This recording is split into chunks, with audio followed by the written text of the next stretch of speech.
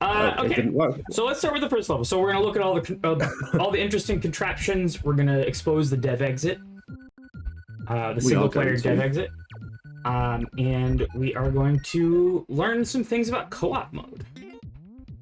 I'm gonna learn so much. Let's do that, and then I'm going to switch over to this. Does that work? Yes. Okay. Now I don't have lag. Great. So, here's the level. Where would you like to start? I have the Switch, but you can direct me. Yes. Let's just start chronologically. So I wanted to. So, as a recap to 2024, we had a little tiny platforming section at the very start of the level, but we were intending for them to one-shot it because we just wanted it to have a quick time for us to talk about here's what the levels are we're going to be playing today, and like here's what we're going to do. They ended up taking a lot longer on it because they were banned. So you added a longer and more complicated section without trolls here. It's fine. No. What happened was we never got the chance to do the intro section that me and Janine had kind of planned, because the moment they started, they just started shouting over each other and then didn't stop for the next 45 minutes. That is pretty close to what happened. Yeah, Yes. Yeah. So what I wanted to do this time is make one that was long enough and had some enough downtime whilst they weren't like actively dying to give space for me and Wilfred to answer like two main questions. What is the troll level, and what are we doing here today, basically? So yeah, it was basically time for stalling, and I also wanted to just make them familiarize them with the multiplayer level mechanics, and also prime them for like several things later in the levels. So I'll point those out as we go through. But this section, the tutorial section, fairly simple. It was mainly made by me, but I also had some help from someone in the MMC server. I've forgotten their name. Let me quickly find that. So yeah, and this was already all pretty straightforward. There weren't a whole lot of hidden contraptions. Yeah, there's nothing particularly. The only one that I think is interesting is this one. And this is the multiplayer detector. You want to explain how that works? Sure. Oh, there we go. That's the person. So there was a person called Coco from the MMC server that they make platforming levels. They gave me a kind of boost on multiplayer platforming design or like puzzle stuff. Nice. I just wanted to give proper credits. Anyway, absolutely. Yes, the multiplayer detector thing. So, do you want to just hold down minus and press start to start and see what happens? So, if you're playing this in single player, you can't get up to that bridge, but we do see a door there. Do you want to go in that door and see what happens? You get to pipe. Incredible. Do you want to see what's in the pipe? You get nothing. Two players. What is this only. R, Marble? Come on now. Why is I'm sorry. I made it in. Are you the one who's like a super stickler about lettering?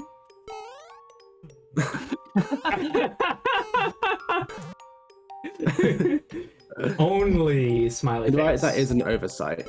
Next is block. Now I do see these. Yes, you do here. see some blocks there. That is the dev exit, which we'll talk about in just a second. But otherwise, it is. But what I wanted to do here, this was meant to catch DGR. This was specifically for DGR because we knew he would like not listen and just play the levels and like not how they were intended to. Because he doesn't listen to the community. It didn't work. He did it with two players, but online, and that doesn't work because online multiplayer is very different than local multiplayer. Yes, I forgot to test that. Oops. DGR Anyway, targeting goes crazy. It's necessary though. It is necessary, yeah. Okay. Yeah. So do you want? So I will show you the dev exit. Can you go back in that pipe? There is a following hidden block. There is a hidden block here. Do you want to go back in the pipe that you came from? and then press play, then come through, and as you and just hold right and run as you come into the room, and you're gonna jump on the stem of the Y here, like up the stem I just of the Y and only. You see, not that Y, but not only. it's the Y and only, yeah. Here in players. Yeah, you can just kind of jump there, and it lines up perfectly. That's nice. It's actually incredibly easy. You just keep holding run and right. Yeah, because it's sort of an auto setup. Line up. Yep. Nice.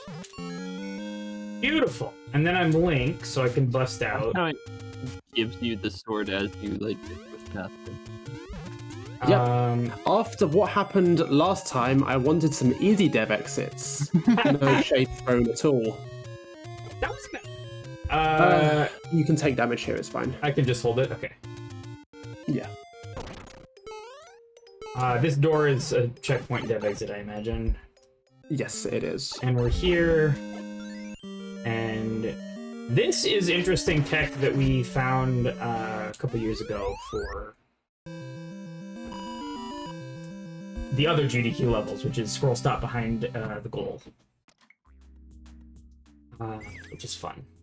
Yes, we'll explain that when we get to it. Let's go back to the tutorial section, though. Cool. Technically, Because we're going to keep this chronologically. So fairly simple. The first thing, there's a question mark. In the question mark block, there's a spring. They just need to jump out. One of them needs to jump up. Yeah, you can just use the two players to the bump second person over the top. Things. Yeah. Second thing is the seesaw. They need to both stand on the seesaw to get the fire flower. That's something I plan on using more. I built this tutorial section before I had finished all of the levels, and I figured that's going to be a nice check for 2 players that I'm going to use often. But then I didn't end up using it that often, so it was just whatever. Which the fire flower thing? Yes, specifically the seesaw thing. Got it. It was a nice simple setup that only lets them through when both of them are there. Right. Then we've got a fire flower thing. You shoot the bombs with your fire flower. The bombs come out the launcher. You can zoom in again if you want. Yeah, be in here. This is fine. Okay. You're just so talking we can about focus here. on that. Yeah? I'm talking about here. Yes. Yeah, no, I Bombs mean, come out this the was all launcher. fairly straightforward. Yep. The person with the fire flower stands down there, and the person with the non-fire flower just gives them bombs. Yeah, and you can't do it with one player because you can't get them there fast enough. Yes. Yeah. Crucially, it doesn't require much discussion or much strategy or can't say that word, strategizing, because we wanted to be talking over them at this point, which we were. Then this one. Oh, this and one you is made more an offset complex. bumper here, didn't you? Yes, just because the border of the semi-solid looks weird. Do you want to grab that bumper and just put it on grid? Aesthetics, that's funny. Yeah, that looks Look at bad. how ugly that is. So offsetting the bumper is exactly the same as making an offset block, I imagine. You just use a It is, yes. perf track, etc. But yeah, this does look way nicer. I think the reason they don't allow you to do this stuff is if you use an offset saw, you can completely cover a pipe. You can't completely cover it. There's some pixels visible. Yeah, but like basically completely cover a pipe. Cool. This next one is a bit more complicated. You're skipping ahead again. The switch block. Was it you and Amy who got stuck here? Yeah, I was a little surprised that you put just a one player does a thing by themselves for a while, and it's hard thing in here. Well, I made it significantly easier after your thing. I was suggesting that you eliminate bonking on the ceiling. But... I did. The red blocks used to be a tile higher, and there used to be a 4-tile wide jump rather than a 3-tile wide jump. So now the jump is completely trivial, whereas before you actually had to time it a little bit. I mean, you still have to time it with the bomb explosion. Yes. And the thing with the vine and the ice coin, I did that specifically to trap the player with the fire flower up in the top left of the screen at that point in time. Yeah. So that it would prime them so that only one person would be able to go forward.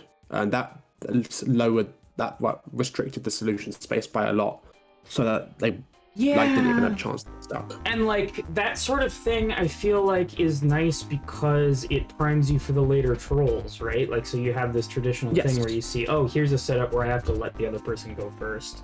I did like that. This specific thing, we have to like jump between switch blocks and time it with the other person hitting the switch. That comes up later.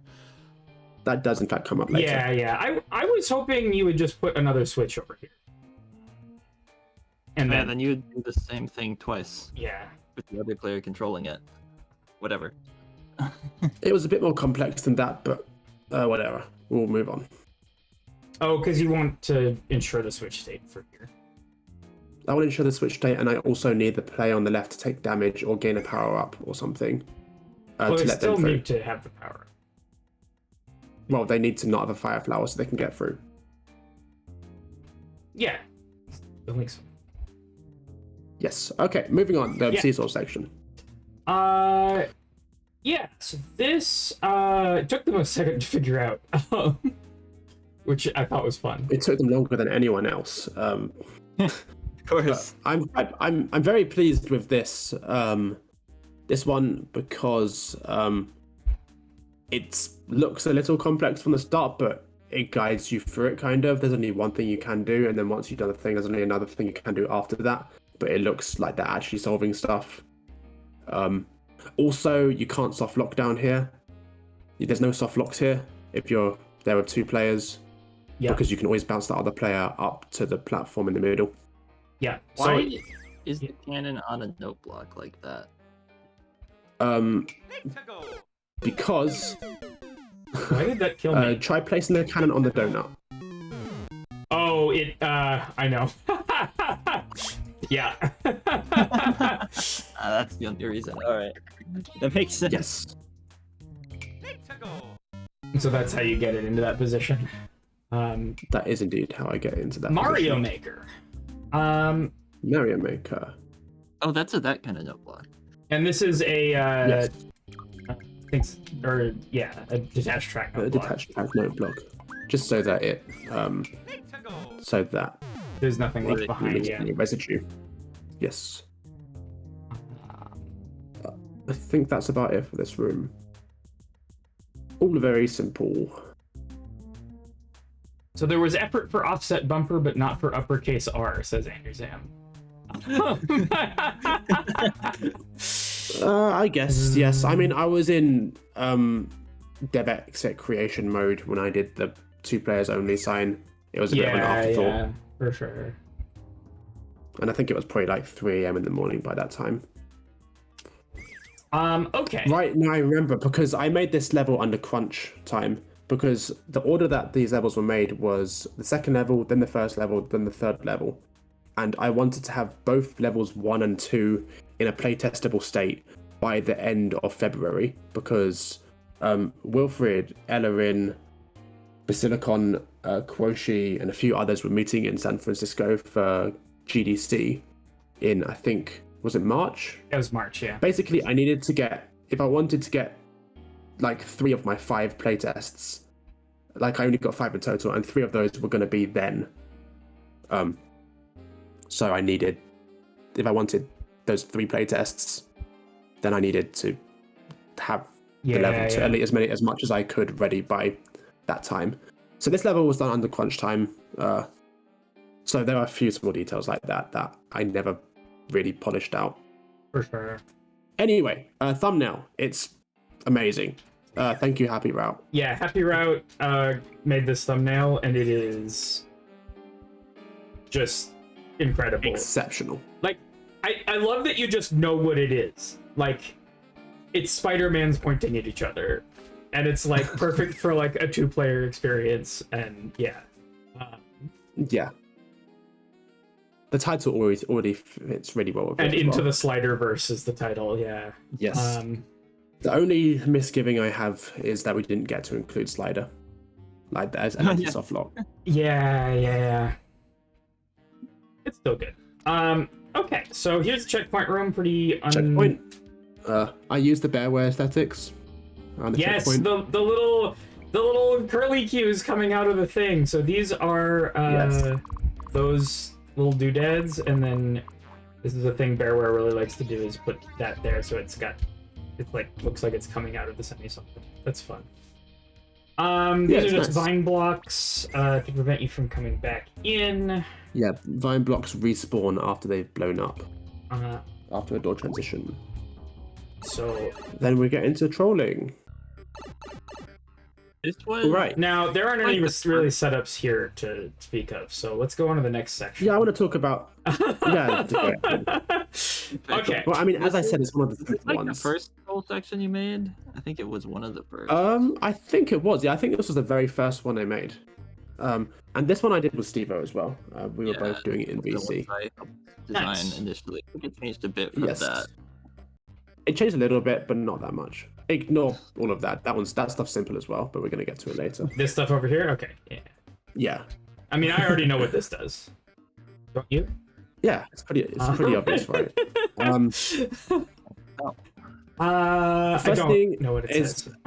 The only way to die in this room is to go back in the pipe, and both sides of the pipe are blocked. Yeah, this is just a very simple. Side we're blocked by some blocks, and this side we've got the clown car launcher that spawns every time after the first time. Yeah, because we're just melting the thing that's spawn blocking it, which is that ice coin. Yeah, I typically use a fire bar for this, but like it's whatever, it's the same. It doesn't make a difference. Yeah. Yeah, so this section takes advantage of no one knowing how multiplayer mechanics work. So in this case, it's that you can't do a high jump off someone with a helmet. Yeah. And the original version of this section had the bridges, I think, 3 tiles lower. Because if the player with the helmet was standing on the ground and you tried to jump on it with the other player, you couldn't get up to a 7. You couldn't get a 7 tile jump. And I tried doing a little bit of a. Also, it's 2 blocks down from where it was, not 3. I tried cheesing it, but I've only got one hand. Well, I've got 2 hands, but I can't realistically control 2 players with 2 hands. What we're learning is that Mario Maker people don't have any friends. Yes. Yeah, we're learning. So anyway, the very first have 2 players, you can get a bit more height with the helmet. Yeah. Very first. So go on. Very first playtest of this, they managed to cheese it horribly because it turns out if both players are jumping and you get the momentum transfer just right, you can make it up there even if you were bouncing off a person with a helmet. So that got cheesed and it needs to be fixed. Now the bridges are that high up, which makes the rooms look slightly weird and empty, but oh well, such is life. Yeah, it would have been funnier if... Yeah. You really couldn't have had it 1 down? Yeah, you can't do it. It needs to be all the way up there. And you do need to have... so when they hit the first switch, when they hit the first block, it does a switch which dispenses shells from the pipe, and I made sure to put a ding dong on that, which matches in the tutorial section. We had ding dongs every time they got a power up. Okay, so how are you hitting that switch? With the player. Oh, right, the switch. They hit. Got it. The one that's right there that gets yeah, it dispenses helmets from the pipe, and I use a ding dong sound effect for that, which I was at least trying consciously to make it so that all of the other times they've been dispensed power-ups, they've been unlimited and they've been needed for both players. And it's just been like, okay, here you go, this is what you'll need for the next thing, so you might as well both get one. Yeah. And I think that psychology worked because... Oh, incredibly well. Yeah, there's no reason not to. All of our playtesters, both of them got the helmet. The helmet. it's just a kind of a here you go, this is what you'll need in the future thing, so you might as well both get it. Yeah. Then we move on to the right to what seems like an identical thing. They need to hit switch again, but this time there's a brick block under this under it, so they need the shelmet. And And that they brick also block need wasn't the even boost. necessary. It was just for the case where they both decided they not get a shelmet, which I think was more likely than one of them getting the shelmet. For sure. Which is not possible because there's a brick right there that you need to get through. Yeah. Whoa. Okay, I guess it just wasn't necessary at all. Well then, What? they could have been exactly the same happens. setup. That's amazing. That's what happens when you make levels under crunch. Small oversights. It doesn't. Then we get to actually the matter. part. Yeah. So then we get to the what are part where they these discover pals that you doing? can't bounce. I'm getting to it. Okay. Can I speak? Yeah, I know you can speak. You're doing a great Can I job. speak? But I also want to ask questions. What do these pals do? They're for the part that I'm going to discuss later. Got it. Okay. So we'll get to these later. So you get here. Yes. Yeah, they discover they can't bounce on them with a shelmet, and we had a whole kind of bit planned for when this happens next time. And I was like, I'm getting a sense of deja vu here, but that's for Okay. later. I love We're going to set it up. before saying it. Yes. But then you go to the right. Then we go to the right. Once we realize only one of them needs a shelmet. So the person with the shelmet gets bounced up. They hit the switch, and the person who's still on the ground is the one without the shelmet. So they're near the wall that's opened up. So naturally they run in there first. Yeah. And the person who's still up top, there's a long wraparound they need to make because the bridge is very intentionally very long. So it takes them a good 2 or 3 seconds to run all the way to the left, then back down to the right to get through into that hallway there. And by that time, hopefully the player who was down there already has run to the right. That's all very intentional, just to get them to go into that hallway with the person with the shelmet going in second. Okay, and once they've both gone in, we need the blue block to switch to solid, so they get trapped in. And this is where I mentioned on stream, on the GDQ stream, we need them to get trapped in when both of them have gone in. And there are easy ways of trapping them in when one person's gone in. You just use a mole, because moles switch direction when any player goes past them. Yeah. But for multiplayer levels, it's a lot more difficult than that, because most detectors in this game react when either player goes near them. Yeah. The clown car, on the other hand, is a bit more of a, I guess you could say, global relative to the players. It reacts when any players are nearby. And therefore, we can make it act when none of the players are nearby. It's kind of. It's sort of in that sense, negative, it's yeah. the same as every other one. Yes. It reacts to one player being near it, but what you're doing is you're going to detect when both players move away from it outside of its range. Yes. Yeah. So when both players have gone past the blue block, they are outside the 3/4 screen radius that the clown cars have. I don't know the exact number of tiles, but Bowser Jr. does that. You might want to change him to like a Goomba or something. Right. Or just delete him altogether. He's only there to keep the thing global. Right, so you have a bomb trapped in here, and as soon as the clown car is no longer trying to get towards a player, nothing happens. That is what Bowser Jr. does, because the launcher despawned.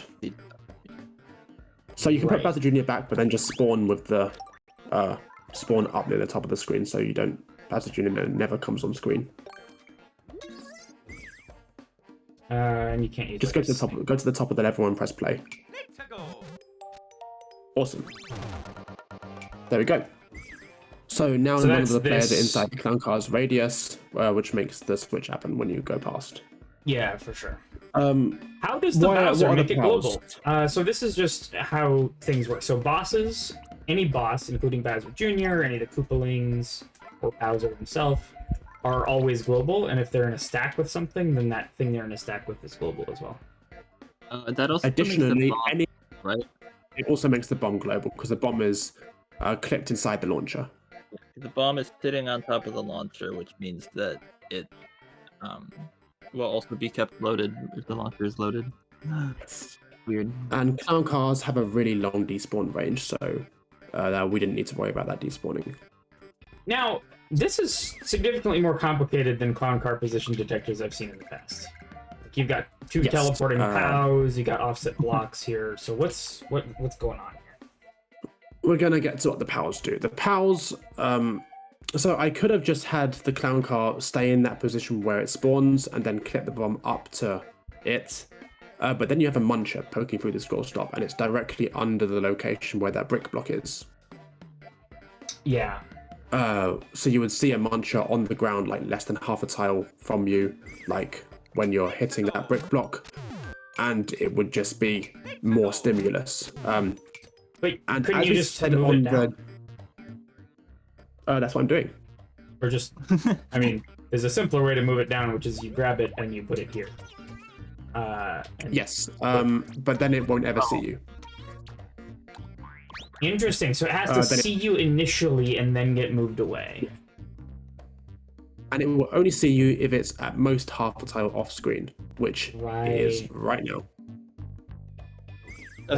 You're keeping it exactly far enough off screen for it to still be following. Is that? Yes. But also it has to have started on screen. Yeah. Yes, it has to have started within half a tile of being on screen, but after it's found you, like it's locked onto you, you can move it as far away as you want, and it won't stop seeing you until both players exit the radius. Right, but if it's never on screen to begin with, then... That is correct. And when it's on screen or nearby screen, you see the muncher like clipped into the scroll stop, and that looks dangerous. And we said during the GDQ stream is that during troll levels, especially ones where we want them to act in a certain way, like a psychological troll, we try to limit the stimuluses to the ones that are involved in the troll. Yeah, and I think that's even more important in a multiplayer level because you have the other player distracting you all of the time.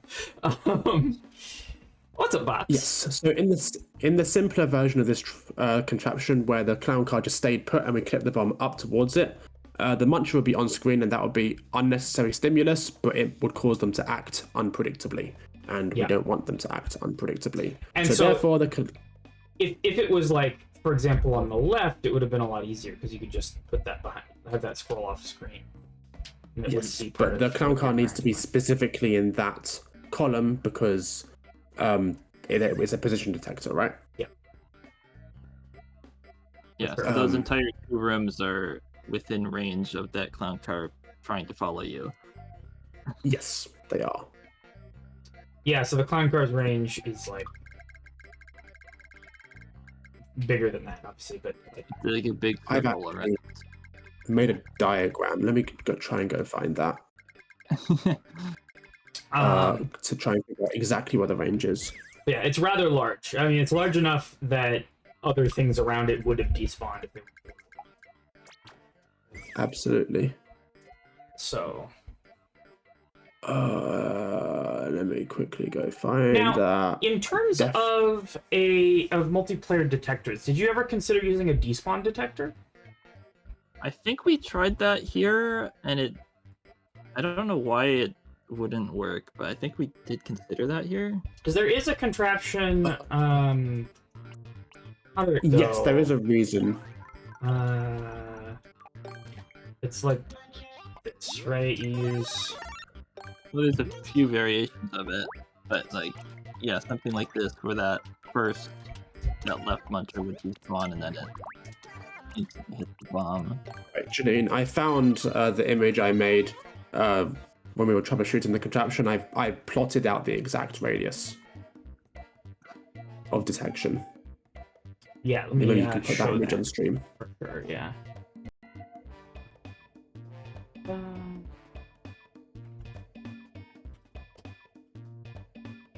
Where did you put it? DM'd. No, never mind. You put it in the I chat? put it in the wrong chat. You put it in the chat. That's fine. That's fine. I DM'd it to you. Okay.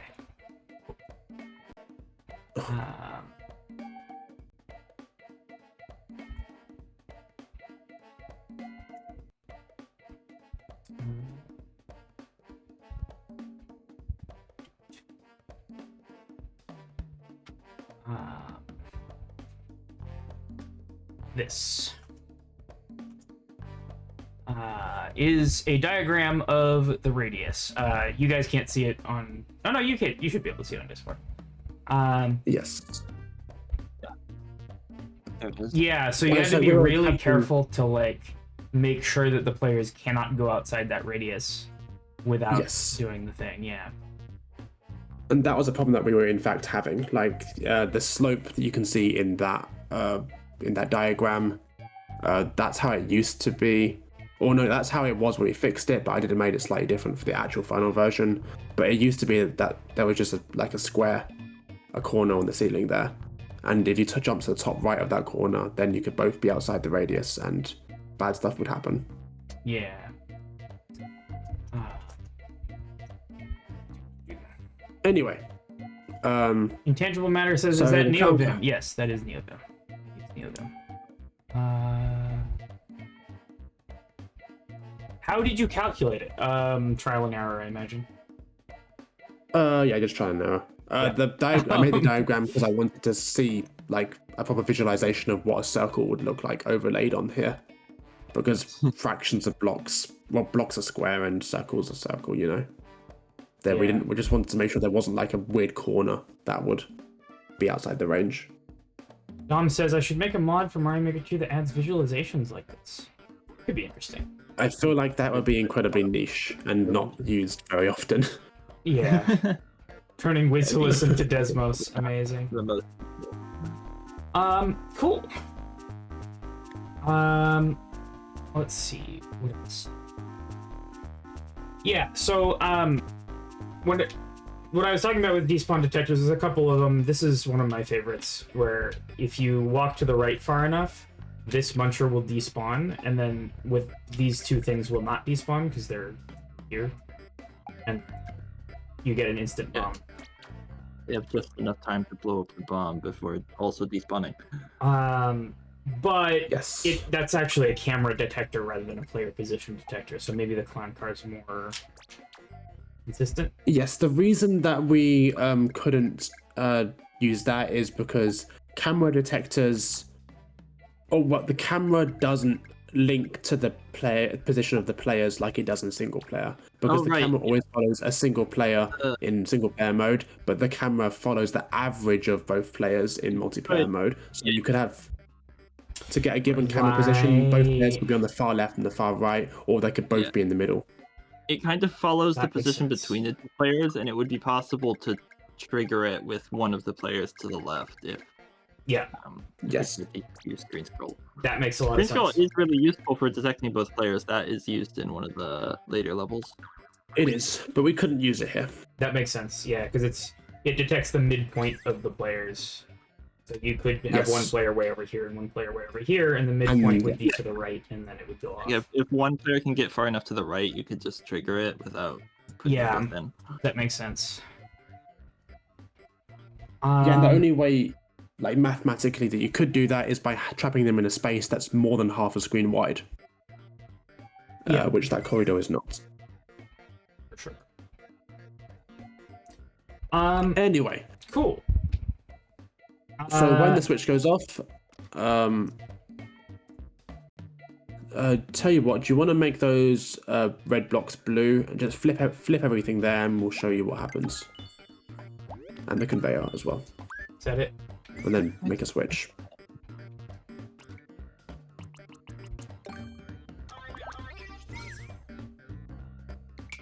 Give it a second to set up. Never mind. It was right the first way round. Unswitch it. Amazing. Good job, Marvel. Thank you. I'm so good at this game. I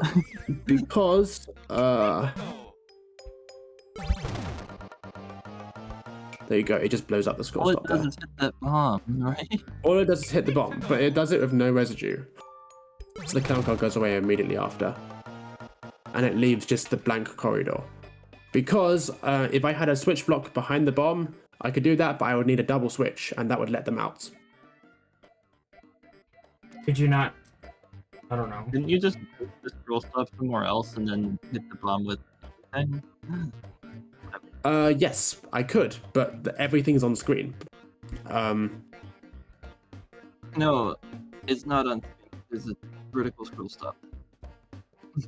Yes, but everything above the scroll stop is on screen. Yeah, whatever. So I would Yeah, need, I mean, you could do like, if something a like bullet- this to blow up this, but that's not going to hit this. Yes. You The bomb could needs flip to a be in the bomb place into where the it was. wall, potentially. But that's There's a not- scroll stop there. No, it's gonna be like a track block comes from below the screen and hits it. Yeah, but that takes time.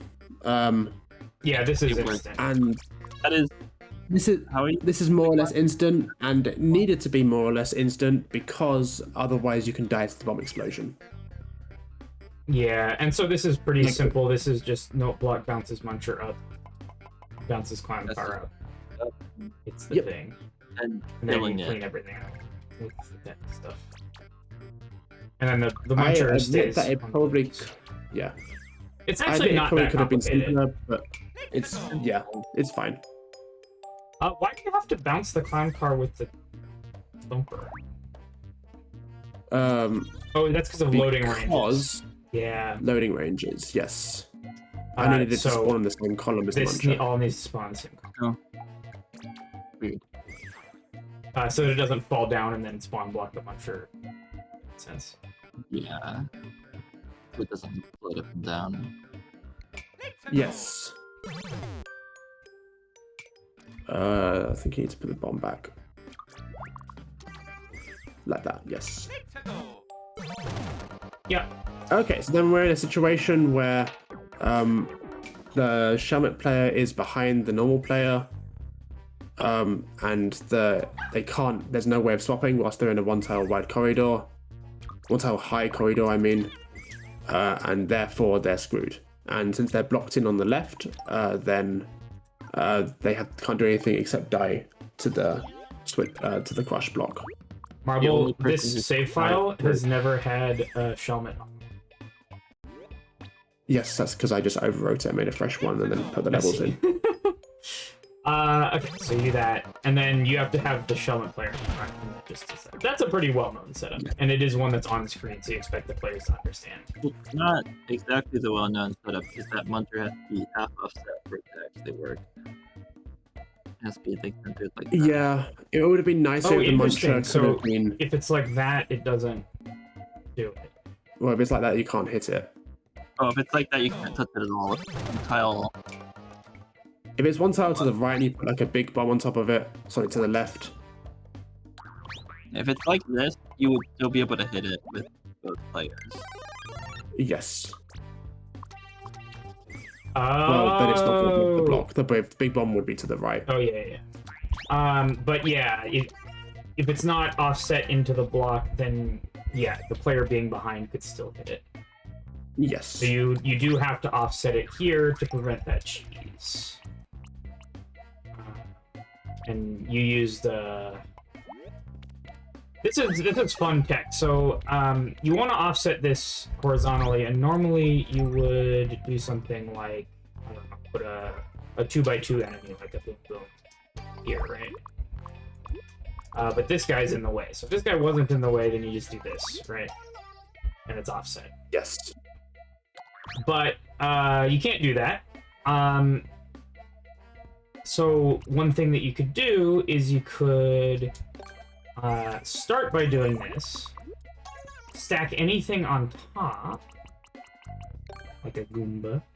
As long as it stays in a stack, it's fine. And what you can do is, and this isn't going to work, right? Because of the ground. Yeah. Yeah, you need ground to not be there. So this took a lot of very specific and annoying setup to do what looks really It's simple. actually even more annoying than this. So you have to do this to do that, and then you have because to. the Goomba is in the way of where the bomb would be. Right. So you can't have the bomb there. Is there a reason the bomb couldn't be centered or stacked? I just wanted to have a block to the left of it to make sure they couldn't take damage to it.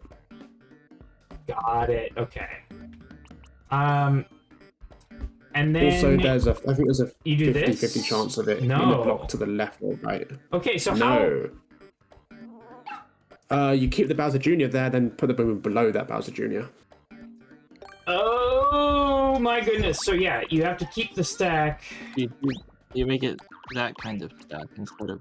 Yeah, Yes. you center it like this, and then you delete the Boom Boom with the 10 coin. You can do this to offset 2x2 things using a regular coin as well. 1x1, you mean? Yeah. Well, no, like the thing you're trying to offset is a 2x2. A muncher that's offset.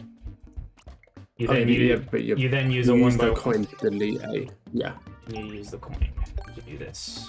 Yeah, but you need to have something stacked with the muncher still, otherwise it needs to be back. in a stack. There you go. Now it's still offset. Yes. But as soon as I delete this, it snaps back, which is what it is. Useful to know. Now, something I want to talk about this room in terms of playtesting is... actually, I'll tell you what the modification is, Janine, and you tell me why you think that worked. Alright. So, yes, the pipe and the hidden blocks below the pipe, well, the fact that there was a pipe there at all was something that wasn't there in the first version. Why do you think I added it? Because they kept going in helmet player first. Because there's a corridor, you can't see any way out. Then you think about who goes in first. Yes. If we didn't look at there was an easy exit to the corridor, no one would go in. And we wanted people to go in freely. We didn't want them to hesitate before going in. So therefore, we gave them an exit plan, which we then cut off. Because it baits you into going there, and then you actually kind of go there, but not really. No, that makes a lot of sense. And that was added after playtesting as just like a little thing that made it more likely to hit. So little tweaks like that are really good to add to your levels. I broke everything. Just to help people to figure out stuff. Yeah, that's a matter of make sure the player sees a path to go forward. Yeah. Even if it is lies. Well, I broke everything, but just reload. Yeah.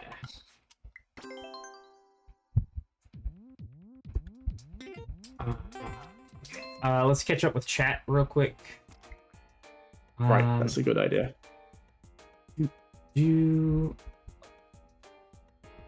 Also, ad break in 1 minute. Yeah.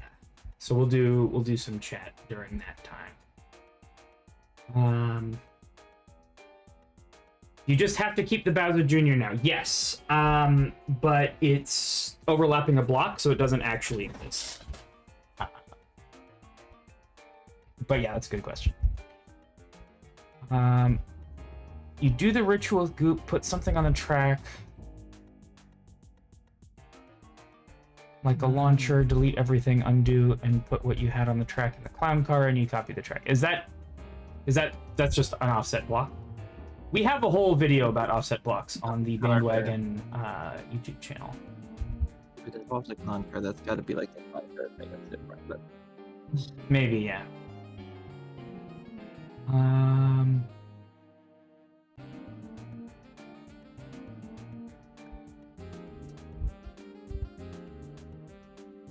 think we overthought the scroll stop setup. Put a big bomb directly below both blocks. That's not going to work because there's a scroll stop there. Not a vertical scroll stop as well, which is the scroll stop you're breaking. Yes. So you would have had to clip it. Both types of scroll stop. Yeah, You would have had to clip it into Also, the wall, and that usually additionally- requires a note block above it, and then there's a scroll stop there also. So, But you could have. I know that clipping it into a wall, you could have probably done. Actually, Yeah, you could have, but that would have been actually more complicated. And also, True, yeah. big bombs, the damage, you can take damage from them from further away. Like the Yeah, way you the could. small bomb was, you have to be running really, really fast to take damage, whereas you can just be standing next to the block that explodes and you'll take damage if it's a big bomb. See ya, Hunter. Thanks for stopping by. Yeah, no, Yes. I generally agree that I think the way that Marble did that was more or less correct. Maybe there's a simpler way to do it, but I don't actually see one off the top of my head. There's a lot of things Yeah, that you well, could think might be simpler ways to do it, but like at the end of the day, it's not that complicated. Is not the most obvious ways of doing that. More simply, are probably not ideal. Yeah.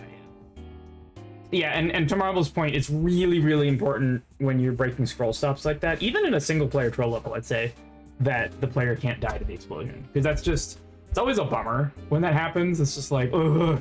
Because it's not really a troll, it's just you died to a random explosion.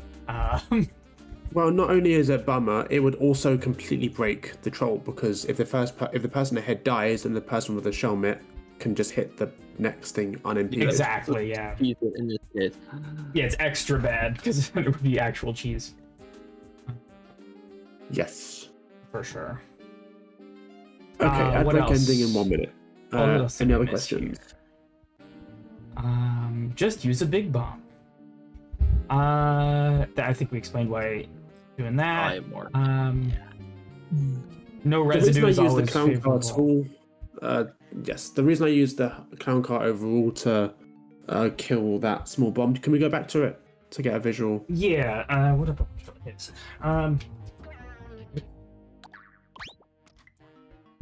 Subworld. Oh, that's right.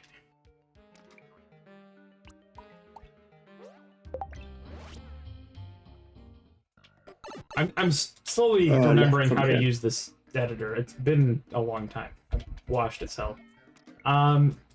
Yes. The other reason I use the clown card there is the idea of no residue and no unnecessary stimulus. Yeah. So that all gets cleaned up, and there's no moving things on screen that would disrupt the humor of the troll, because we want them to realize, oh, we're stuck in here, and oh, we're the wrong way around as quick as possible.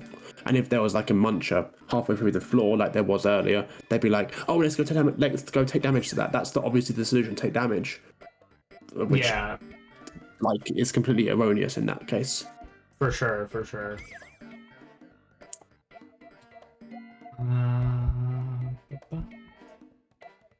All right, are we back? Does it work with only 2 players? How about 4 players?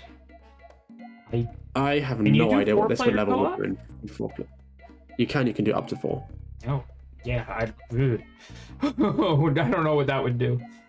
I have no idea. I mean, the clown car contraption would work exactly the same, because it just checks if any players are in the radius. Yeah, the clown car I'm contraption sure that would require every player to go to the right before it goes off. yes. Yeah, the clown car thing, yeah, it detects the absence of players in its radius, so...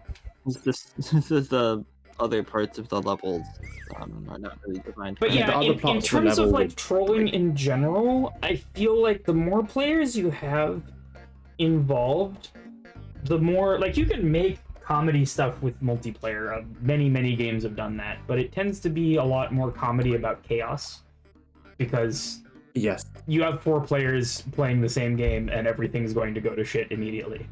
And that can be very funny, but it's not usually about a very specifically set up thing, which is, to me, the sort of spirit Yeah. of troll levels, I right? think beyond 2 players, you probably would have to just have chaos, kind of. Yeah. Chaos with tiny, Well, look. basically single player trolls. But what this is with exactly 2 players. This is the puzzle section that is just designed to make you get it wrong over and over again. Yeah, exactly. And Ronaldo Moon, his levels were absolutely great. They also did a lot of the humor hinged a lot more on chaos between players, which was cool and is a good thing that he did, but is not, how do I put it? it's starting to get away from like the typical troll level loop, if that makes sense. Yeah, I would say that troll levels in general, or like ones that we like to create, are still chaotic, but they're a sense of controlled chaos. Yeah. Like what's happening is very controlled and calculated, but it still results in chaotic messes. Yeah, Ronaldo But Moon. intentional messes. Ronaldo Moon, his levels tended to have setups where the players troll each other, and it's funny. You know what I mean? And that's cool. That's a cool experience. Yeah, exactly what Welsh Sock is saying, right? That is cool. But this was trying to be a little bit more of like the traditional troll level experience, but with 2 players. And I think that Yes. the local co-op mode gives you a lot of really interesting tools to do that. That online co-op doesn't necessarily. That being said, playing local co-op is a lot harder to organize because you have to be in the same room with somebody. You can't just like do it over the internet. We don't even have ways to do that. I mean, I think there's a way to do local co-op online with Ryujinx, potentially, which maybe we should have looked into a little bit more. Yeah. There's a lot of emulators for different things. Oh no, that's not local co-op. That's like play with nearby people, which is another Yes, feature. which still uses the online multiplayer rules. Yeah, Oh, that makes sense. Yeah, Interesting. local The only co-op way you to would get- need to like have controller inputs sent over things. Parsec, yeah. Yes. Hmm. The only way you can get this mode that has bubbles and good loading and stuff is by playing with 2 players on the same console. Yeah. Anyways, let's move on. Yeah. what- Okay, so we go through the hearts door. We go through the heart door that's to the right. We come here. That goes to this. That goes to this. And this is just we're again the continuing more simple the same double theme. blocking setup. Yep. Simple double blocking door setup. I think This Steve, do you want to explain this one? This room was basically entirely your idea. Well, in terms of contraptions, there's literally nothing here that you can't see, right? It's just you have to lose the helmet because otherwise you get trolled in the same way as you did before. Mhm. Yes, but this room, there's a lot to talk about in terms of the things we tried and what didn't work and why we tried this. I kind of forget what we tried besides this. It is. Yeah, so you have to like come in here and damage on that to lose your other helmet. Which is hard to figure Yes. So there were 2 different ideas I wanted with this room. The first is I wanted them to put on the second helmet without thinking, because it looks like one player might just take damage on it, or just not thinking at all, because then we can get the deja vu situation where they both have a helmet again, and then they again can't get up to the bridge.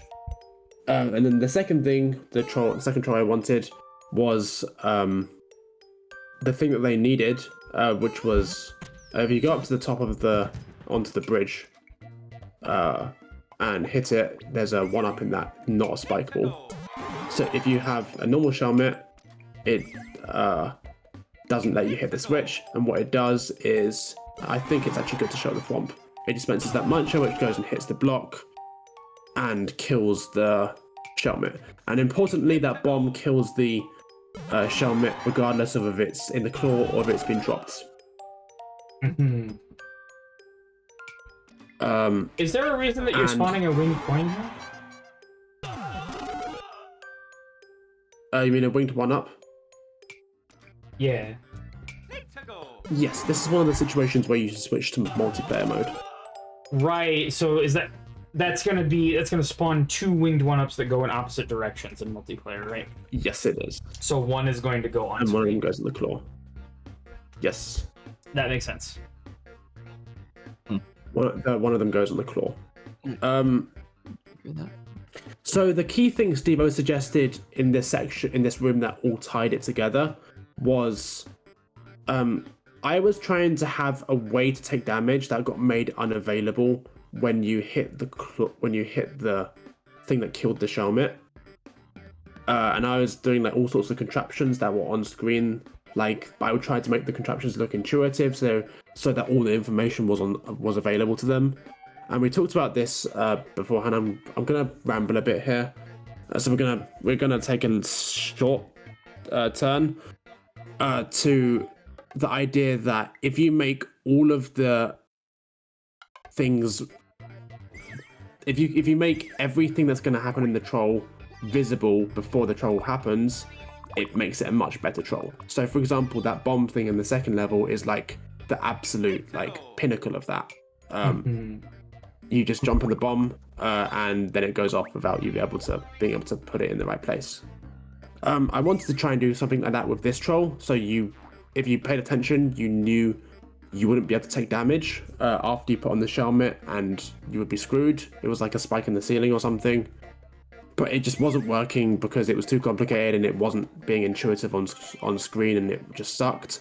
But then STEVO came on and was like, okay, just make the thing that they take damage be the spiky Shelmet. And it was that very smart suggestion that led to this room working like even at all. Kind of works. I think this room is still a little confusing for... Yeah, I know Amy and I got a little confused about it. Definitely felt it was a bit puzzly, but yeah.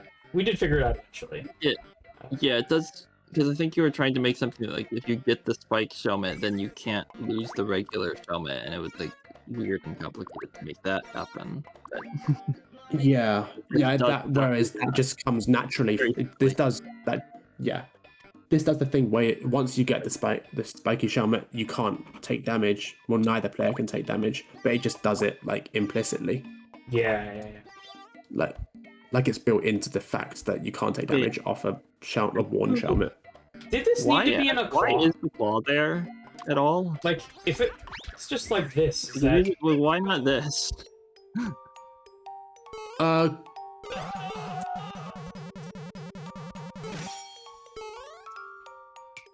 There was a reason, and I can't remember what it was. Okay. Well, currently the reason is I want something to pick up the 1-up, because can you actually bring the claw back and do this in multiplayer mode with the scroll stop, with like locked on the scroll stop as well? Because I think it is actually quite. So getting the multiplayer mode is. You have to. So in order to multiplayer edit, you have to use Joy-Cons. You cannot use 2 controllers. It has to be Joy-Cons. Which is. Sucks, because then I had to build most of these levels with Joy-Cons. There's Mario. Specifically with one Joy-Con. There's Luigi. My Joy-Cons have low battery. Okay, so now, how do I play? Let's go. Okay, so if we go like.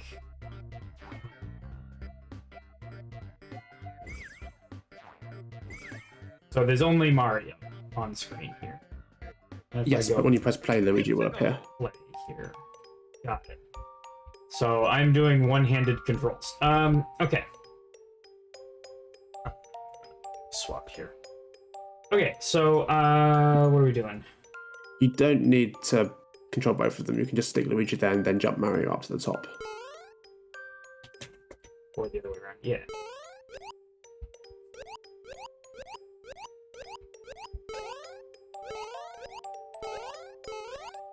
There we go. There we go. So you hit that, then that dies and he gets replaced with a 1-up. And it was Wilfred who suggested the claw and the 1-up thing.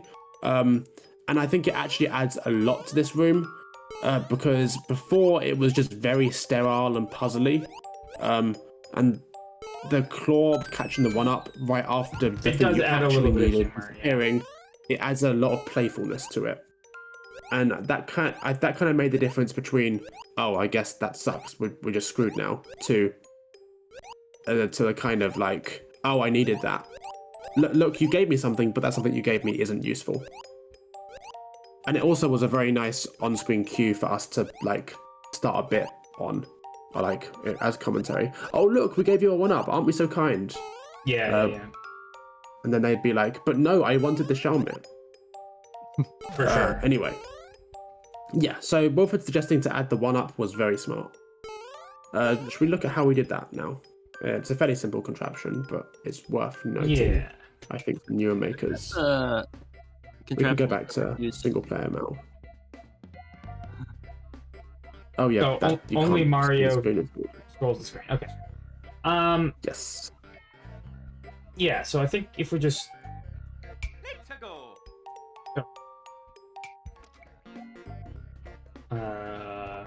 Yeah. let's do this. Yep.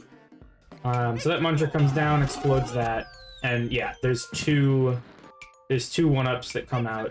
Does any power-up spawns twice? Let's go. Yes. Or the number of players that there are times. And I guess they make them go different ways. Yes, and the way that happens is the bomb exploding knocks the coin off. The coin drops on that note block, which pushes the spring down. The spring gets pushed through that blue skull platform, and it hits the bone shell. The reason it hits the bone shell is because the bone shell has a parachute, which moves it a couple of pixels to the right when it respawn. Like, if the bone shell didn't have a parachute, then it wouldn't hit it. So that's something that's very useful, like contraptions knowledge. The bone shell gets hit left, and it hits the note block, which spawns the 1-ups. And I made this happen like this because it had roughly the correct delay. Like, to make the comedic timing right. Like, you wanted a slight delay between the Shelmet dying and the mushroom appearing. Like, if they happened simultaneously, it wouldn't be as funny. Or if there was too long a delay, it also wouldn't be as funny. Yeah, for sure. A second thing to note is that you could usually use an icicle instead of a blue platform there to hold the spring. But since I had a scroll stop directly below that, I couldn't put an icicle. I mean, you Also, could you move need the coin up though. Platform to make this spawn. Also. Okay, I need to get back into. Okay, how do I? Okay, this, right, up, A. Yeah. Okay, thank God. It's such a relief, isn't it? Ugh. Multiplayer making is I do not understand why it is the way that it is. Neither do I. So, oh, you're right. I could have just moved the platform up by 1. I don't think. Yeah, I wasn't sprite constrained in this subworld, so I never really bothered making stuff more efficient. This would have made it a little slower, but Isn't this gonna? Oh yeah. The reason spawn. That's what I said. Is you need the blue platform to spawn. Oh, that's the spring. right. So the spring is 4 tiles out, so yeah, it needs yeah. an assisted load anyway. So you may as that's well why I use did the it. blue platform. So for those who don't know what assisted loading is, this platform is fully in range to spawn. It's obviously here, but also platforms have a much longer spawning range. And it forcibly spawns everything that's on top of it, but in a weird placeholder state. So this is actually a sideways spring placeholder rather than a sideways spring. But it can still get booped below, and once it hits regular ground, it becomes a real spring. And that's gonna... Yes. It's global, but that's actually not the property that we're using here. That exact kind of platform is not global, right? Yeah, it's only global it's if only it's global on a if it's on a track. track, yeah. It's not on a track. It's not global, and we don't need that here even. Yeah, that's why, Skyjumper, that's why we're going into some more basic stuff that we normally would skip over. But yeah, using note blocks to push things through blue platforms or icicles or things like that is a very, very, very useful, I would say, required for many setups. It's extremely useful, yes. And the coin here can detect a bomb, can detect all sorts of stuff. It could have done something like a 1-up on a block here or something, but the coin is going to be faster. Depending. Yes, it is. And, yeah. It's always nice to have stuff like this so you can do things without having to use the switch state. Doing contract, like, especially if you want the switch state to be like a thing that the players are thinking about here, being able to do these kinds of things without using any kind of global state like switch or p-switch or stuff like that, just like local interactions is actually huge. It is extremely. Yes, that's something we'll talk about. Yeah, switch or p-switch, like Yeah. just in we will general. come back to that idea that you just said in 2 rooms time, because the idea of using local interactions is incredibly important in one of the upcoming rooms. Yeah, and sometimes the last thing I want to talk about. Yeah. Go ahead. You go first. I was just going to say, and sometimes quote unquote local can be stretched a lot by having nonsense that I have a level where I use like 10 munchers to transfer a signal over to the left without using any switch. You can do that if you want. We got like the long seesaw to do a contraption across. Yeah. Whatever. Anyway, so I wasn't Philo, I wasn't sure what the context of what you were sending was, like why we were talking about that. Me or what? Philo sent a clown car contraption here.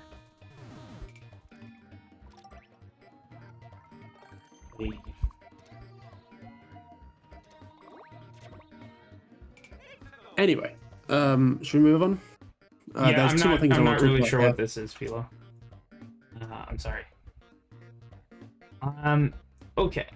Yeah, let's move on.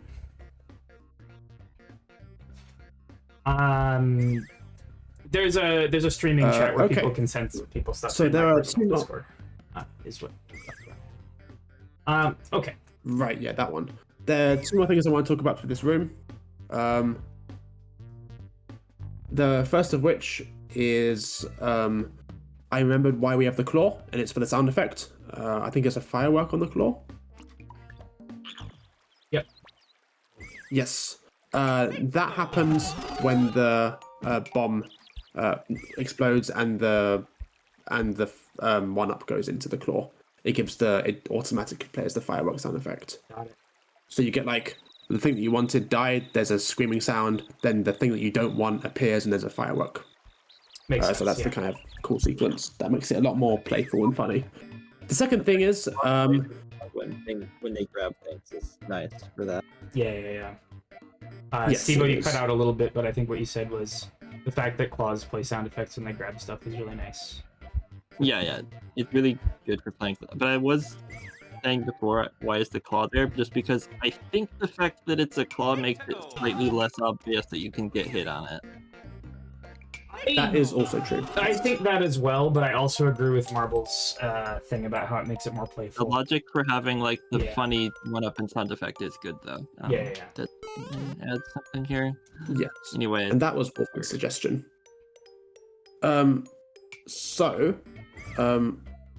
The last thing in this room is usually when you have a bomb next to a score stop, it will walk back and forth, and you can see the tail of the bomb, or like the wind-up thing, sometimes through the score stop. However, if you use a sloped conveyor like that, can we just like play and see what the bomb does? For some reason, if the conveyor is sloped, like if it's not a sloped conveyor, it doesn't do that.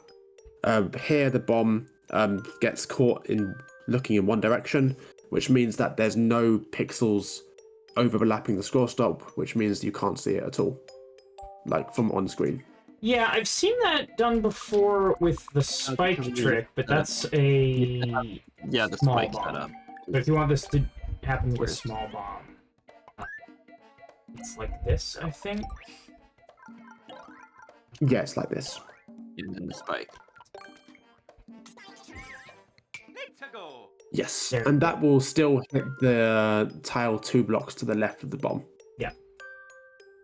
So if you moved that bomb thing down by a tile, it would still hit the coin. Yeah, so if we go... Good.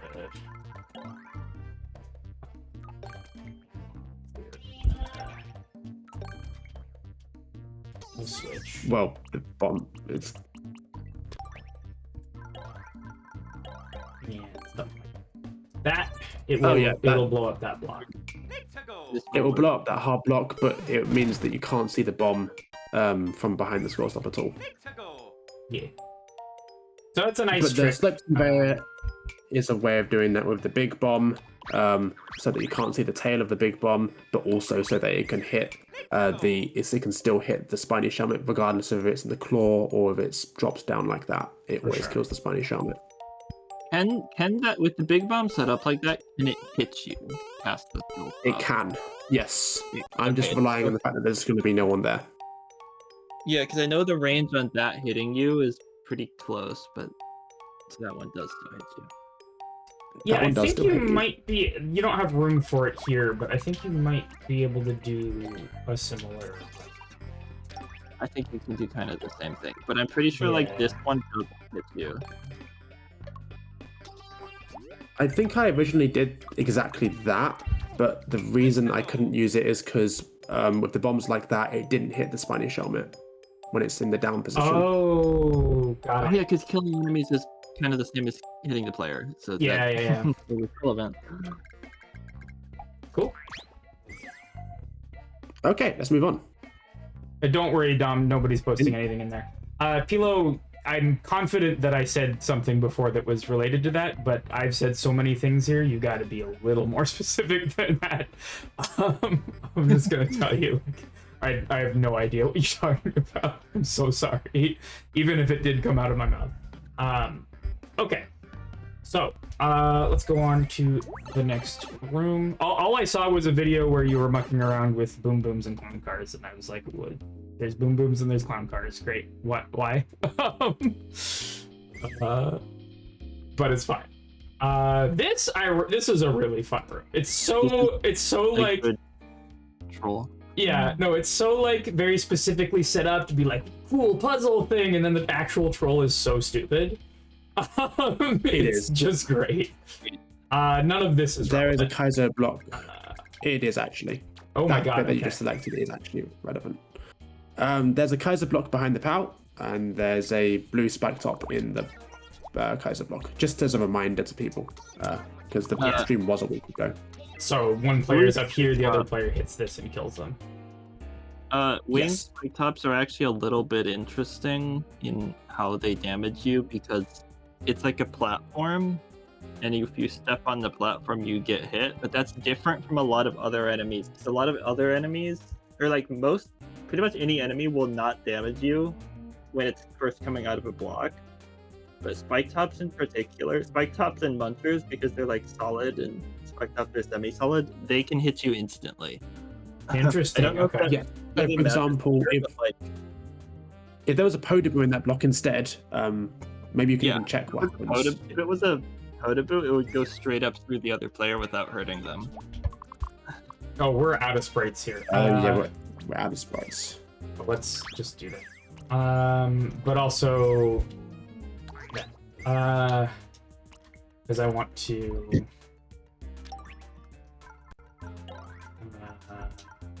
How am I doing this in single player?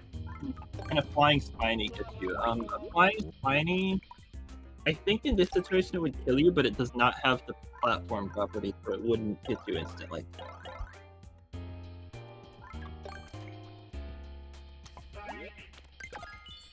I'm gonna have freaking iframes because everything sucks forever. Just do the multiplayer. Just go to multiplayer mode. Just go to multiplayer mode. Just go to multiplayer mode. Then I have to put both players. Okay, give me a sec. Janine, I spent 6 months doing this. I know what it means to go to multiplayer mode. I know how much it sucks. But you're putting up with this for a few hours. I put up with it for 6 months. Okay. True. Do you think you can make a deal with me? That's not Make what a it was deal with the about. devil. I just thought I could demonstrate it more efficiently in single player. But Fine. sure, we can go into multiplayer. It's fine. Also, we're going to stop being it. We have a budget for how many times we can go into multiplayer. Okay. And it has to do with the battery on my Joy-Cons. So As soon as Janine's right Joy-Con runs out of battery, we end the stream. What can you do when you hit the rate limit? Do we have any marble contraptions? Can you put that POW back, please, where the Kaiser block is, because that is important for the contraption we're going to explain next. okay, I'm trying to show the thing that we were talking about a second ago. Sure. And now I'm finally able to do it. Okay. Awesome. Yeah. Yeah. That does So, make sense. That's kind of fun. that is kind of funny. But Let's try it's, a winged spiny in the block. A big winged spiny. Okay. I Right. believe that will behave differently from the spike top.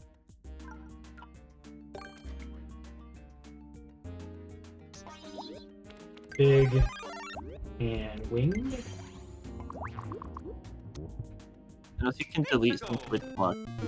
Have to be fast. Nope, I wasn't fast enough. Okay. Try that again. There we go. Oh, I could have deleted the switch blocks.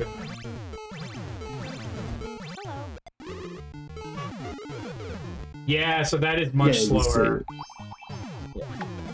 A little bit slower. so it shoots the spikes as well. Yeah.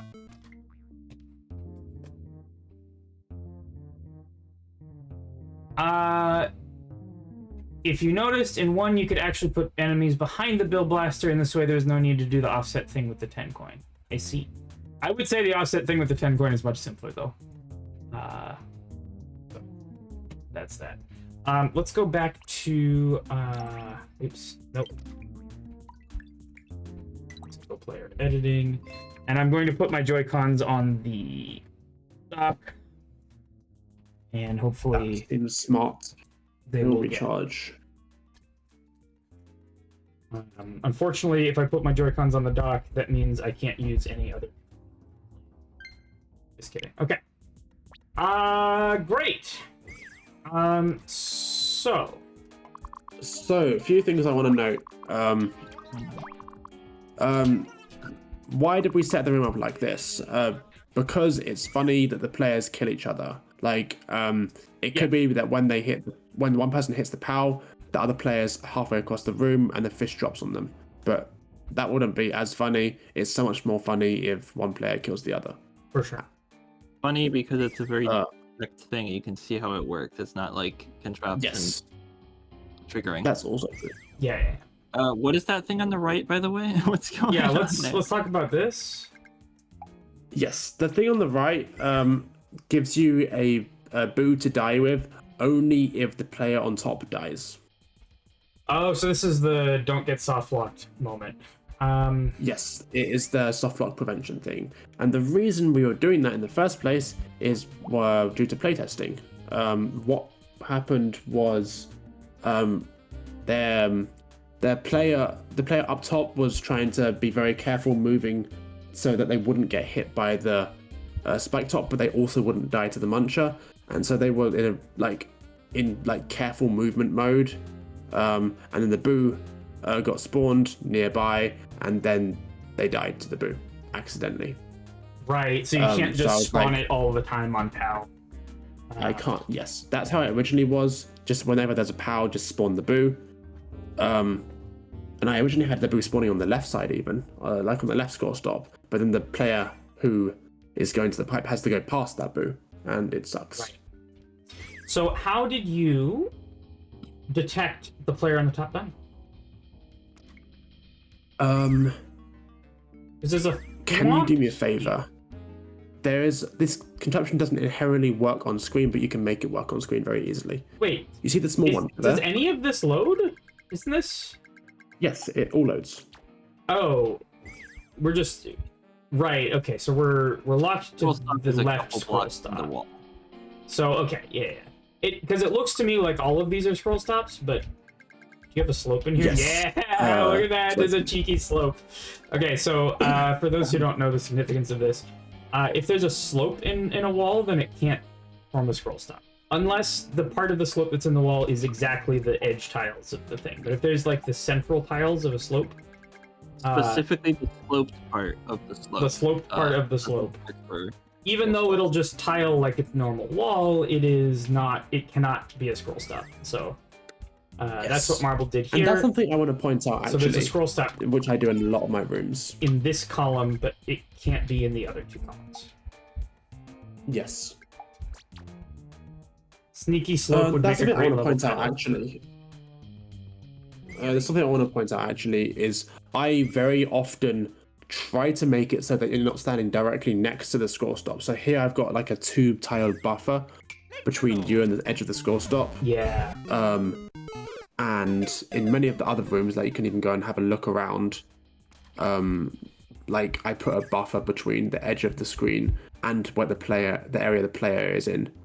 And the reason I do that is just to make the players feel more confident. Because if you're right next to the edge of the score stop, that historically what you players do or creators do frequently is like have a fish come from behind the score stop or have something dangerous come from behind the score stop. So that's conditioned players like historically to like feel on edge if they're standing very near the edge of a score stop, like one tile away from it. Yeah. So it just feels safer, and the rooms feel like less like something's immediately going to go wrong if you're like more towards the center of the room. That's a really good point.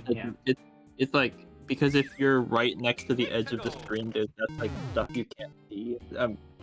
Yes. Kind of also, like if you have really deep lava in a level and you're right near the surface of the lava, everything is less surprising because it's obviously hiding stuff right next to you. Yeah. Yes. Okay, so what change should I make here, Marble, to make this work? See the small muncher? Just copy it and put it on another one on top. Interesting. Okay. The thing was that the power that you hit was killing the small muncher, and I didn't want it to kill the small muncher. Oh. So I'm just making kill a second one. So normally it wouldn't. Yes. So now you can just stand in there and hit the power and see what happens. Perfect. Let's get rid of the Spiny and the Kaiser block just to make things clearer.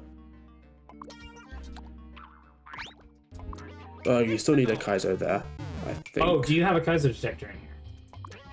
Actually, no, I don't, but just keep it just in case, I guess.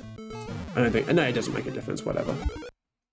Oh, there it is. Okay. Anyway, that is our boo. And the reason that got spawned is because there is no player up top. Oh, and there's a player up top. Oh, okay, it's that thwomp there. The thwomp. Yeah, so if I put this up here, now, and I'm up here and I hit it. Ooh, that's slick. Thank you. So this muncher here, oops. Didn't do there. Didn't supposed to copy that. There we go. This muncher here gets exploded by the thwomp, and we don't spawn a boo if there's a player up here. That's extremely slick. Oh, that's very slick. Yes. Yeah. Does that and still work if I'm like jumping at the right time? Yep. It works if the player's anywhere to the right of the icicle. Interesting. But obviously, if they die, then they aren't in there at all anymore, which means the thwomp never goes off. Okay, so what is happening here? You do a POW, this guy drops. These guys are all spawned. This one shouldn't be... Oh, no, it is spawned because of Roy here. Yeah, okay. So, typically most objects spawn 3 tiles past the scroll stop. Or the edge of the screen. In this case, this is the edge of the screen, so 3 tiles past is this area. So anything intersecting this area is going to spawn. And normally that would mean that this launcher and this thing don't spawn either. But there's this giant Roy on top. I think someone asked this question in the Discord. Like, what are the giant Roys for? And that's because Roy is within this 3-tile zone. So Roy spawns and then forces anything in the stack with Roy to spawn as well. So even if Roy doesn't actually truly spawn, because obviously there's ground behind him, these 2 things are still forced to spawn. Which is fun and useful. Yes. This thwomp isn't attacking me as I stand here because it's in a stack. And it's in a stack with this guy, which is on a leftwards conveyor, but this guy can't move because there's a muncher here. But as soon as that muncher's gone, it's gonna go whoop, and then it's gonna fall down and then get unstacked by. It gets pushed over by the POW itself. Swamp is landing on the other cannon. And it lands on this cannon. And this launcher doesn't actually. Oh no, does it exist? No, it does spawn. It just lets the that one launcher is up. holding Lets back the the one up. one up at the top. Yes. Right, Yeah, okay, and this cannon slides out from under it because this one is blocked. And that's what drops the cannon. Oh my god. I'm not used to mobile contraptions that use this many sprites. Yeah. It's part of it, but this is like a big mechanical thing where like killing that much release and slide out, and then launcher and swamp drop down into place. That's pretty slick. I didn't want to make it that expensive in terms of sprites, but I tried many things, and this is the only one that worked. Yeah. Ted says, I don't know if this would have worked, but it would have been funny to have a back and pipe in this room when the player up top is running to the left after the POW. Or like you end up going in this pipe somehow. That would be funny. I like that, yeah. The issue is that the run back was already too long. Yeah. Yeah. You wouldn't want to actually kill them here. Yeah. One more thing I want to note in this room is blue platform spawning the 1-up. Yeah, okay, so this 1-up spawns as a placeholder because it's on this, but then it's also on a solid, so it becomes real immediately, right? So this is what we talk about as assisted load. So normally there's absolutely no way this 1-up should spawn. It's not in a stack with anything, right? It's way too far from the scroll stop, right? This 3 tiles go here. But because this platform spawns, it forcibly spawns everything on the platform in placeholder state, so it won't, like, if a 1-up is a placeholder, it won't move around like a 1-up normally does. But there's a solid under it, so it becomes real. And power-ups have a fairly large despawn radius, so it's going to stay spawned just fine. Yes, and the reason that we had to place a second muncher on top to make the contraption work on screen is because that small muncher doesn't die when you hit the first POW, because when you hit a POW when the player hits a POW, it only kills stuff that's on screen. And this muncher counts as on screen because it's only one. Yeah, that one counts as on screen because it's like on the tile just off screen. But the small muncher is one tile further away, so it doesn't die if the POW is player hits. If a POW is hit by something that isn't a player, such as a spike ball, then it will kill everything within one screen of that specific POW. So with the location that the POW was, it would have killed everything in that contraption. Yeah, and this is for newer makers, it can be a bit confusing to think about the difference between a player hit POW and a contraption hit POW, which is like they have different radiuses. For the player, it's always the screen. For the contraption, it's always a radius around the POW itself. Well, a screen around, a rectangle around the POW itself. Yeah. Marble, did you have problems with sprite limit in these levels? I believe we were at the sprite limit here. Before we are at the sprite limit for this one, but this one not really. The reason we were at the sprite limit is because I used all my remaining ones on the thumbnail. So just go to the left a bit. I had like 10 spare, so I just used them on the thumbnail. You know, we weren't having problems. Yeah. The reason we weren't that tight is because half the main world is taken up by the tutorial section, which is fairly light on sprites. Okay, I think that's everything for this room. Let's move on. Oh, this one. Oh, you have a power exit. That's the dev exit. Okay, so we'll get to the dev exit after we explain this room. That's the checkpoint dev exit. It is, yes.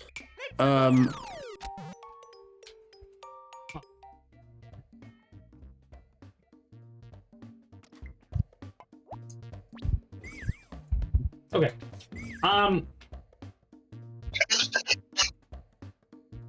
Cool. So, this room. The psychology changed with this room a lot, I seem to remember.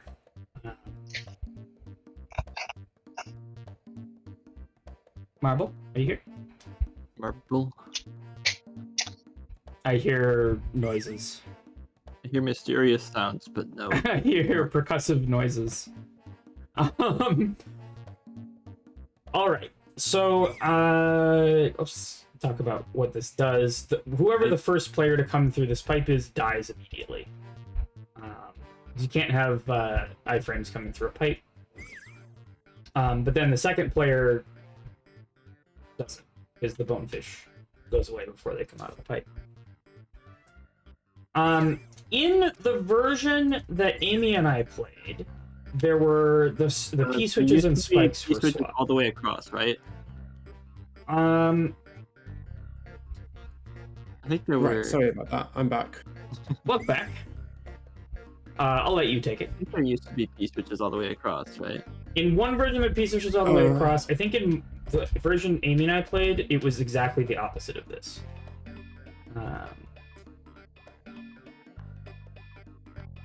Yeah. Yes, this one has been through multiple revisions. The original troll was a bunch of on-off switches covering the entire roof. Actually, I'll tell you what, let me show you the original video. You can show that on stream and I can go through what changed and why that changed. Yeah. So let me go find that video. Switch my monitor over.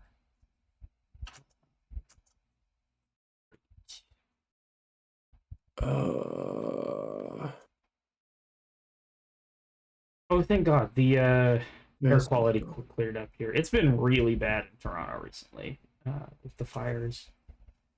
The Northern Canadian Ontario wildfires that are putting all of the smoke here in Michigan. Yep. I mean, it's here in Toronto, too. I don't know what to tell you. Supposedly, one of those days was the worst air quality on Earth was here in Michigan. I'm so sorry. I mean, not like I did anything. Your country did it. That's basically true. Okay. Can I?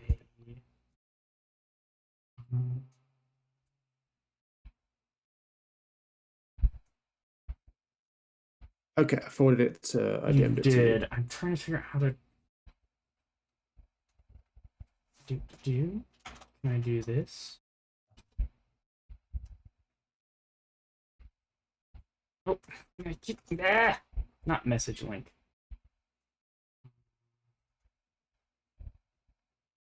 Can you send me the media link for that? And not just like a forwarded Discord message. How do I get the media link for that? So you have to find the original place that was forwarded from, right click on it and say copy media link. Because I can't do that from a forwarded message and I don't have the channel that was forwarded. Oh, thank you. Oh, wait, no, I got it. Never mind. Well. I got it. It freaking downloads it. Okay, whatever.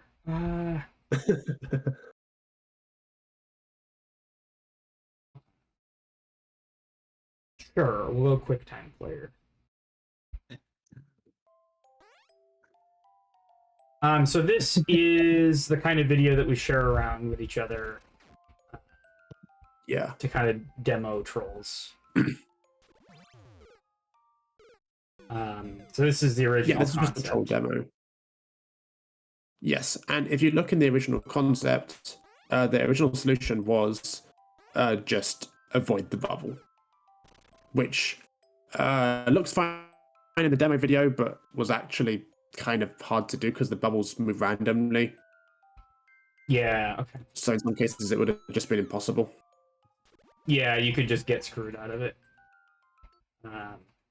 Yes. And especially after an entire checkpoint section would have run back, that would be very frustrating. Yeah. So there needed to be a consistent way to dodge it. Which this video doesn't show.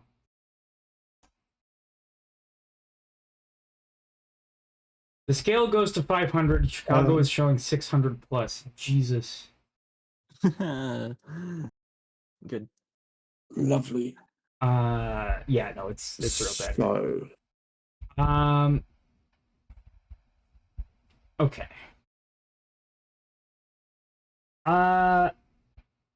So the change that was made, make it not like this. The change, the way Well, it there is were at the actual level is- several changes. This is version like 4 of me completely redoing this. So the first change I made, well, the first time it happened, I think it's easier to just demonstrate this. Can you replace the P blocks with red blocks? Yeah, what I seem to remember this being my monitor. I seem to remember this being switch blocks when we did it. Yes. Can you replace the P blocks with red blocks? They're on the far right. You? And these are switches. And Yeah. the switches with switches. Yes.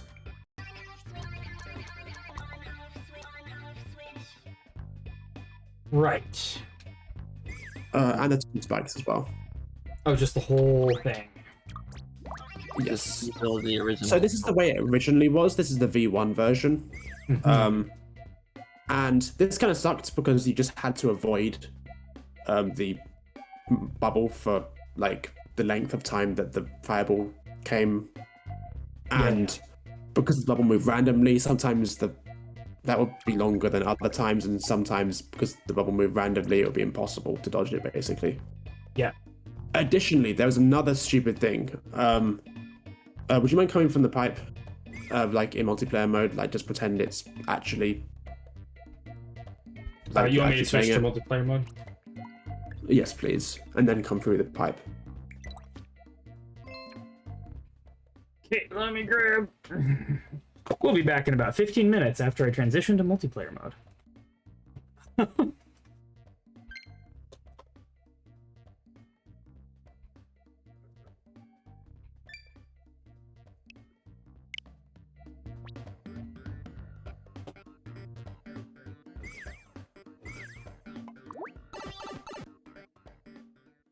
So what I would like you to do is Mario's gonna die, so you're gonna wanna get Luigi's controller, and I want Luigi to.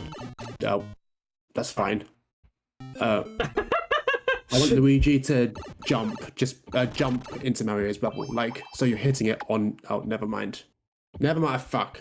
This is another reason why editor mode sucks. Is it doesn't There's no actually bubbles. work like the level does? It doesn't work Yeah. here either. Okay, so basically I'm going to describe it. What happens is that if Mario jumps into Luigi's bubble, Luigi will frame 1 bounce off of Mario's head. Then Luigi will hit the switch. Mario will fall down and die. But Luigi will jump a second time on Mario's head as Mario is falling, and Luigi would hit the switch a second time, thus saving themselves. Right. Like if I had more time, I would go find a clip of that That's why happening. it became P switches. I was wondering why. That's why it became P switches. Yes. That makes sense. Like it happened the first time on the first playtest, and I was like, okay, but sure, that's a freak accident. No one's gonna do a double switch hit and then save themselves as a result. And then it happened on the next 2 playtests as well. Yeah. So after that, I was like, okay, this sucks. We're gonna have to use P switches because you can't hit a P switch twice to undo it. Right. Second thing was we added, we didn't make the entire ceiling switches, so we can add the 2 spikes back. Right, and then there is a safe spot to stand. Yes, but it wasn't spikes initially. Can you delete the leftmost 2 switches? I am going back to single player editing mode Yes, that was a because good there doesn't idea. appear to be any advantage to doing this for this specific. Doing the multiplayer doesn't even do the thing you wanted. Yeah. Okay, so like this with spikes. No, not spikes. Kaiser blocks. Ooh. Wait, why? And move them both down by 1. Like that. And put spike balls in both of them. Oh. Wait, why would you do this? Okay, What? and this was version 2 of the troll. So you remember when I said Any idea? remember when I said that I didn't want the entire ceiling to be switch blocks because it was too hard to dodge? Actually, can you also add a layer of kaizos under all of the switches? But these are empty kaizos. Okay. Wait. So the second thing I tried was reversing the troll so that it looked like there was a safe spot to stand, but But if you stood in the safe spot, that was the only dangerous spot. This, I think, is what so Amy you and I can played. Yeah. Okay, This is what you and Amy played. Yeah. kind of put the logic behind that. It's not gonna work. Let me get to that. I know I have telling not us- seen anyone play a version of this. I can tell you it's not going to work because players have no way of knowing about the blocks that make the switches safe. Yeah. Anyway, go on, Mark. Well, that's the idea. So, as well as the double switch problem, which I wasn't treating as like a fundamental problem of the troll, I was treating as just a jank problem. As well as that, we also had the problem that that I was wary of our playtesters being like, oh, I know that I'm gonna hit there's bad switches there. I don't want to stand under them. So I was worried they might guess that once they pop the bubble, the switches are going to get hit because that's the only thing this room could do really. Like the bubble's coming towards you and you're in a room where you don't want to hit a button. What's going to happen? Like it's a short link. So I was worried they were going to make that link and they were going to realize. So I reversed it such that if they stood in the single place that looked safe, you can see what happens. They hit the Kaiser on the left and hits the spike ball into the switch. Yeah, but then this sort of becomes, it hides the funny part of the troll, and just makes it a Kaizo block. It does also kind of completely erase the original point of the idea. Yeah, and then the thing that actually happened to me and Amy, I remember very clearly, which is that which one of us came in first died, and then I didn't see any of this. None of what was in here entered my brain. I saw fireball and I saw player in bubble. Yes, and that's it. I think that was more of a jneen issue that you were getting like 5 feet in front of the brain, but like for everything except the 5 feet in front of you somehow. Well, I think the other player is the most interesting thing on screen, generally speaking, right? Like, because you want to know what the other player is doing and react to it. So anyway, I think attention being drawn to the other player's bubble is very natural. I that didn't occur to me because that's a thing you find in playtesting. I had no idea where your attention's going to be in the multiplayer that level makes sense. because I'd never made one before. Yeah, I might not have known that either until I'm in the like, player's seat. That's why we playtest. That is why we playtest. The second reason I did the swapped version like this is because this like implicitly removes the double hit switch problem. Because if you bounce off the player's head, it's not going to hit the switch twice. It's not even going to hit the switch once because it's a Kaizo block in the way. I want to try something. Okay, well I get a link sword here, but so that's too fast. At the same time, it still kills me. You would have to time hitting those two blocks very precisely to double hit that. Yeah, you have to be like... It's practically impossible to do the double switch. Yeah, that would have hit it twice, but I was already dead. Yeah, it would have to be faster than that in multiplayer, and like, I don't even know if you could survive. But whatever. What was the next variation you came up with? Anyway, yes. So that didn't work. The players didn't realize that if they're standing under the switches looked bad, and so therefore they stood under it anyway and they dodged the troll just because they didn't realize what was going to happen. There was an intermediate stage where me making them not realizing the switches were going to be bad.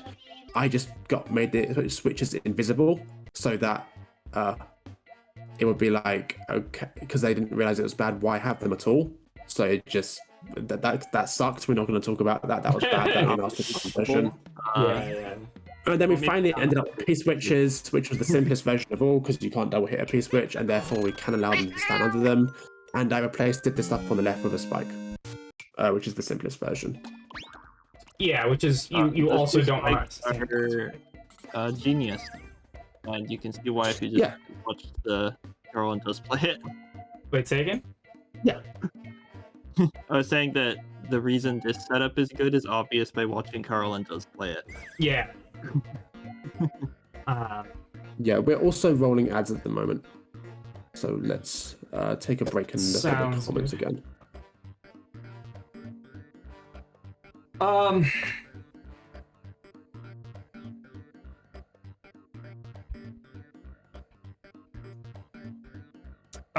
Why did Nintendo program online and local co-op modes differently? Because you have one screen versus two, and they kind of have to be different, right? Like, I don't know. Yeah. When you're playing online with someone, you want to be able to have the two players be in different rooms and various things, right? Where local, you'd have to start doing some kind of split screen or whatever to do that, and they didn't want to do split screens co-op, so they did. The two players kind of have to be in the same place, and it just means that. And it's the sort of thing where it's like, in a traditional level, none of this would matter. Right? Like, if you're just playing 1-1, like, you know, it's slightly different, but, like, it's still 1-1. You know what I mean? Like, or just sort of any traditional level. But as soon as you have contraptions and stuff that, you know, depends on scrolling properties and camera stuff and player position detection, like, those differences start to really matter. Traditional levels, you would have contraptions that would then break, but you know. Yeah. But I don't think, how do I put it? It's not that Nintendo didn't realize that people would use contraptions. I think it's just that they didn't care about those levels. Maybe. Like, it really just feels like Nintendo expected people to make traditional levels, and that's it. They seem to expect you to build levels the way they build levels, and I don't know why they would expect that. Yeah. Especially in the second game in the series. Yeah, no, they had all the evidence from the first game. Like, but I think it's more just that they don't really care about that use case. It's not. Yeah, they don't care about contraptions. That's why they put Mecha Bowzilla in the Mario Maker 2 trailer. And then promptly banned the creator that made Mecha Bowzilla because it was too complex. Yeah. Wait, did Kivik get banned? I think I'm pretty sure they banned Kiev. Kivik, yeah. Deleted. I think I've heard that. Well, I think Mecha Bowzilla might have also gotten deleted. But yeah, I don't even know why that would. stupid. It didn't even have bugs in it. Well, it was too complicated. Contraptions, bugs, same thing. Stolen from Nintendo marketing. Yeah. Yeah. He stole copyright the idea strike, from yeah. Nintendo's marketing. Yeah. That's so funny. I'm kidding. I don't believe that's the reason. Yeah. Cool. I like the way that this ended up. Yes. The only other thing that I is might have fun. tried is brick blocks here. I don't like brick blocks because it's not like 100%. It's not a certainty that they're gonna change to non-solid if the P-switch goes off, and you want all the information to be there. Like this is what we were talking about earlier, where you want all of the information that's going to be relevant to be available beforehand, so that when you fall for the troll, it's your fault more so. If you get what I mean. The brick blocks are just ambiguous whether they even fall. Yeah. Yeah. Cool. So, as for dev exit, if you are in single player and you just go here, you should get a link sword. You're not on the score stop. Oh, that's annoying. You just spawn to the left, which is what they're doing. Let's go. Yeah, so you're locked for the scroll stop. Then you get single player link sword. Go And then here, you I can blow that up and suppose. go in the pipe. Yep. And Link is so good for dev exits, like, it's kind of...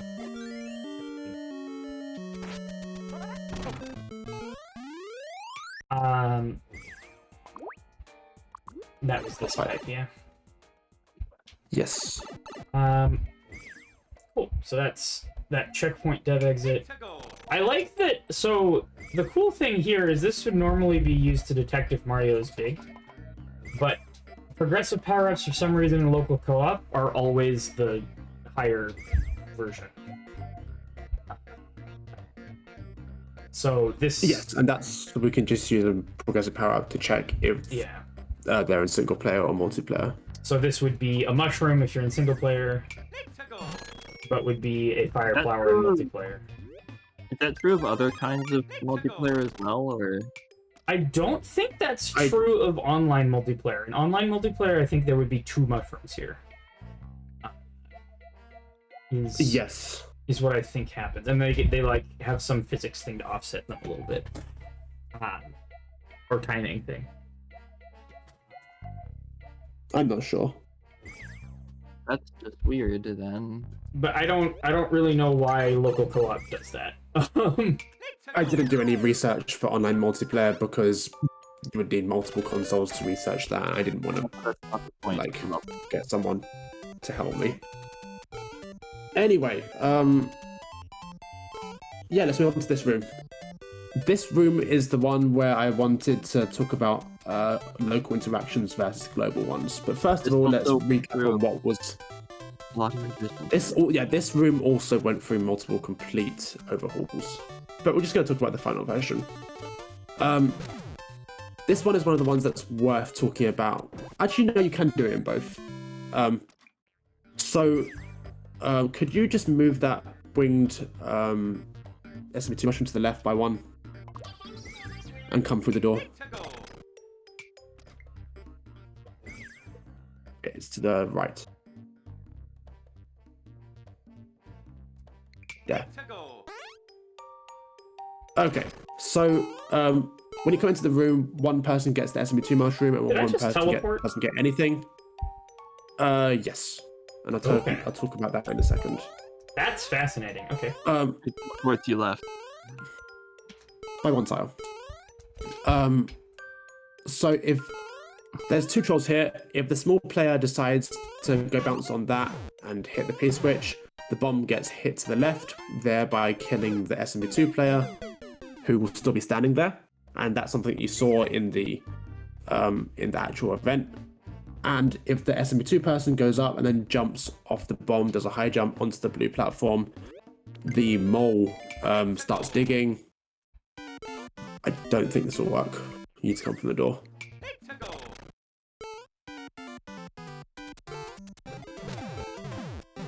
Oh, it does work. Okay. Yeah, and then it traps you in there long enough for your ride to leave. Right.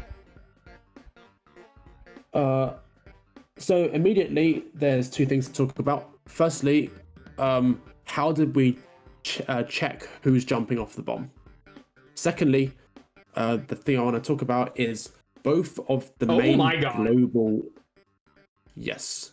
Wait, you don't Both check of them. who's jumping off the bomb, isn't that true?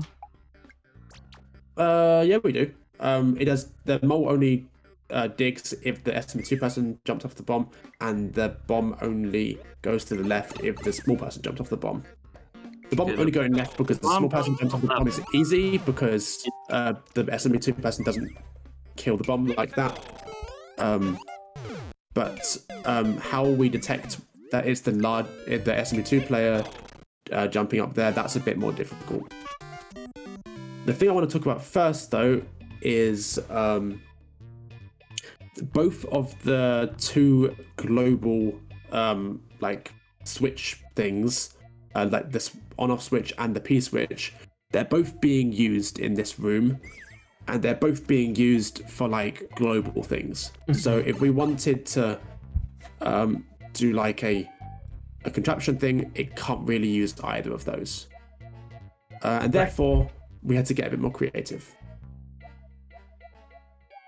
So why did you need to detect the difference? So that the bomb wouldn't start, or the mole wouldn't start digging after the bomb has been shunted over and killed the SMB2 mushroom player. Because if it did, it would give away the other then layer. it would give away the other layer. I guess let's start by checking what the conditions are to make a mole dig. Why are some contraptions so crammed together? Because they need to be. Everything needs to be in a particular position in order to detect the right thing. Oh, there's a little door here. Yeah. That's part of the dev exit. Ooh. Right. Oh, it's that. You came through there before. Yes, I did. Okay. So you were saying. So first thing we're going to talk about is how do you make a mole dig, under what conditions will it dig? Mm-hmm. So a mole will dig when the place where it would emerge, it will dig when the player is nearby to that location. So in this case, the mole would emerge. See where that big muncher is? There, it will emerge in I think it's a 7 wide by 3, or no, by 4 high rectangle around that. So like roughly that. Yeah, I think it might be slightly bigger than that, but that's the detection range for the mole that's down below. No, that's it. That's 7 wide, 4 tall. Yeah. I think it might be 9 wide instead, but whatever. It doesn't matter for this one. It doesn't matter for this. So basically, the mole's not going to dig based on anywhere the players would be, because they can't go any higher than like this where the scroll stop is. Yeah, exactly. And that means the mole's never going to dig under these conditions. However, see that there are hard blocks in the path where the mole digs. Those can be blown up. Yeah. And if they're blown up, then the place where the mole would emerge, should it dig, that changes. Right. So if the mole were to emerge there, then if you draw that same rectangle, it intersects the place where the player would be. Yeah. 100%. That's really cool. So this is actually detection tech that's fairly well known and standard, which is detecting that a block has been blown up if the player is close by enough. But this is a really cool way of doing it. Yes. Because in that case, you would just detect the mole digging by putting like a wing spike top on top and as a platform, raising up to squish a bomb. That's not the whole story though. So how do you then you have to detect and only blow up the bomb in the one case, not the other. Yes. So in summary, what we need to do is that for the mole, in order to make the mole only dig when the SMB2 player jumps up, we need the blocks there to only blow up if the SMB2 player jumps off the bomb. Yeah.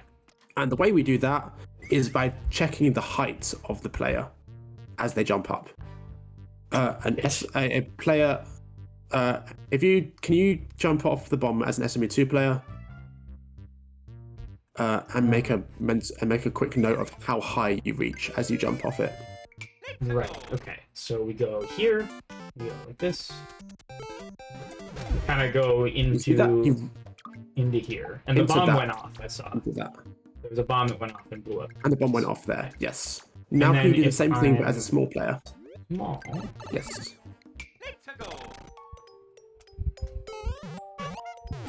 Then I just barely make it. You go as high. Thing. But I could then jump after that. You could. And there's no bomb here. But the blocks don't go off. There's no bomb. That's so basically, what we need to do is test whether the player goes that extra half a tile. The And first if they time. don't, we need to disable. Yeah. Yeah, the first time. And if they don't go that extra half a time, we need to disable the detector from then on. So the easy way to look at this is, can you delete that big thwomp for the time being? And that bone shell is not doing anything. And if you scroll up a bit more, and the sideways spring. Well, yeah, that was obvious. So far. Okay. Involved. And the launch as well. Oh yeah, That's not definitely technically involved, but it's just easier. Yeah. Alright. Okay. Can you make some? Can you make some ground blocks near where that Buzzy Beetle is, so you can just walk towards the Buzzy Beetle? Like Okay, here. Yeah, like that. Yep. That beetle. Okay. is your So height. there's two beetles, in fact, and one of the beetles is half a tile above the other.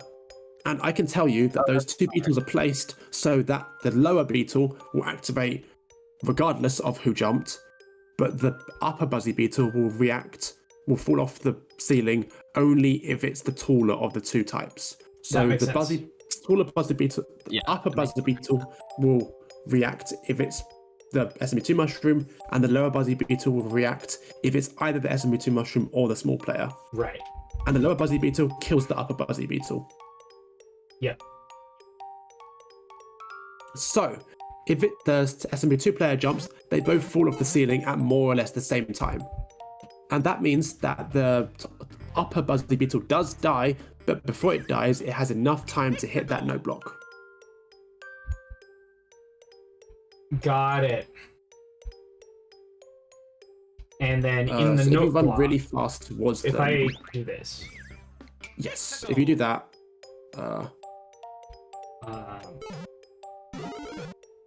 and that note It's a block sideways has a wing sideways spring, which is going to hit the thwomp.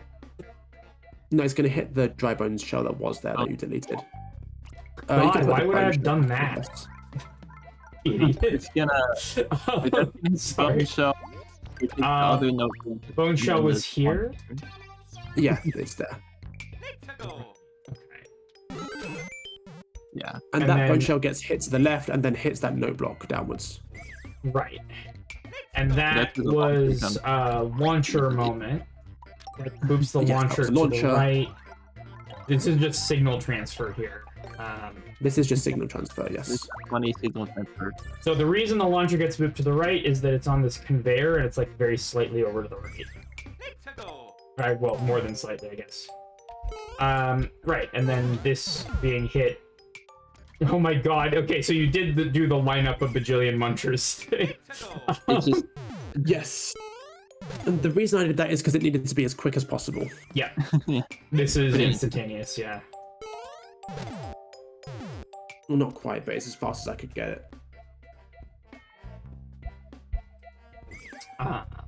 That hits that bomb. Now the thing that bomb breaks looked a bit strange. They're like, Yeah, so there's offset blocks here, and I can tell you why these are here. And there's a one-way so that you can't actually get in here. Yes, Is it... so there are two offset blocks there. Yeah. The I see, left, yeah. or the upper of the two, isn't there. It's being despawned by the ground blocks in the scroll stop, in the horizontal scroll stop. That one that you're currently tapping, that is there. And the reason it's there is because it's not overlapping ground blocks. It's overlapping a slope. Oh my god. Okay, yeah. okay, yeah, and that's what's actually making the mole check. Yes. And Yeah. slopes don't despawn ground tiles that are overlapping them, which means the hard block there does indeed have a hitbox. And so it prevents the mole from going until it gets blown up. It by prevents this. the mole from going until it gets blown up. Yeah. So this means, yeah, but this means that you can have the bomb one further to the right compared to where you would otherwise. Yeah, otherwise the that- bomb would have that had to bomb- be here. Isn't hitting a block Yes. that's in the right column. Yeah. Also, the offset block, like when that gets blown up, can you see that it's destroyed? I think No, it doesn't de-render. It stays there. right. That also is another thing that it's doing. is that it doesn't. So, de-render. yes. Skyjumper asks, how is that upper offset hard block offset by just a little bit rather than exactly half a block? This is, unfortunately, this tech that we used to do this didn't make it into our offset blocks video, and I'm very sad about it. Basically, if you make an offset block setup, except you attach the block to a straight track instead of a curved track, you can go into handheld mode and swipe with your finger, because there's a feature where you can swipe to delete a thing. Like you start dragging something and you swipe it to the right and it deletes it. If you grab the Swipe it to the track, edge of the screen. or the edge of the screen, yeah. So if you grab the track and you delete the track with a swipe, if you do it right, yeah, and if you've done the sort of offset block setup thing, then the block that's attached, that's following the position of that track, will just be wherever your finger was. This is hard. Because, you know, obviously the place where your finger is, where when the game decides that you're doing a delete gesture, is difficult to control. So a lot of the time, making stuff like this requires a lot of trial and error. I remember we had one at GDQ. I was able to do it in 20 tries. 20. The GDQ 2 years ago. Yeah. But yeah, like that I felt like was pretty good. Like, and I needed it fairly pixel perfect for that. But one thing you have to pay attention to with offset blocks is where their, what I call the nominal position is. So for this offset block, which is, I imagine, offset just the normal way, because it's exactly in a 2x2. Yes, that is The nominal way. position is where the blue highlight is. See, if I go over this, there's a little blue highlight, and it's in this tile. So that's its nominal position, and then this one has a nominal position. You can kind of see a little blue highlight right here.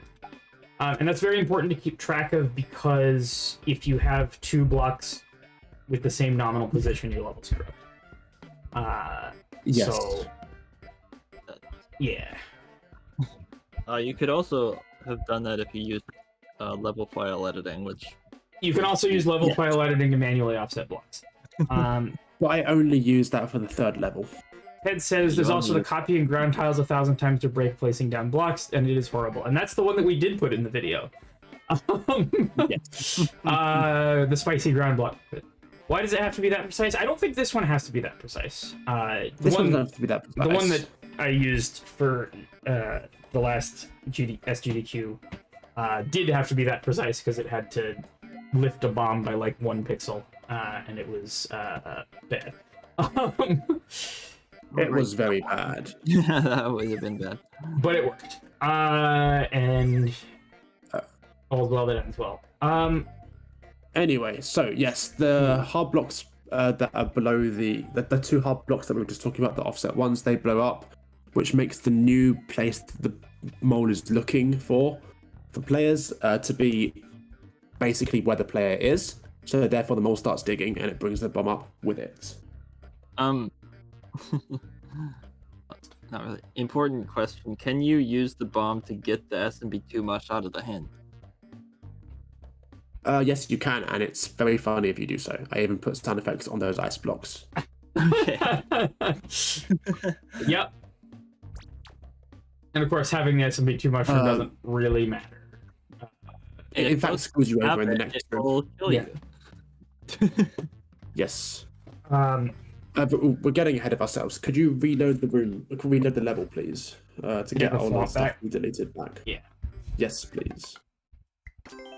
Jimmy says, God, there's a horn sting that keeps occasionally playing this editor music, and it's getting Panic at the Disco stuck in my head. Amazing. That's...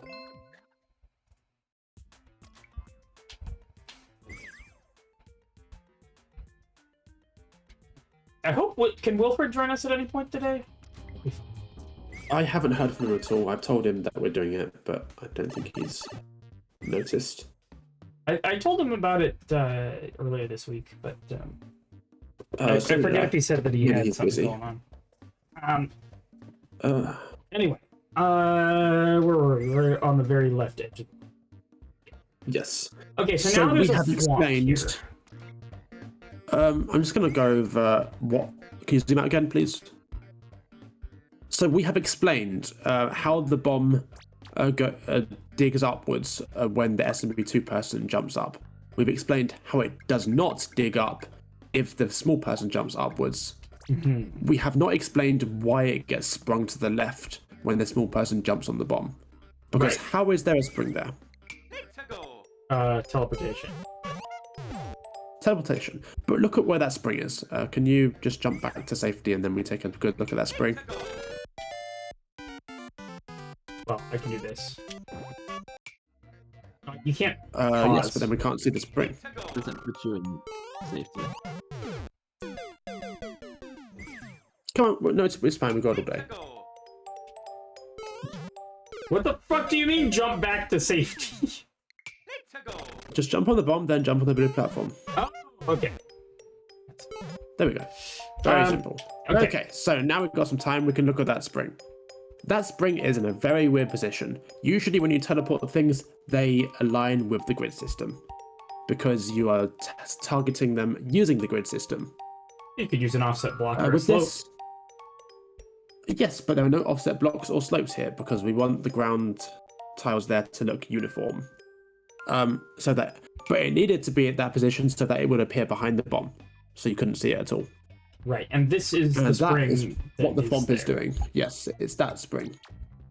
I see that claw. Yes. So what the thwomp does is it carries the spring, then it goes off a broken track. The spring teleports to the left. Can we look at the left side of the level to look at the scanning column, scanning rows? So there's a ground block in the very top left. Very top left. That Right. one. Yes. So we scan to here. Yep. Yeah, and then there's a slope here, right? You scan here, and then Yep. You scan teleports 2 blocks to onto the left, then it slope. teleports onto the slope. And then what that happens makes it when teleport- an item? Yeah. What happens when an item tries to teleport onto a slope is additional slope jank happens, and instead of teleporting onto the slope, the item teleports to that same X position, but to the very bottom of the level. So However, here. it teleports to the very bottom of the level, plus whatever the height of the item is relative to the track that it teleported off. Ooh, so it is exactly half of a thwomp Yes. above the bottom It of is the exactly level. half of a thwomp above the bottom of the level. So, for example, if That's you why replace I that get pushed here, right?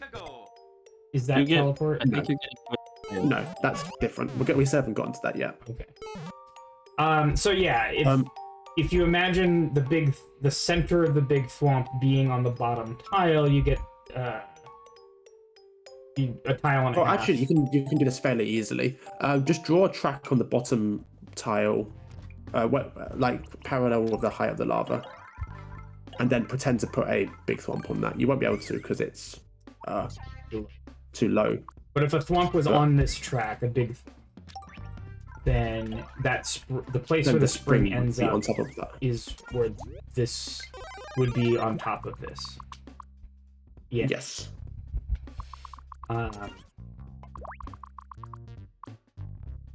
Yeah, there you go. Yeah. That is fascinating. Okay. Yes, and if you can even demonstrate this by if you change that big thump to a big muncher. And I think you'll have to move the broken track up by one so it even picks the guy up. You can see what this does.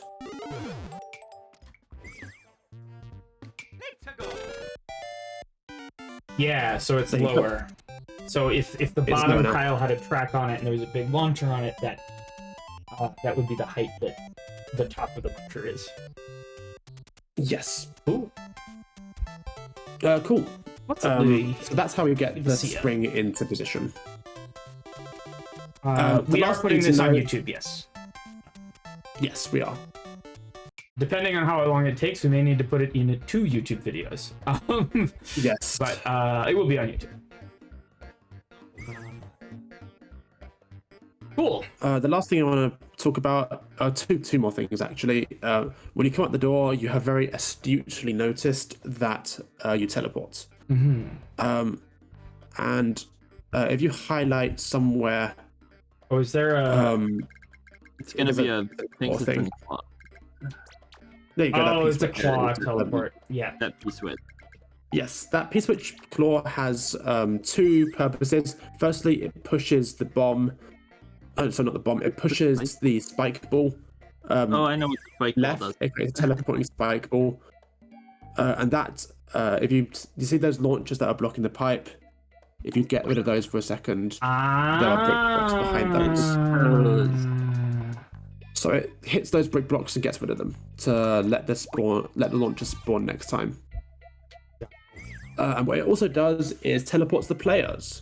Oh, the first player. The second player hasn't come out of the door yet. Right. And the reason I'm doing that is so that the first player isn't directly below the second player when they come out the door, because if they are, they'll do a weird bouncing thing, and historically that has caused players to spaghetti, because like you're already interacting with the other player, like as they come out the door, and you're on a very narrow platform That's to begin amazing. Teleporting to avoid spaghetti. Yep. with. Yeah, teleporting them to avoid spaghetti. There's also another reason why I'm doing that, and I want the SMB2 person on the left, and I want the normal person on the right, because the optimal way this room works is if the small player jumps first, and we get the first layer where the bomb kills the big player, and then the second time they go do it, they do the other layer where the SMB2 person jumps up and gets trapped. Makes sense. You want them to be in the wrong order at the start. So we want them to be in the wrong order at the start, so they have to jump over each other to do the correct thing. Yeah. So this sets them that up. Cool.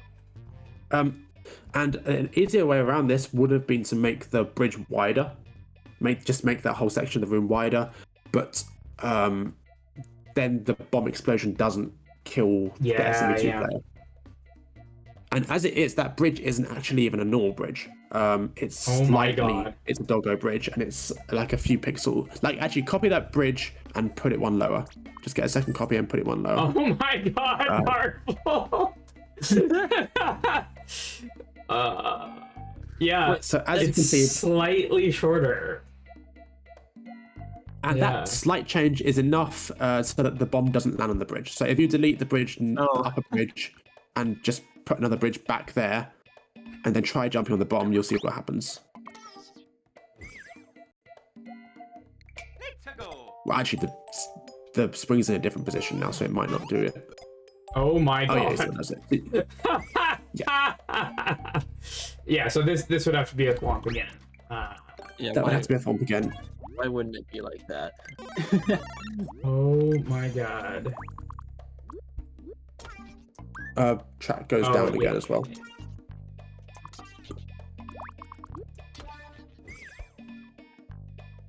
Let's go. Let's go. Yeah. So yeah, the bomb lands on the switch. That's But only amazing. so the bridge needs to go only like 1 pixel to the left. Wow. And Yeah. since it's such a No, small that makes change, no sense. one notices. No, yeah, like it is Of course you functionally wouldn't notice that. indistinguishable from a Yes, regular bridge. you see that hard block next to the tracks there. That one is also offset by 1 pixel. So can you press undo?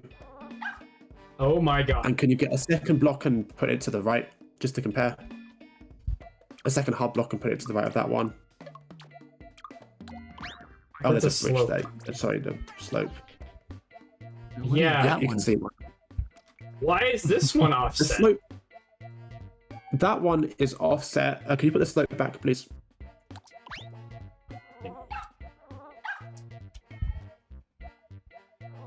So firstly, the slope is there so that that one has the hitbox, because otherwise sure, it would yeah. get despawned by the ground. And the reason it's there at all is because that's what stops the mole from digging. So the mole looks upwards that makes to the place that it would emerge when it finishes digging. However, it gets blocked by when it actually does start digging, it gets blocked by the first offset block it sees. Okay. So the offset block doesn't affect where the mole is looking when it tries to start digging, but once it does actually start digging, It's it there will to get kill the disrupted mole. by the first offset blocks. Yeah. Is there It to doesn't- stop the We'll bomb just- and trap We'll just you? give up. Yeah, and that's why Yes. it comes out, and that's how the SMB2 layer works. So do the SMB2 thing and pay close attention to where the mole is. That's why the mole It goes stopped up and there, it stops. and that's the thing that trolls you. Yes. That's incredible. Because if it wasn't there, if this was just placed there, If it was like that, yep, it would continue upwards. then yeah, it would do. You get a bit. Which would also troll you, but not quite as funny, I think. It Yeah. wouldn't really be as Yes. good. Let's go. Okay, that is the whole right side of the room finished. What happens if you blow up the SMB2 hint? Alright, how am I doing this? Get rid of the people. Maybe. Yeah, just get rid of the P blocks. I need to Oh, be also SMB2. that muncher is D cheese for if you hit the P switches in the previous room and then go through the door. Right, okay. Because it is technically possible for one person to be on the safe ground and one person to hit the P switches and then die.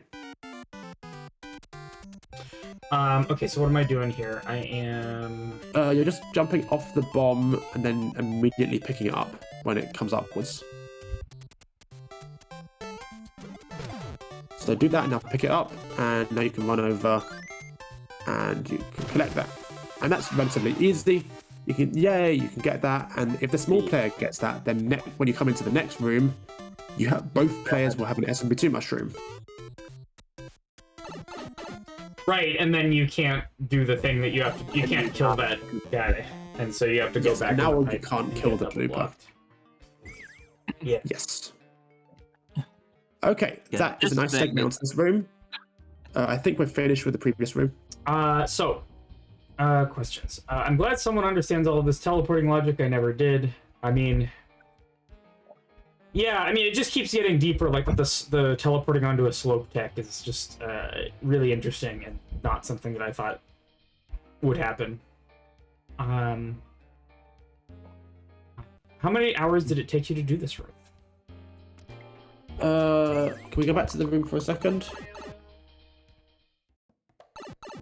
So the basic idea of the room hasn't changed. I always wanted the bomb to do two things. So the two things were to damage the SMB2 player or to trap the SMB2 player. But the layout that facilitated that has changed and been overhauled, I think, 3 times. Amazing. Like, I don't want to put the effort in to go find the old files for you, but the room was laid out completely differently. I don't know if you can remember it, STEVO, but it was much more Yeah, I complicated. remember the previous Intuitive. versions. It was nonsense. It was horrible. It was nonsense. It was bad. So was a- fortunately, I managed to get a simple version that also did the trolls well. Nice. Yeah, simplifying is Like always a process. Yes. Uh, Like the way it used to be was instead of a P switch going off, it was a fire flower being available up there, and the P blocks were ice coins instead. And so the idea was, okay, who's going to go up and get the fire flower? Do I go up? Does the SMB2 player go up and get the fire flower, or does the small player go up and get the fire flower? Well, we see on the right that we still need the SMB2 mushroom after we melt the ice coins, which means that the small player must go up first. So that's the first layer was more effective because if they followed the logic, the small player needed to go up. Unfortunately, most players were completely blind to the hint on the left and the fact that there were... Can you delete the launchers for a second? There were cloud blocks behind that. So it's pretty obvious from when you come into the room that... And the brick blocks also wouldn't be there. by obvious, you of course mean not obvious because nobody saw it. Yes.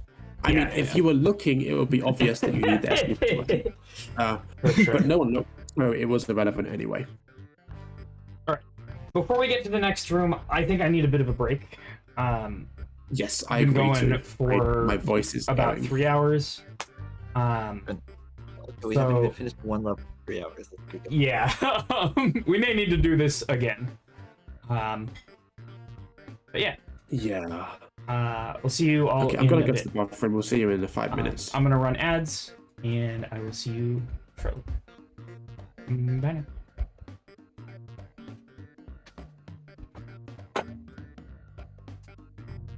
Bye.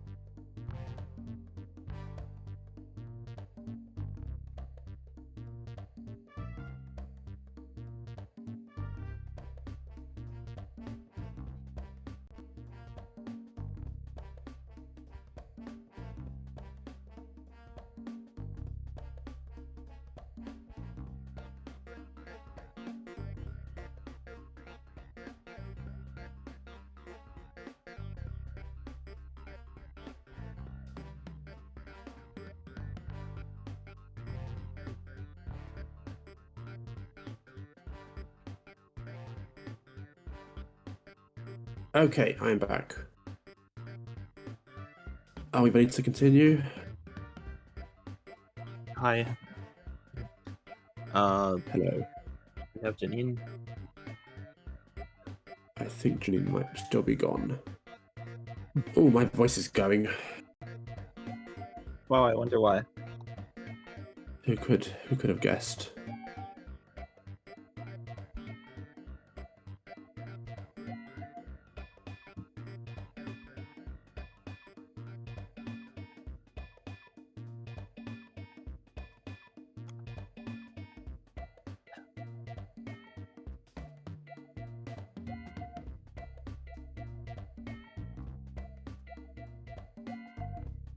All right, I'm back.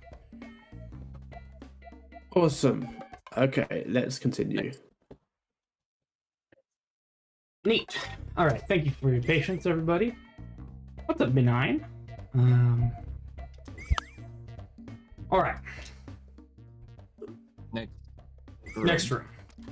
Next room. This is the most surprisingly complicated room. Oh my here. god. Okay, I think what I'm gonna do is delete these brick blocks. Maybe. Okay, so this clown car is just there to do the double blocking, right? It is, yes. And that is done because behind it is this block, and this guy. Is this used for anything else? Yes. No, it's not. The only reason it's not an ice coin and a Podoboo is because we might have a P-switch going. Right.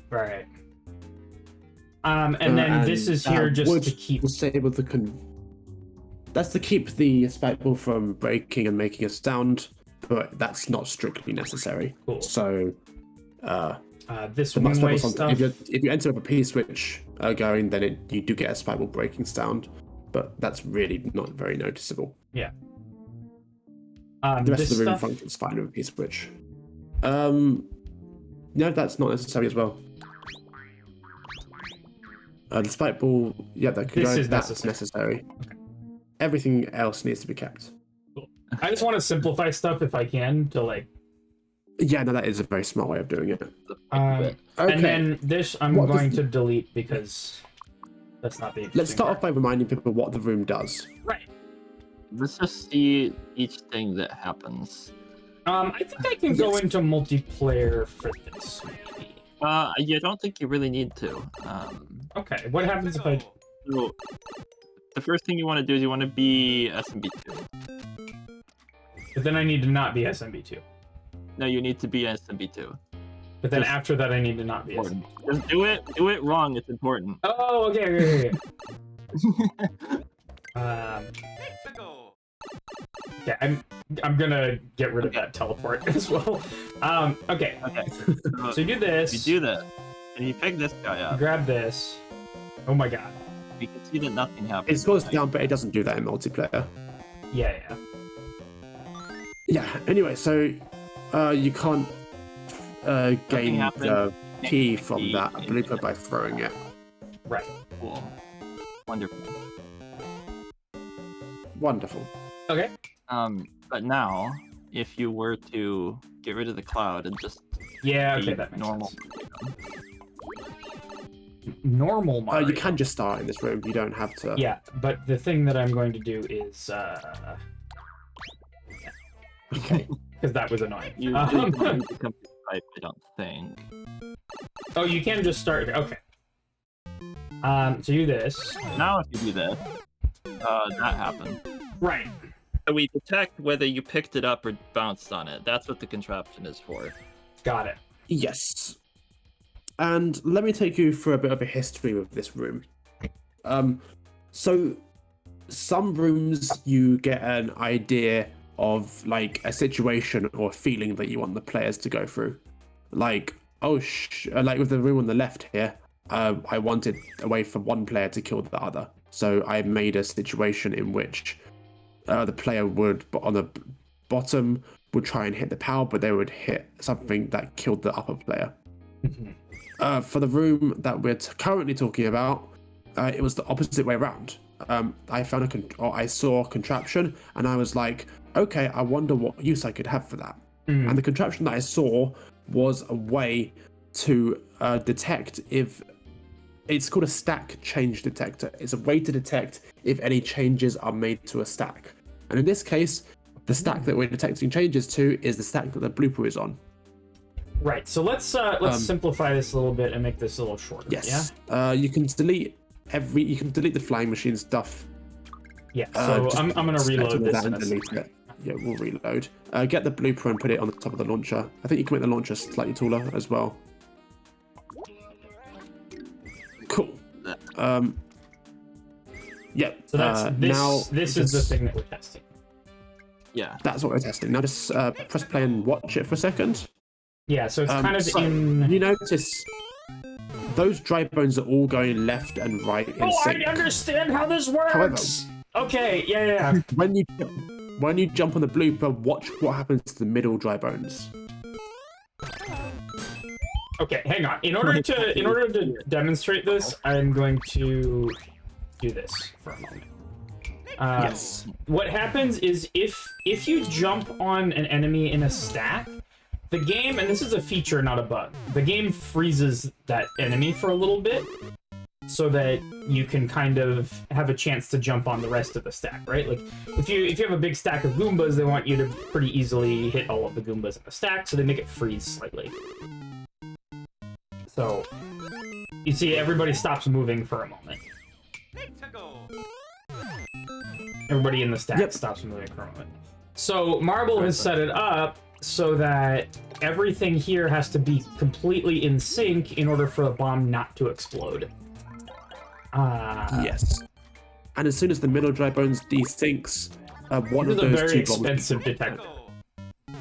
It is, yes. But yeah, and then if I pick it up with SMB2, though, you don't get the pause. Which is interesting. That's... What if you shoot it with fire? Fire? I think it will pause. No idea. No, it doesn't. No. So it's just Oh, you could also use the. You could use this for a single player troll. With a Quite star? funny. It's quite a good one. You could obviously use this for single player troll. Yeah. You can detect the way an enemy dies, basically, using this. Yeah, so you're just detecting that little freeze frame that happens when you jump on it. I think it's only when it's killed by jumping on top of it. So like a Link sword, for example. Link. Yeah. That's nothing. But if I jump on it with Link, it does that. Amazing. Yep. And it is, I will say, once again, extremely expensive. Like, this is this is 10 sprites plus an 11th and a 12th, and then the sprite that you're detecting. So that's 13 sprites in total. That is very expensive. I don't actually see any way to improve it either. I think you could get rid of the Goomba. There are slight different versions of this. Yeah, you can get rid of the Goomba, I think. The Goomba, but yeah, I feel like is important for making it not go off early. Or like, maybe not. Try jumping on it in this case. Figuring it. There might be a frame that doesn't work or something. Yeah, I think I know that was for, I know no, that the I was Goomba offering- was just for like some other I mean, thing can you about do it. I this? think that was for the NASCAR setup. No, you can't. Oh, because these are solid. Yeah. If you did this though, It's because no, the launcher doesn't work because the launcher isn't moving back and forth. You're right. Yeah, the launch moving back. You're right. So there has to be something that can sort of slide in the stack. The launcher needs to be there because it can move freely. It can, when yeah, it can sort of stack slide around. So stack sliding is when you have two things in a stack, but like one of them is getting pushed by some ground or something, and it just sort of slides along the stack, and then it can try to mend itself later. If you do it too much, it'll unstack, but Yes. like it has some way. Pujet asks, was the setup known already before, or did I make it custom for this? And the answer is that this was a known setup beforehand. I found the setup and in a Twitter post or something, and I've realized, okay, you can use this to detect if an enemy is killed by stomping or by some other means. Yeah.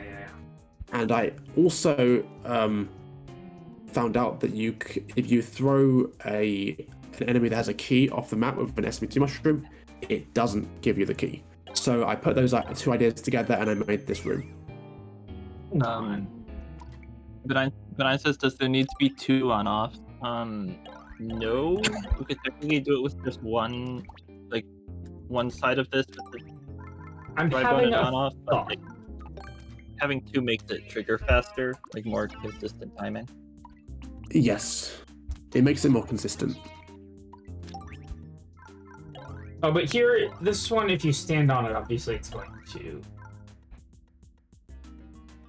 detect it. But like,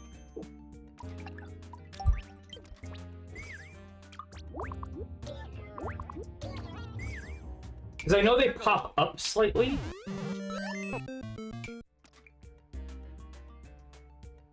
This would detect. But this would detect if you stand on it as well. It would also detect picking it up, wouldn't it? That's just weight. Yes, it would. Yeah. Detecting if it disappears at all. Anyway, so let's reload. Yeah. And we've established now that there is a way of hitting the switch only when the blooper is stomped. If the blooper is picked up, the switch does not get hit. It's in the main world. God damn it. So yeah, that's our difference. Is Right. there's a switch only when little Mario jumps on here, and the switch is Yes. going to make all of And the crazy stuff happen, right?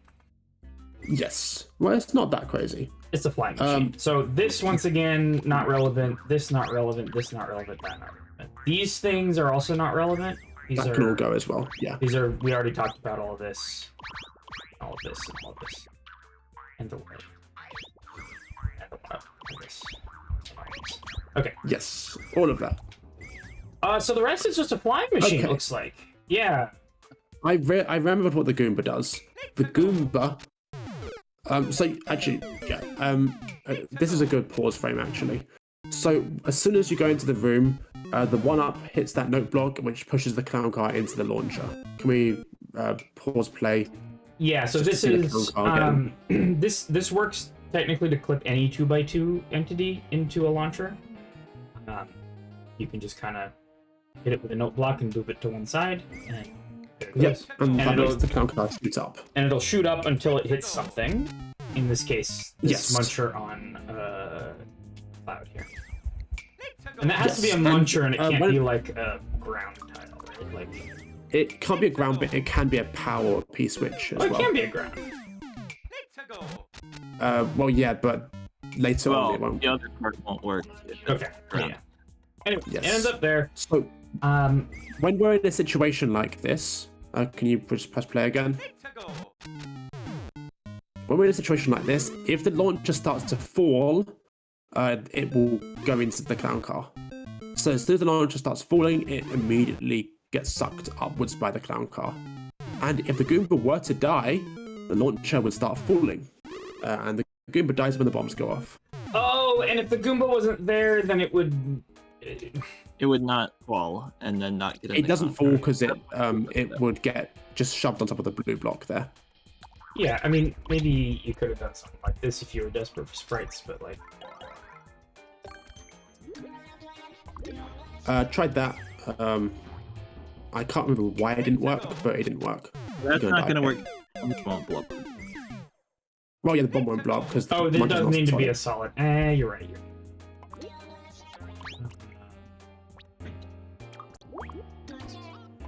I keep trying to save sprites up, but there's not really a need for it. They probably Yeah. Actually, but right As I here. mentioned, I wasn't tight for sprites in this subworld. The only reason we were out is because I used all of my remaining ones on the thumbnail. yeah, for sure. And yeah, as it is, Okay. there does need to be 2 on-offs because the tiles that both of these hit are these ones, and they're all taken. So. that's- Yes. Okay. So we've established that as soon as the switch goes off, the launch is going to fall slightly, but then it's going to get sucked up into the clown car. And the result of that is that we're going to have a launcher much higher. But then we need to sweep it to the left. So, So I'm when just the gonna switch give goes myself off- a, Sure, yeah, give yourself a switch. I think this should all just work. so just to demonstrate, let's move this out for a second. We just get this is a Wilfred launcher, right? It's a Wilfred Yeah. launcher, yes. We just get the Wilfred launcher, so the launcher enters the clown car because it's sort of clipped in and also falling, and shoots up. Then the rest of this is just a flying machine, right? It is, yes. So that one up there hits that note block and activates the flying machine. The flying machine is these three: the Muncher, Cannon 1, Cannon 2. The Muncher is sitting on top of Cannon 1. Cannon 1 is attached to Cannon 2, and Cannon 2 is attached to the Muncher. So anytime you move any one of them, there's a sort of loop, and it Feedback loop. there's a feedback loop, and Yes. they all just kind of keep updating each other's positions. That's Yes. flying. Something to note is how is this placed in the editor, because that cannon number 1 is standing on the one way, and you generally can't place them like that. What it's actually doing is connected to the nominal position of that hub block there, except that the hub block isn't actually there because it's getting despawned by the ground block. That's really cool, the way to place that in editor. Yes, and then I'm pushing the other cannon over with a fire bar, or sorry, with a burner. And I'm doing that because there might be a P-switch when we enter the room, so I can't put it on a conveyor. Right.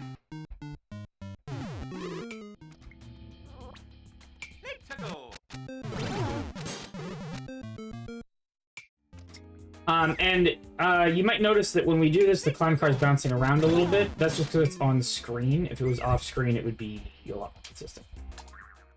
Because Yes. clown cars, if they're... Yeah. I don't know why it doesn't end up centered, though. That's a little odd. Or you mean the clown car centers to where the launcher is. But then if it's on screen, Yes. it moves slightly. It moves immediately to the right. Yeah, towards yeah, you. yeah. On a scale of 1 to 10, how painful was it to test setups by yourself in multiplayer?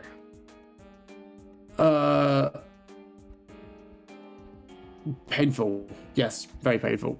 Stockfish, the reason you can't do that is there might be a P-switch going when you enter this room. So you gotta be really careful Yes. about that kind There's a of thing. P-switch left over from the previous room.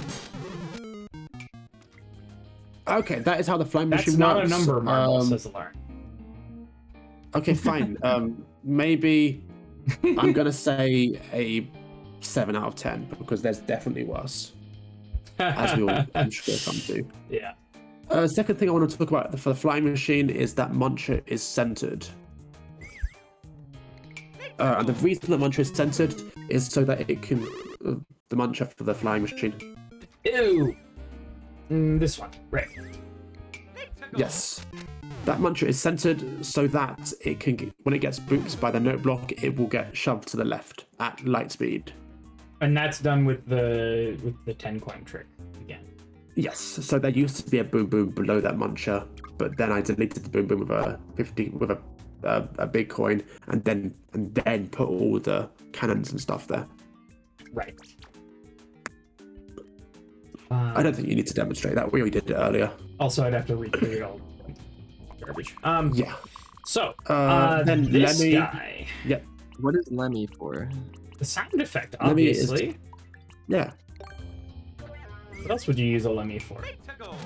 So this is a setup that I recognize where you have a switch block, a one-way, and a slope. And for some reason, Munchers kind of go part-way into a slope when they fall like this. This happens with Pomps as well. And Thwomps as well. And if you hit a switch, they just kind of flip over. But the one way is necessary for that, and it makes no sense why. Yeah. And then that sort of destacks. It flips the two Munchers into each other because the Muncher has a lower collision priority than the soft block here. So, And so it flips in, breaks the stack. Lemmy is weird because Lemmy's 2x2 in the editor and 1x1 in game. So he'll just clip over there and be fine. And that's it.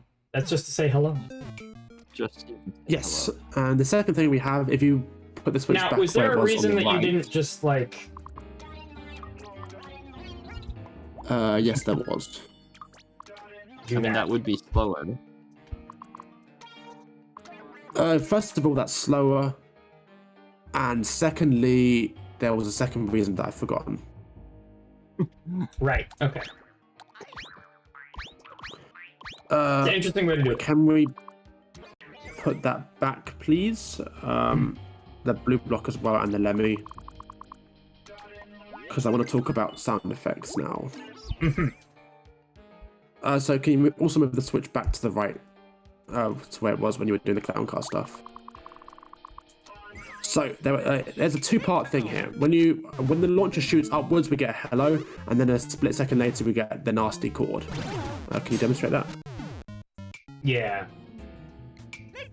And the idea of that, as I tried to explain during the GDQ stream, but it kind of didn't really come off right, is sometimes you just need some funny sound effects to make the comedy just strike better.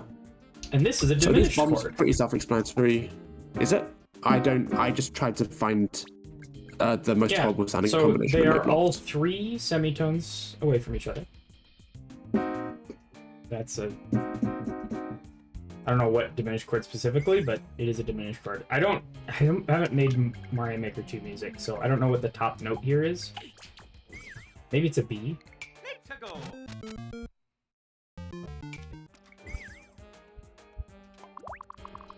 Oh, you know, this will just do it.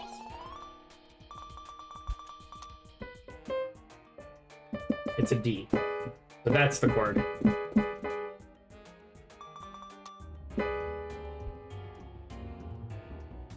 An augmented chord would be if these had... So you would move this.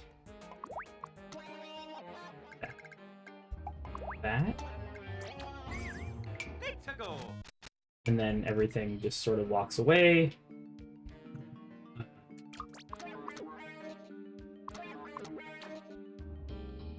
Is that it? Yeah, that'll work.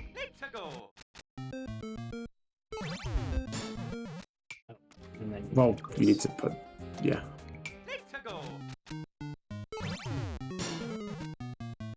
I don't know. I like the diminished better. It's kind of hard to tell with this patch. The diminished is a much better like sting. Augmented to me is a very sort of floaty chord, sort of a I don't know, glassy almost. Accidental music theory wins. Anyway, I teach music theory is what I've been doing recently. So this is all kind of the stuff that. Yeah, one last thing I want to talk about. Can you go into music, sound effects mode? Something that was very fortuitous is, see that silent sound effect there? So I wanted the game music to stop whilst the hello and then the bonk was happening. And I found that if you put a silent sound effect there, you can't activate it normally by just jumping into the slope. But if you got shoved into the slope and then pushed to the side by the launcher going up, then it activates it. So you can demonstrate that impact yourself. Yeah, so... Oh, you need to jump into the very corner. I think it also doesn't work if you're SME2 guy. Okay, but there is a normal Mario here, so you could get that to activate. You could get it to activate, but if specifically small Mario jumping into that corner isn't gonna be likely to happen. Yeah. Cool. I think that's everything here, and the one ways are just kind of to keep the clown car in. It doesn't really matter if it can bounce afterwards, because afterwards both players are dead. The flying machine crushes it anyway, I think. And the flying machine crushes it, yeah. Cool. So that's that. Then we go let's through reload the level. Yeah. Because there's a bunch of stuff that got deleted. Okay, I think we should be done with this level in like 15 minutes. The next 2 rooms are pretty simple. Okay, so you go through the key door and then you're here, right? Yes, this room there is no off-screen setup. And one player gets a mushroom and the other is in a bubble because they died in the previous room, right? If you go through a door or a pipe when you're in a bubble, you just come through the door. Okay, so one player gets the mushroom, that's right, and the other doesn't have the mushroom. Yes, they do get iframes though. But Not that makes a then difference. they immediately die because of this? No. Okay. Why did I think there was a bubble? STEVO.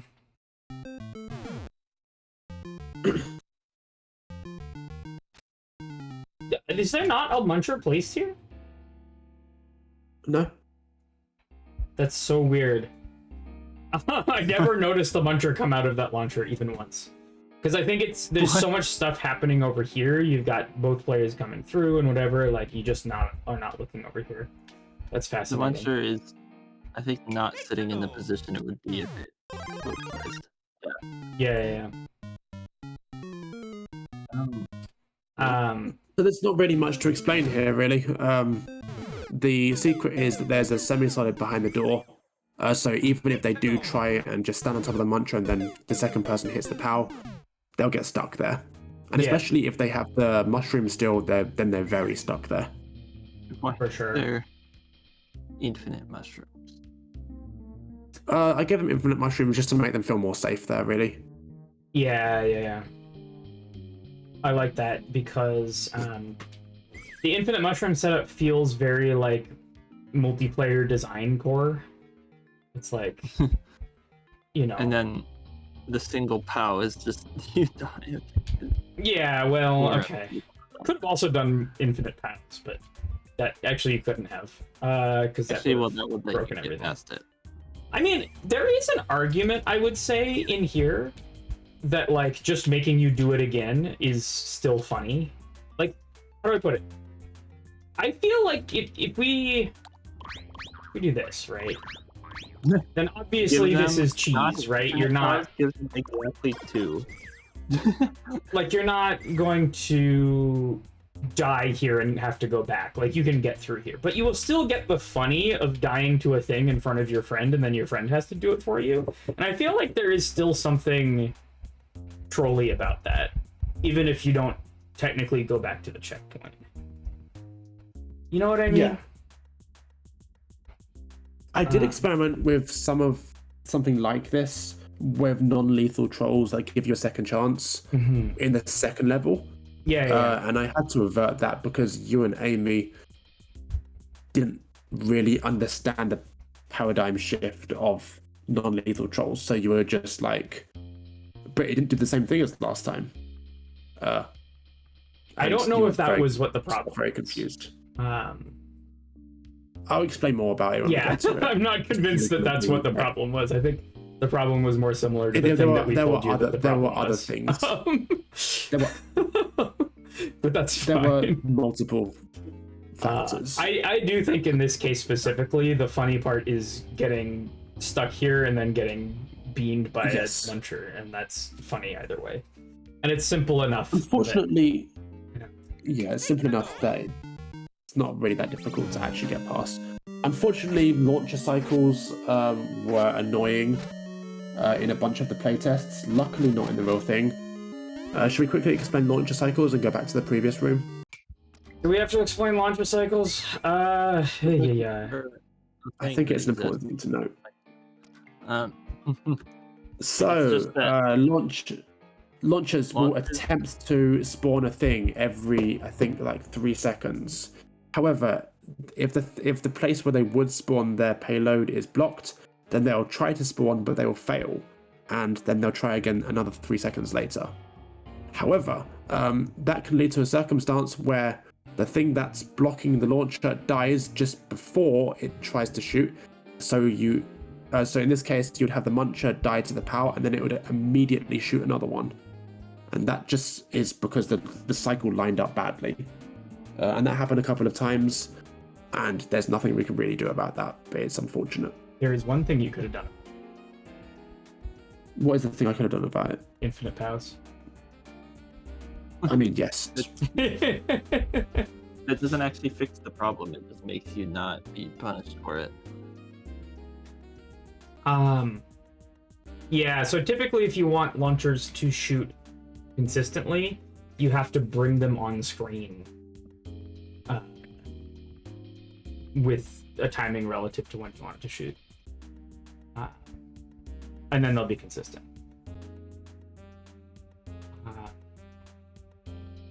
But if the launcher is just blocked, then it may be... It's a little unpredictable when it shoots compared to when it gets unblocked. Element says he is also 1x1 in real life, but 2x2 in the editor. Sure, man. Okay. That's launcher cycles. They're annoying. I hate them. Somehow the Ellen being short jokes have like percolated into the mainstream. I've been playing so much you Link's got Awakening that Lol. I've tried to do a spin attack here. Anyway. That's not a power that Mario Maker 2 Link has.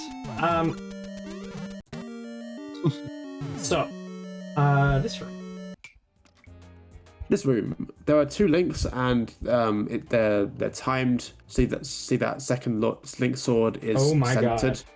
Yeah, and then there's a one-way it's hidden really not that behind here complicated. to Yeah. separate the players.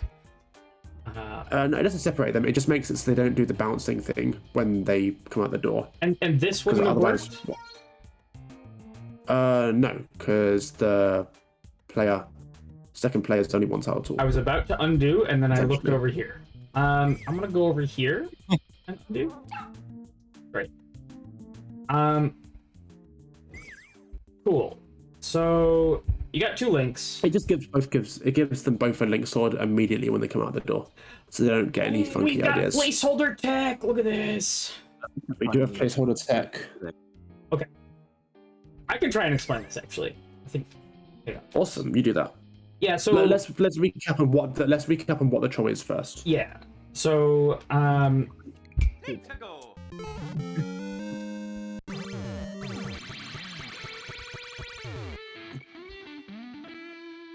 I guess that's what the troll is. It just magically switches, and you can't ever get over to the left because. Okay. I think this is detecting the player position, right? It's detecting the screen position. This seems like Yeah, so it's detecting screen scroll. So, okay, there's a lot of placeholder tech here, right? This is a switch insurer, so this just makes sure we're in blue state. And that loads Yes. instantly, right? If you're on this scroll stop. It does. Yeah, so that just makes sure we're in blue state here. This little thing is a screen scroll detector, and in single player troll levels, this is extremely useful for detecting player position, because you're detecting it by proxy with the camera. When this scrolls in, and it doesn't obviously it never scrolls in horizontally, but when you scroll down far enough here, this will stop being a placeholder because the scroll stop is, you've got a cheeky slope hidden in here, right? There it is. Right there. Yeah, I do. So the scroll stop is here. Because the slope prevents any of this other stuff from being a scroll stop. So the screen is locked here. The screen is locked here. Which means that this is technically in spawning range, but it's too far down to unplaceholder. So it will be a placeholder, and placeholder 1-ups do not move around. As soon as the screen scrolls down, though, it starts moving like a 1-up. And when it moves, it's going to hit this note block. This note block is going to push the muncher left, which is going to push this through. So there's a lot of like signal transfer here, just to make it fast. If we didn't care about it being fast, we could just make the launcher taller and put a note block here, kind of deal. We want it to be fast, so using an extra sprite and some space here to kind of transfer that signal instantaneously. So this launcher gets pushed through this guy and pushes the spike ball over. Now you might be asking, what? Isn't this spike ball just immediately die, right? Like you start playing and it immediately dies, right? This spike ball is also a placeholder because it's on a blue platform. And this one is far enough away. So the third tile beyond the scroll stop is interesting because this actually won't deplaceholder sprites. So this loads as a placeholder and it stays as a placeholder. And it's just going to get pushed right into the on-off switch. And now there is a placeholder spike ball, which has a block-hitting hitbox overlapping the on and off switch, and the on and off switch will just flip every frame, or as fast as it's allowed to, forever. And that's it. So as soon as one player is low enough here, you just get infinite toggling on-off switch, and that's the troll. Did I do that right? That is exactly correct. Is that the only way to make spike balls not global? Typically, spike balls are not global, in general. Yeah, globalness is nothing to do with this. Yeah, I think you need placeholders. Placeholders, yeah. Finally, a simple setup. True. This is actually very simple, and everything here is very well justified, right? This has to be close enough here, but then this has to be out, so you use this sort of thing to speed it up. Makes a lot of sense to me. And it's probably the same way that I would do it if I had to do this kind of deal. Yes, let's talk about the scroll stop next to the flag now. Yeah, so scroll stop behind, typically you can't do a scroll stop behind the goal because the goal ground doesn't count for scroll stop for whatever reason. But what Marble has done here is put an offset block here. And you notice its nominal position is right here, so it shouldn't contribute to a scroll stop. But checking for scroll stops is interesting because it actually just checks if there is a hard block or a ground block in here. If you ask, is there a hard block or ground block in here, it might look obvious because it looks like there's a ground block, but again, that's the ending ground, so it doesn't count. Those ground blocks are fake. But this ground block is partially in here, so it does count. It checks if there is a hard block or a ground block, but it also checks if there is not other kinds of block. That's not relevant here, but well, kind of. That has to get its into placement order, and things spawn blocking blocks. Various things. But what that means is that if you had like every 2x2 with a block in the middle of it, and they just had massive gaps in between, that would still be a scroll stop, because technically every single block has at least part of a hard block in it, which is kind of fun. So this is how you get a scroll stop behind the goal, and it's kind of cool. Yeah, and the purpose of that is just so that we can have the goal on the very far right of the room. Yeah.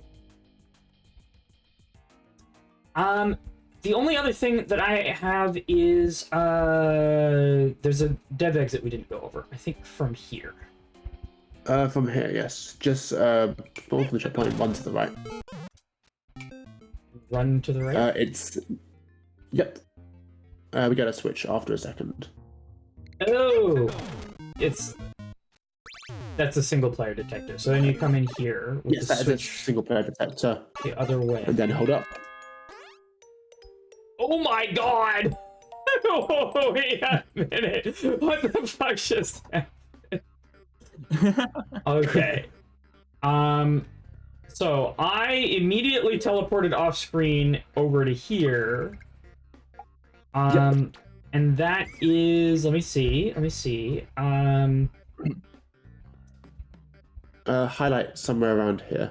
Oh, there's just a POW. There you go. Yeah, okay. So there's this wing POW, and the reason that this doesn't work in multiplayer is it would be in the opposite switch state, and there isn't... These switch blocks aren't there to target your teleport. It would still crush you though, and so the way I'm preventing that from happening is you see the spike ball Sorry, that's not very helpful. On the blue platform, there's a spike ball. This guy. Ooh. That guy. That kills the POW. Oh my god. Okay. And then the claw that it's in is here. Yeah. That. Yes. So if so we you do are get in... a POW going off immediately as when you enter this room. You do, yes. In multiplayer. And you can even hear it, but you just don't notice. But it's also a contraption hit POW because it's a spike ball over here, so its radius is like this area. And as long as you don't get here on the same life as everything else, which everything would have respawned anyway. Yes. So it doesn't matter that it kills stuff over here. Also, the stuff over here isn't loaded. Also true. And the reason that this spike ball exists is because of an assisted load from this platform. Okay, we're starting to get it. Cool. Beautiful. And then that just immediately wins the level because you just teleport to if the you're door. here. And the reason you teleport to the door. Yeah, if you're here, you're in single player. You got a switch, you go in here, you immediately teleport, and you hold up, you go in a door. And then you're at the end. Yeah, it's a very fast way to check that one. Cool. That's fun. Do you want to explain how the teleport works? That is a claw teleport, and we have a whole video on it. So go watch the video. Yes. The basic teleport that you actually explained in the video. Yeah. Awesome. Is that offset block to make the okay, scroll stop with the conveyor? Oh, right, yeah, actually, can you go back into the level? That's a good one, actually. Was there a conveyor stuck in a scroll stop? Subord, please.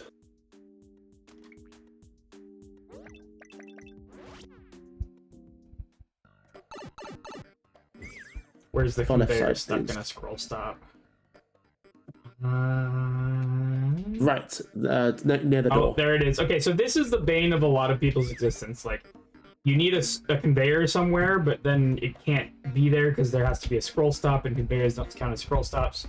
This offset block makes this continue to be a scroll stop, even though it kind of doesn't exist. The way this works is, as Janine was saying earlier, the way the game checks for a scroll stop is it looks at every tile along the scroll stop and checks whether it has a ground block or hard block in it. And the tile where the conveyor is, it does indeed also have a ground block, a hard block in it. It's this offset one. And Yeah. that means it can be a valid scroll stop.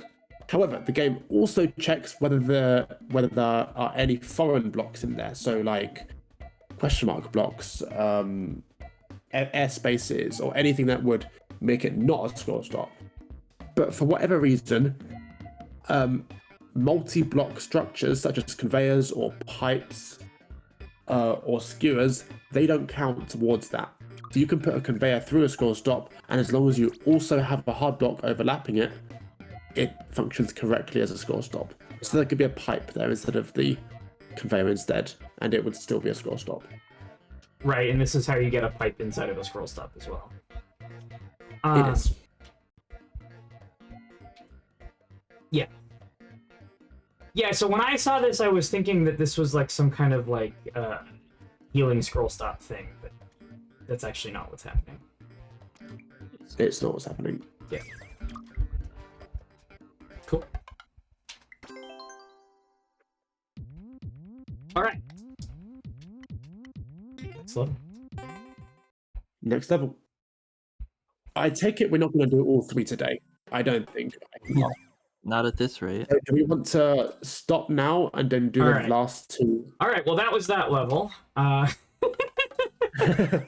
You get all Actually, this, right? Yeah. This is just. Did anyone want to ask questions about the first level? Now is a good chance. It is your last chance. There's a lot of stuff. I mean, how do I put it? it takes that long because it is that long of a thing to explain to beginning creators how to make a level like that, right? Like, if you cover every single thing, That's it's just going it. to take that long. what happened to the clown car setup in the first version, or in the version I played? Says Lauren at the beginning tutorial section. Oh, yeah. It just got cut for time because the tutorial section, we were just trying to teach the players what we needed to teach them, and that wasn't something that came up later. There was originally another tutorial section which taught you about how clown cars aggro. Vega says, how and many it was actually pills? And I really- have no idea what you mean by that. Okay, sure. You missed a bit was answered earlier, and it isn't exactly about this level, but is there a simple method of detecting local versus online multiplayer modes? The answer is probably, but I don't know off the top of my head because that's not really something I was considering. My guess Realistically, is I that should have considered. the progressive power-up thing does that. I'm pretty sure in online multiplayer you would get 2 of the smaller.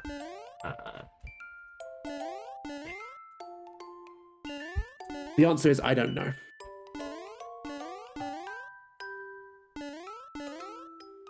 I could be wrong though. Although, to be honest, it is something we should have checked for because people are going to try and play these levels in online multiplayer, and we should tell them no. Online has the power-ups respawn over time as well.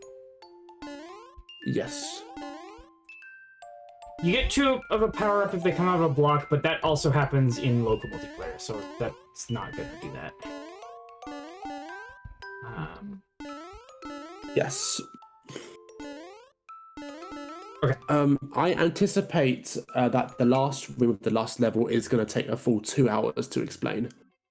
But the rest of this last level is going to be a bit quicker because most of the stuff in that level is actually quite simple. Apart from that last room. Yeah. This level is pretty complex throughout. Yeah. Not the first room.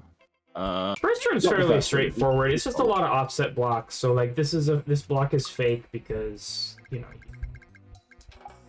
It's etc. offset, goes in the ground. Yeah, they intersect the ground, which means the ground blocks destroy their hitbox, which means the wall is rendered, but it isn't actually real. This stuff is going to be for teleporting setups later. Fairly sure. Yep. Wasn't the offset bit? Yeah. This setup was a huge issue. I seem to remember. Psychologically. Yeah, This setup was and continues to it's be still just like it still doesn't really work. Yeah.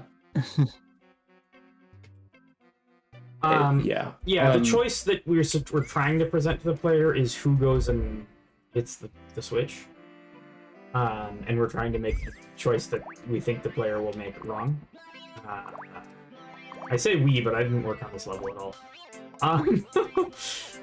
But it was just kind of like, it kind of left players with a stuff happened vibe, which is not Stuff really happened what you're... can't get through now. Yay. Yeah.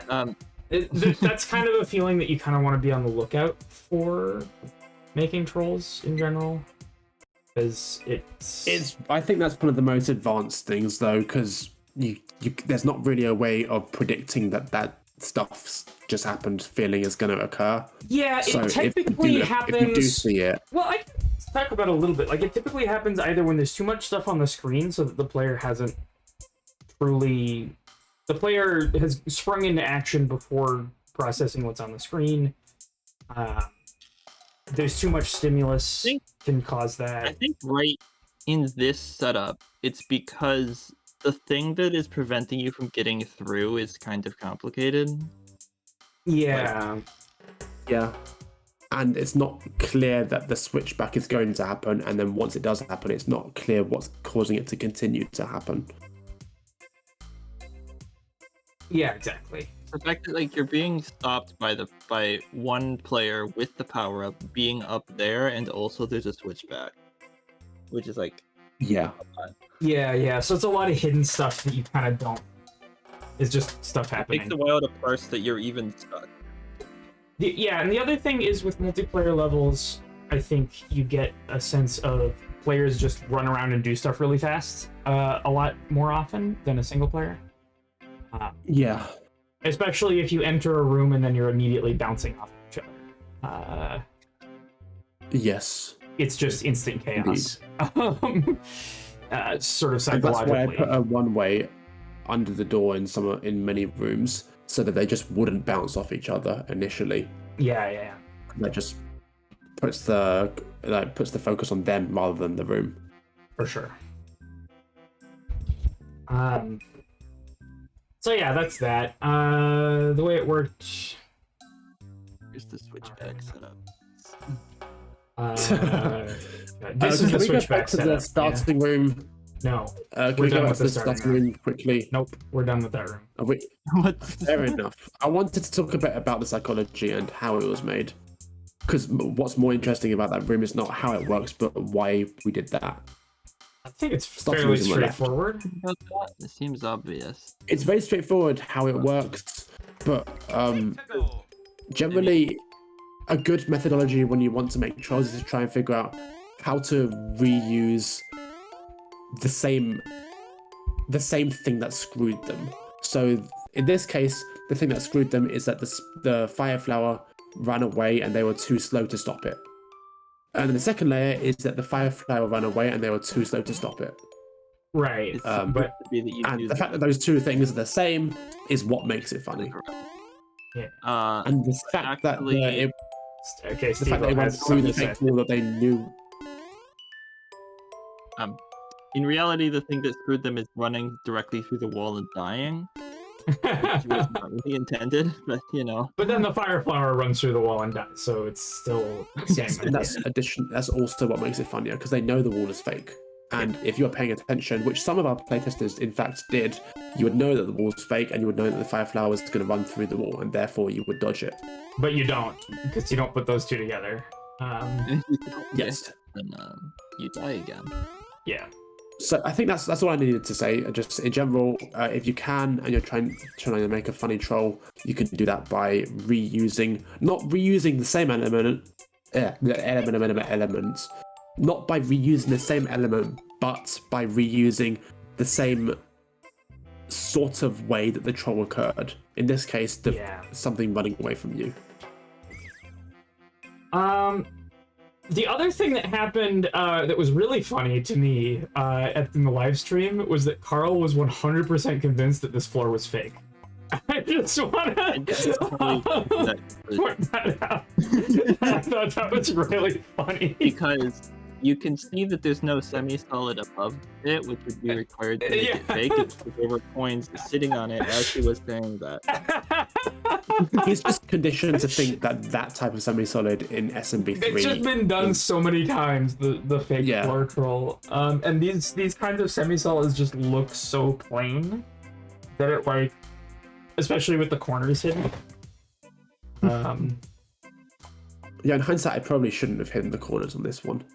Yeah, doing this would have maybe helped that, but like, well, as it is, I think it was really funny. So whatever.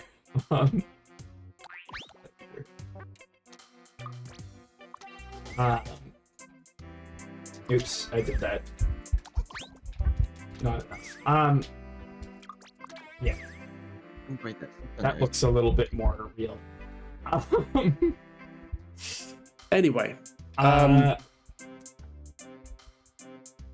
So let's talk about how this room came into being. The first troll didn't really work, and we've already talked about that. The second troll is a multi-layered. This went perfectly, and everything works.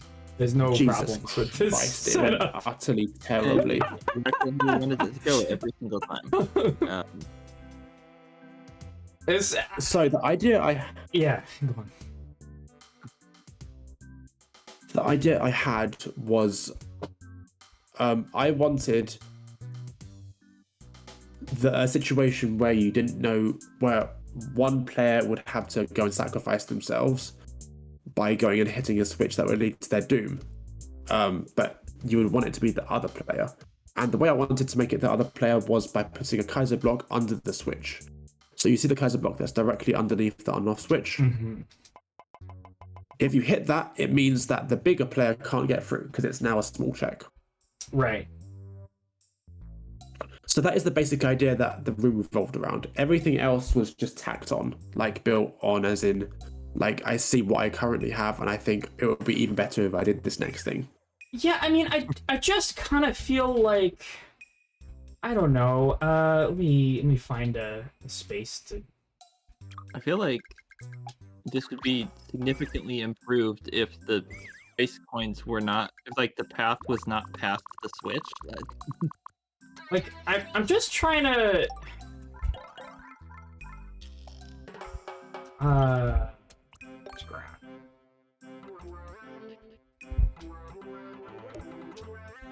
what am I doing?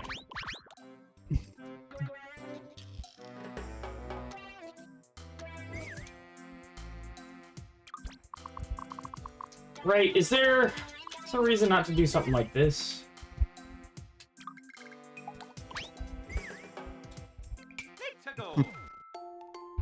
You know what I'm saying? Like, if you prime the small player to be going first, which I understand it's the big player is going first in the other one, but like, if the big player is behind, this is funny. Well, what I replied to with that for that is that I was making on this on my own, and usually when I'm building with you two, it's STEVO that tells me, why are you doing this overcomplicated thing? Please stop and try something better, and here is the better thing that we're going to do right now. STEVO was not there to tell me that, so I just rolled with the more complicated idea, and that's what happens when I do that. Okay. You kept adding things. I kept adding things rather than taking them away to be smarter. Yeah. This is a fun one, though. Local multiplayer fun.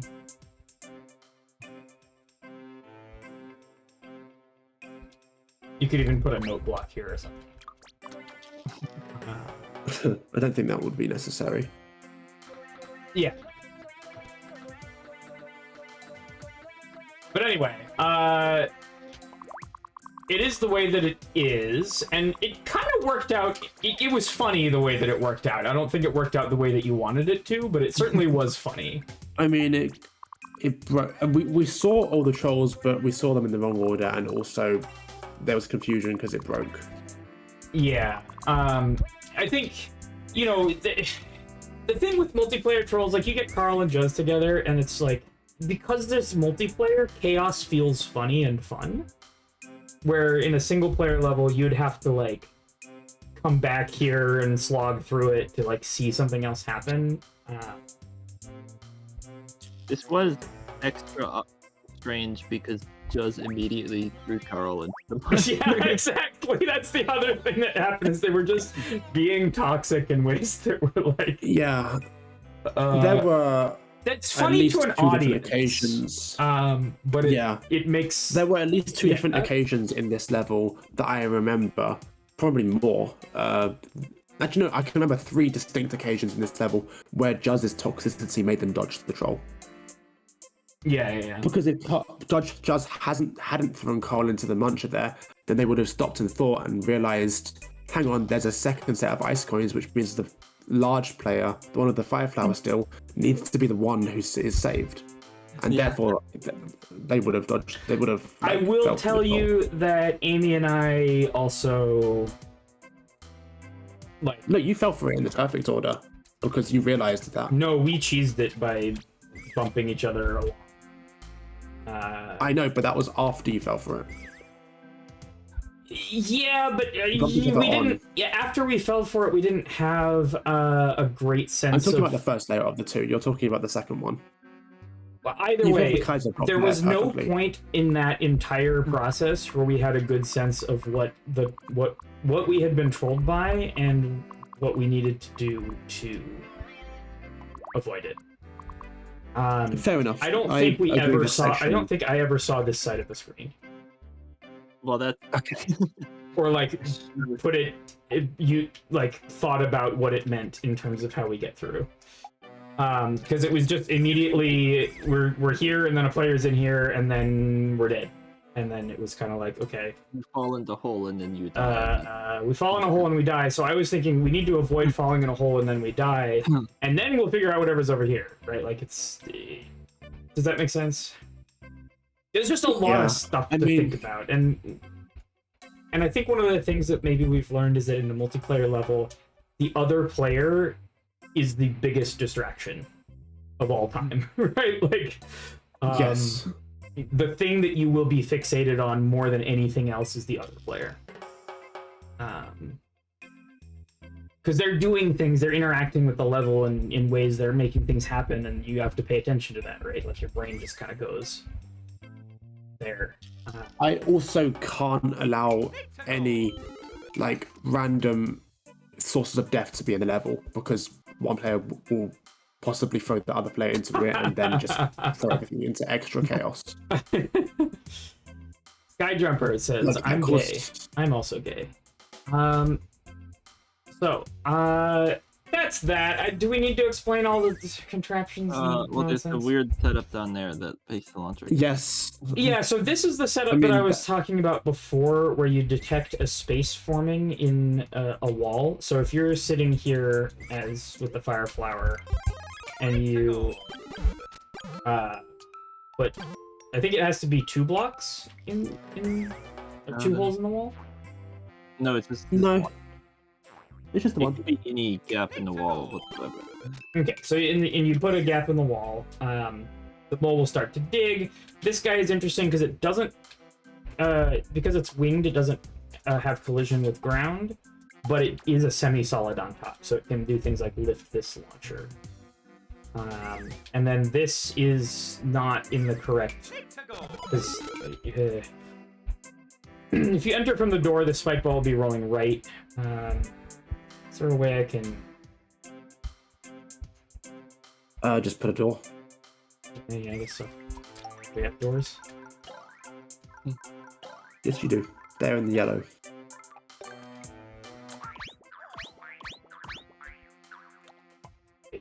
Hate this game sometimes. And I can't multi-select it down or I'll delete the entire semi-solid.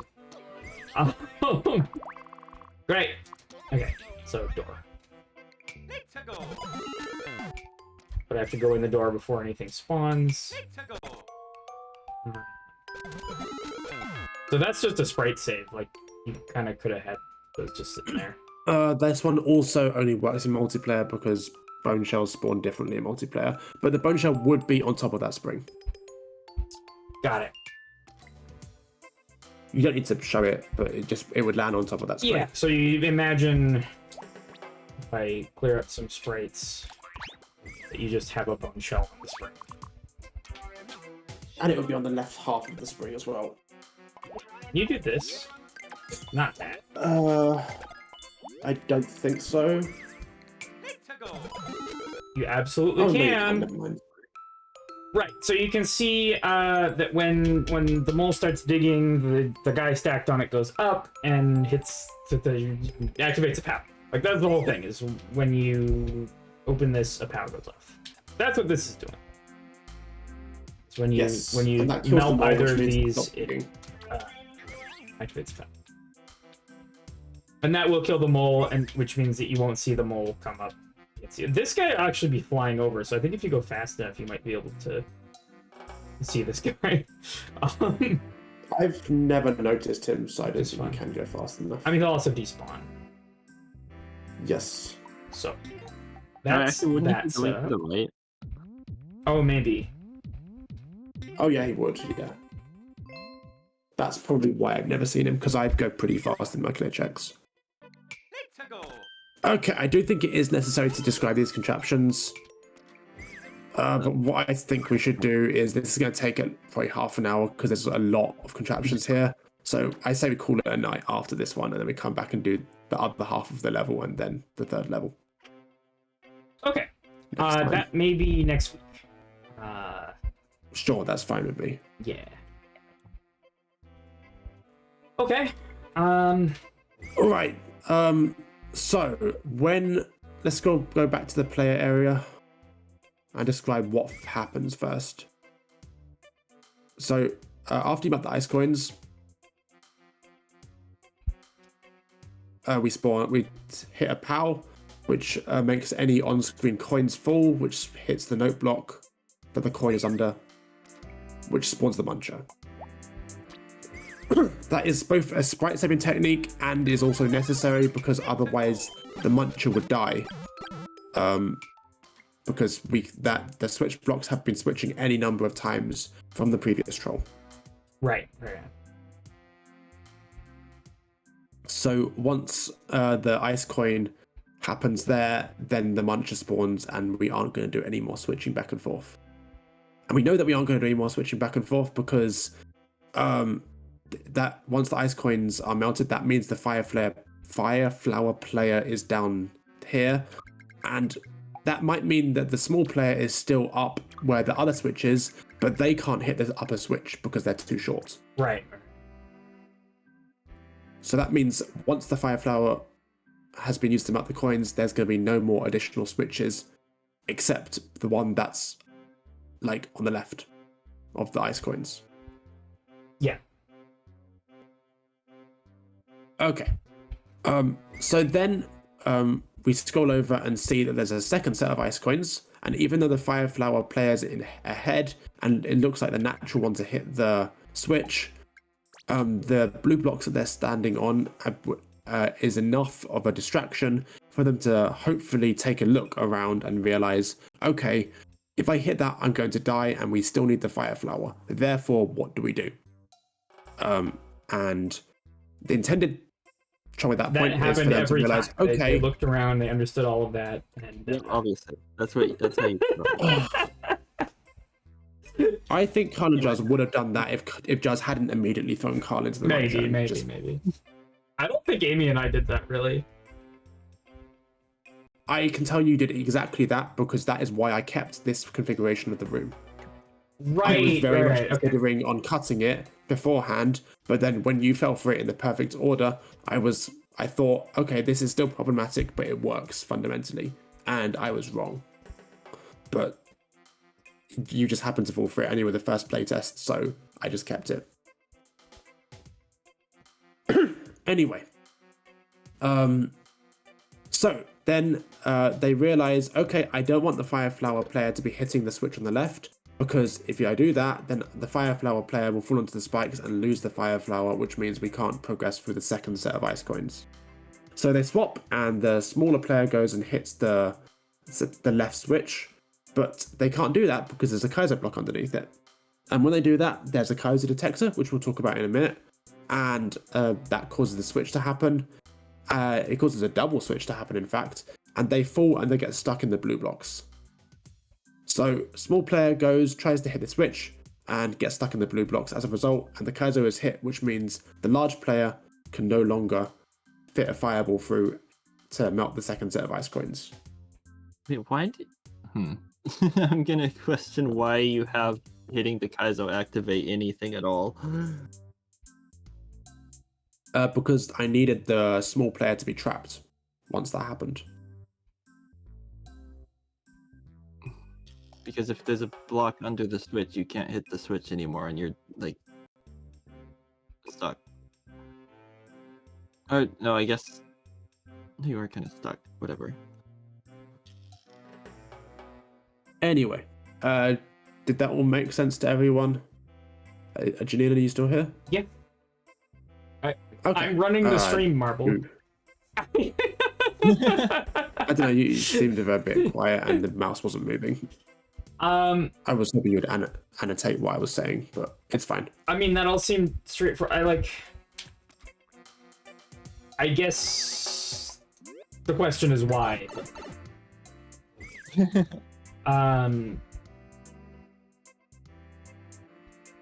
Yeah. This is the case so where the small marbling a room didn't really work the out. small player hits this. Because if you hit that And then there's a Kaizo double block, switch. nothing happened, you are just screwed. Yes. Exactly as much as you would be if the contraption went off. Yeah. But with the small player trapped, it leaves only the big player to do stuff, and then that simplifies the situation a lot, which makes it funnier, I think, that you're trapped. That With complicates the situation. with the means. Whatever.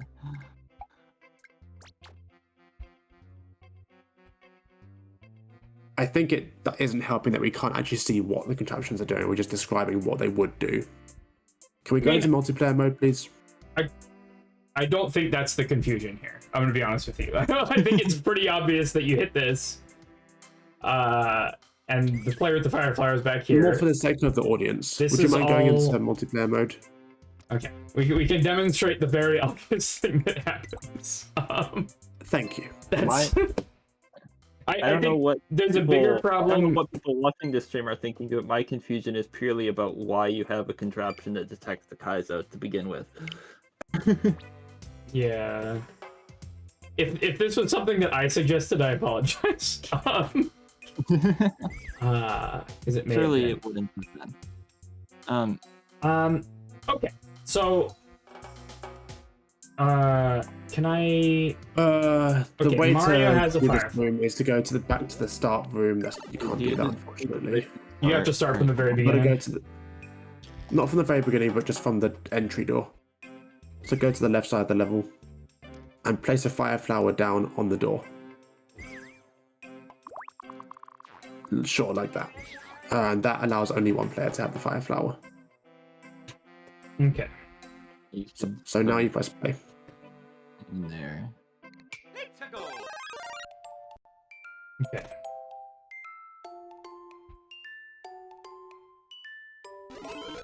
Okay. Then so the large player goes there. Luigi jumps on Mario. Mario.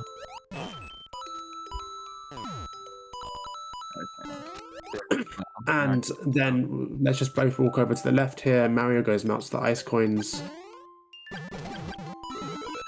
So that Okay. swans the munch. And then, so if we pause here, just Assume take a Luigi. beat. This is the situation in which I want them to realize, okay, there are some very scary looking blue blocks there, and as I walk over, it reveals the ice coins. Therefore, Mario takes a beat and realizes, okay, Luigi should be the one who sacrifices himself. So Luigi then goes and sacrifices himself. Wait, hold on. I just stop for a moment right now. Imagine what happens Yes. if nothing hit him. You would hit that switch, creating a pit in the floor, and it is impossible. Like, Yeah, I'm not sure what the Yeah, theory is and- here. Like, if because imagine that everything was as it seemed. hidden on the screen, you are just screwed. It is impossible. Yeah. Because whoever hits that switch is falling in the hole, but then the other player is also falling in the hole because there's just a hole now and you're dead. I think the original theory crafting that I was doing with this room is that it was going to be themed around there being a double switch active for the whole thing. So in my maker brain, the player already knew that they was going to switch back. But obviously in hindsight, that's really stupid. So it's just a case of me Yeah, that would have needed to assigning be intentions to the room. Yeah, obviously. It was a way case more of me clearly assigning established. intentions to the room, but forgetting to like actually enforce them. Yeah. Yeah, okay. So we assume Luigi goes over here and hits that. Yes. And then Luigi gets stuck there.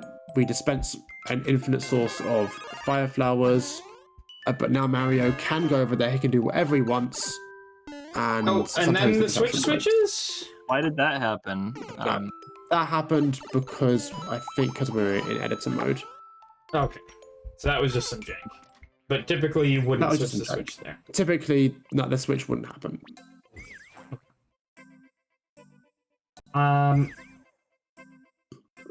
Yeah, And I then- think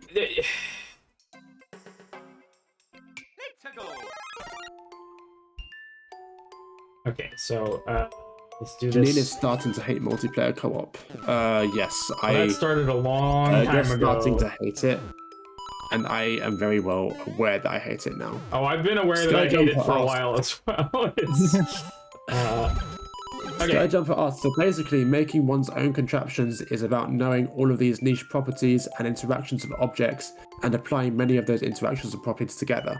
That is precisely correct. So the other thing that happened a lot is, for whatever reason, the Fire Flower player would duck jump here. I think Carl and Joe did that. I don't know why they would do that. At one point. Yeah, they did that once. I And that's think how Amy they and I actually did fell that for as the well. troll.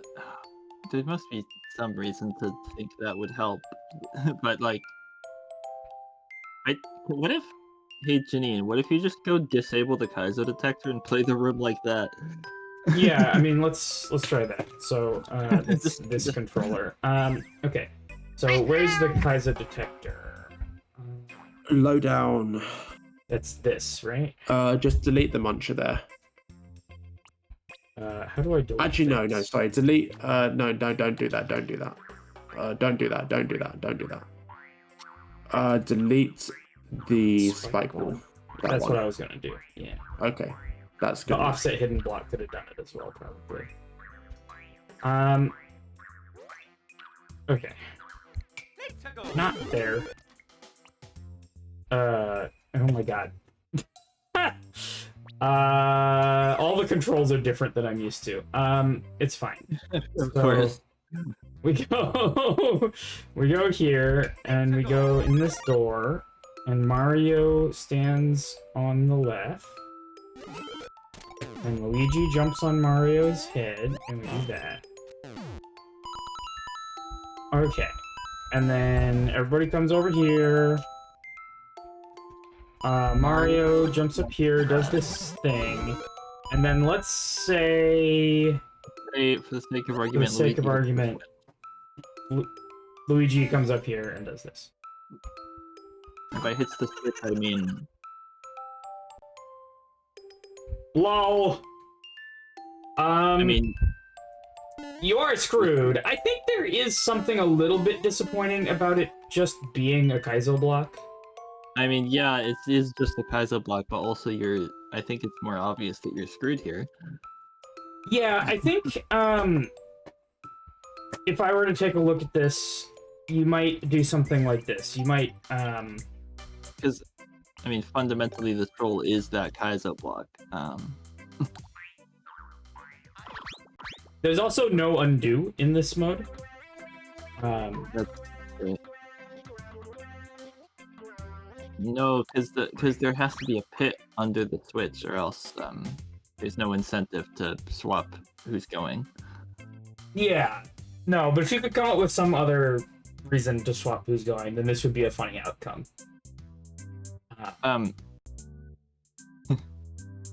Well, what I said is the path should be elsewhere. Anyway, we're not doing this. Anyway.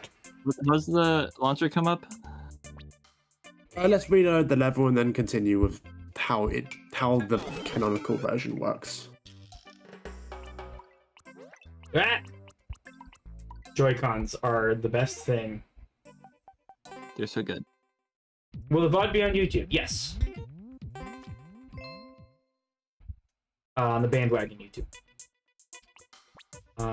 Okay, I've reloaded the level. I'm moving the fire flower here. Okay. Yes. Okay, what do you want me to do? Let's go demonstrate the second layer troll where the fire flower player does hit the switch.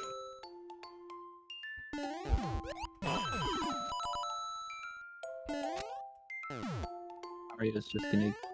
Oh wait, other way around.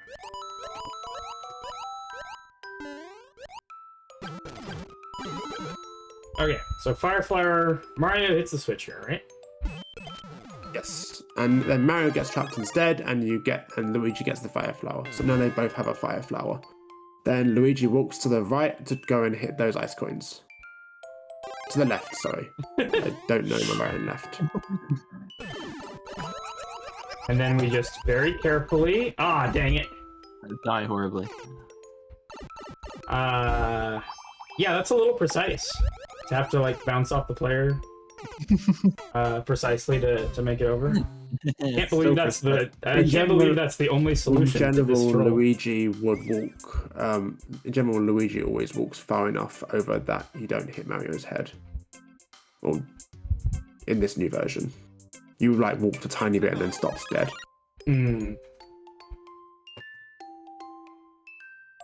Okay. Right, it's the other way around. Wait. And then the real solution, and not my tongue-in-cheek cheese thing, which Amy and I did accidentally, is just... Mario goes hits and the We do on-off this. switch. Wait, And then You you do do the that. fire flower from up here. Yes. And then it doesn't matter, you can deboost whatever. Yes. Awesome. Cool. And there's some So- very complicated contraptions that make that work, and unless there's anything Yes. unique in here, I don't think we need to go over it. There are several things that are Yeah, unique okay. in here. Okay. what is that thing on the right? Okay. So let's describe what actually happened in the troll there and what the contraptions have to do with that. So after you hit the Kaizo, there was a double switch. And This is the double switch. We have a spike ball. yes, A spike ball I'm placeholder. trying to remember. When did the Yeah, so the spike ball placeholder is Oh, right, pushed into okay, this yes. red block. When it becomes solid, it can't break, so it clips into the note block, into the on-off, and then back to here. I think is what's happening. No, there's no point trying to sight read this because there's actually 3 contraptions here and they're all kind of overlapping. All right. I'm just going to try and save you some time here. So, what happens, I just remembered, is when you hit the Kaizo, we do a double switch, then we hit the seesaw, which pushes that launcher up, which dispenses infinite fire flowers there. Yep. And then we disable the contraption that does the switch back, so all future switches will be a single switch. That's surprising, because you'd expect there to be a switchback. Sorry, That is so they don't I'm get being trapped when- obnoxious. Sorry. I just started ignoring you. I just completely It's blinked from that one. Reasonable. And yeah, Okay, so the you switch described back what gets to happens many, many times. Let's not describe what happens anymore. Let's talk about the contraptions. Maybe? stay- Okay. Well, every time I describe what happens and then try and describe why that happens, you interrupt me. Okay. We are disabling the switchback after it's gone Awesome. off once over here. So the way that disables the switchback is that happens by the thwomp hitting the seesaw up. So the thwomp hits the seesaw up when that star hits the note block above the thwomp. And that's when the And the POW star goes hits off. the note block above the thwomp is after the POW goes off, which is from that mole and spiked up contraption. The star goes to the space 1 above, and it gets trapped by that blue block. Yeah, so let me Then just... on the next switch, which is the Oh. Fucking sprite limit. Okay. also this entire subworld was some of the most I've ever been constrained by sprites. So everything in that room had a version 1 and then a version 5 where everything was the same contraptions but more efficient.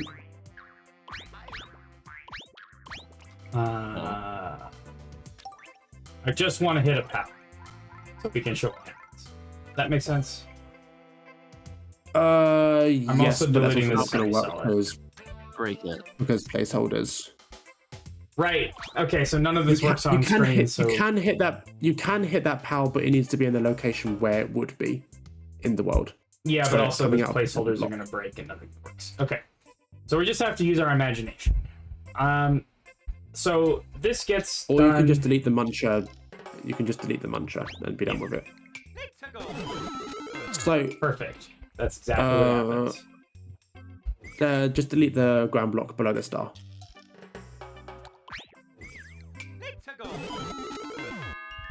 Perfect. Awesome. So on the next switch, that star is going to bounce up. It's going to hit the note block. Actually, you can demonstrate this very easily by just hitting the switch yourself. Which launches that launcher up and also hits the note block that the font bounced on. So This thing. That note block, yes. And that note block pushes the spike ball placeholder downwards through the blue platform, which does a number of things. It disables the switchback, which is the spike ball contraption, and we're going to show that on its own in a second. And it also kills the bomb that's inside that Kaiser block. Or this block here. Yeah, so The Kaiser block. in here you have a wing Kaiser block and a bomb clipped into it. And that is a Kaiser block detector that explodes when you hit a Kaiser block. The reason it's so compact and they're squished together is because I needed to reuse the switch for efficiency. Yeah. Because the Kaiser detector also uses that switch that the switchback detector uses. Makes sense. And interestingly, the bomb going off doesn't affect the placeholder spike blow ball. up the placeholder spike ball. That makes sense. What's up, Nitro 7?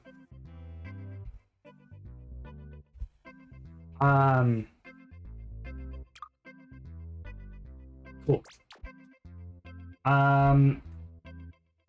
Great. So that disables the thing, and then the thing doesn't go off again. Yes. And the reason we're disabling it is, as I've tried to get to about 3 times now, is because the Kaiser detector doesn't always go off. The Kaiser detector only goes off if the small person hits the Kaiser beneath the switch. So we can scroll over to that again. Okay.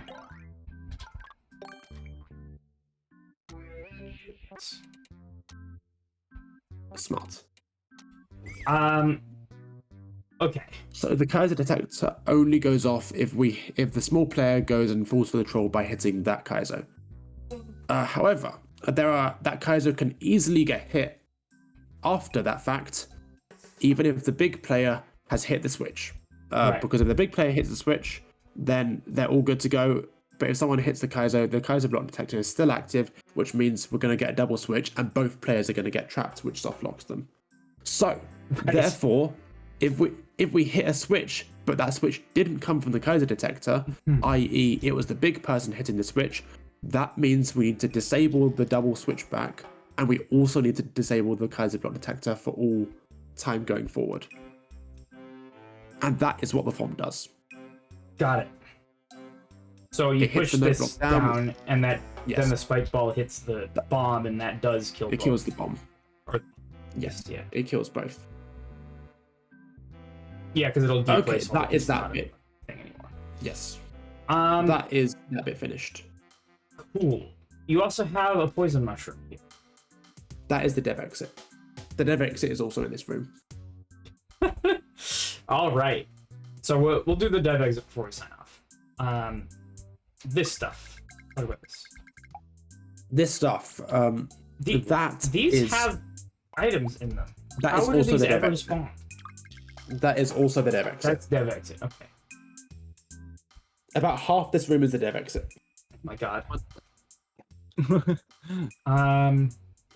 So most of this stuff here is to make that same long-range clown car detector that checks when both people have left the range.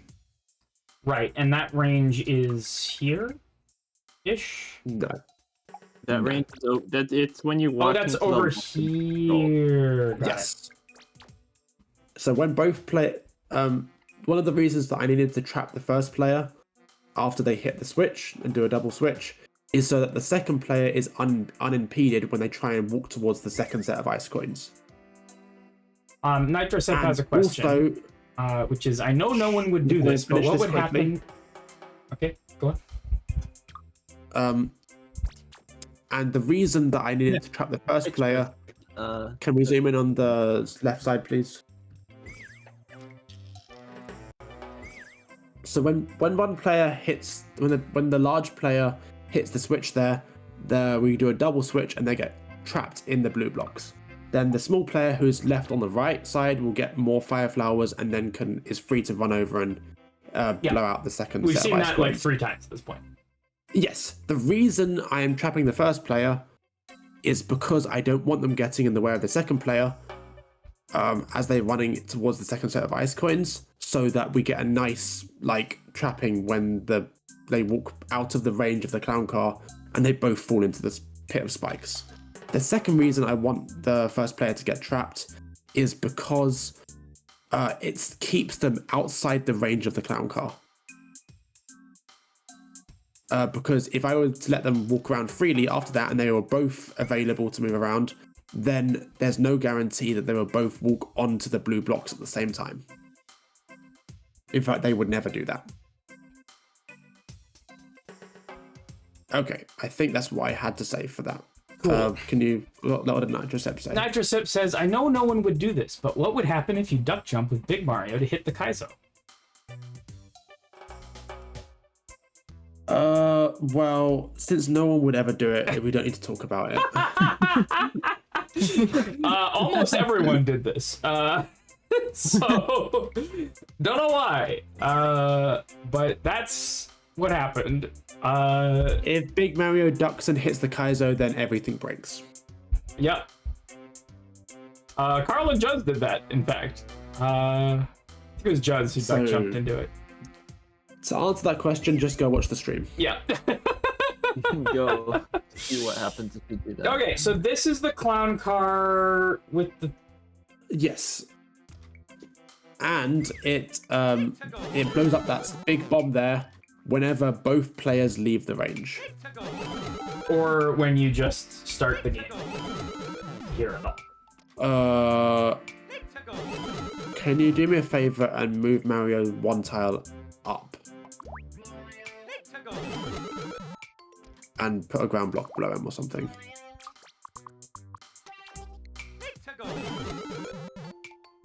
Okay, I got no idea why that's doing that.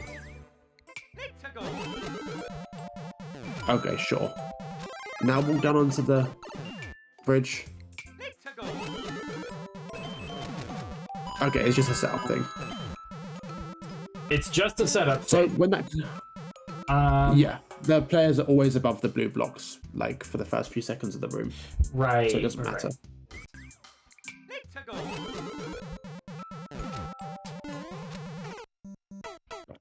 Amazing.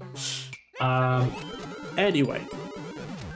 So why do we get an immediate switch as well? Because it's the switchback contraption happening immediately. And this thing just falls immediately. It falls. The launcher falls into the clown car. Yes. This one. Oh. I'm not sure, but that doesn't happen in the real thing. Okay. What is this for? Oh, right. Right, now I know why that's happening. It's because placement order. Oh, no, it's because you're spawning from the editor, sorry. That is solid. So vine blocks respawn after you blow them up and you respawn through a door, right? Mm-hmm. Yes, and that also happens if they've been despawned the first time. So that block only doesn't have a hitbox because it's despawned by the ground. But if you do a door transition or a pipe transition, now it does have a hitbox. So this would be another way to do a checkpoint detector. It would, yes. That's fascinating. Right, so if I come through the door, the launcher just sinks a little bit onto the offset block. Yes. And the reason it's like that is because I want to be able to blow that block up through 2 tiles of ground. Because as I mentioned earlier, I like to have a barrier between the score stop and the players. Like a little buffer zone, because it just makes it feel a bit safer. And it also looks better. Nitrosep says, I can't believe Marble didn't add a duck detector for that specific situation since clown cars are so easy. That would be literally impossible to add a duck detector for that situation. I'm just gonna. Right. Okay. I hate clown cars. They're Yes, I hate clown cars too. They're Anyway, awful. that clown car loses interest and kills the bomb when both players are outside the range. I think that is all you need to know there. Yeah. Like, there's a bunch of other stuff, but everything else there is for the dev exit. all right. Let's do the dev exit. And Let's do the dev exit. Yeah. Yes. So let me Can you reload, Yeah. please? Yes. The dev exit should in fact work in single player mode, which I am happy about. Yes. Okay. Can you? I'm just gonna show you the dev exit. Yeah. So what am I doing? Can you lower the donut and then quickly hit the switch? So, like lower it and then go hit the switch, and you should be able to get the fire flower. Cool. Got it. Awesome. Now go melt the ice coins. Now go take damage twice on the spike down there. Oh, interesting. Okay. Now you are small, and if before going in the door, if we recall, small power a progressive power up always chooses the higher power up if we're in multiplayer. So if there were a This is progressive the power up only and went way into to the get room, a single. this is the only way to get that. Yes, it's the only way to get the smaller version. So now you can go into the door. Great. Now can you just walk to the left side of this room and wait a while? And then the score stop's going to blow up in about 10 seconds. As soon as it does, I want you to walk to the right. Walk or run? To the right and get those power-ups before Bowser Jr. kills you. Now just stay here for until the fire flower runs out. I think you might have fucked it up by just stay still, very still. Okay, and the bomb's gonna blow up in a... No, okay, I think that's long enough. Now, avoiding Bowser Jr.'s fireballs, walk to the where the edge of the semi-solid is. Okay, you're good, because I heard the rotten mushroom. Okay, now that mole's gonna come and you've got to fireball it. So just shoot fireballs to the left and duck under that. Oh Awesome. my Now god. you can just proceed to the left and do the section normally. Well, actually, you can just fireball that and fireball those. That should be fine. Now you can just walk through.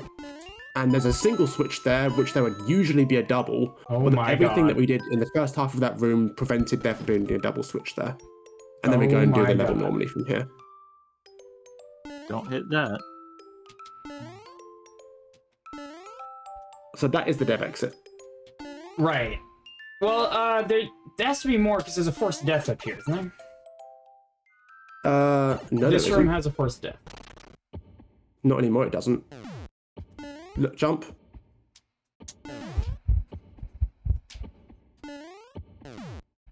Oh my this god. This is Just wonderful. It's much easier if you jump from down there. Oh, you blew Anyway, up there you these go. blocks somehow. Okay. And then this one, you can just do normally. You gotta go to the top. Jump, jump. Then go get the mushroom and go in the pipe.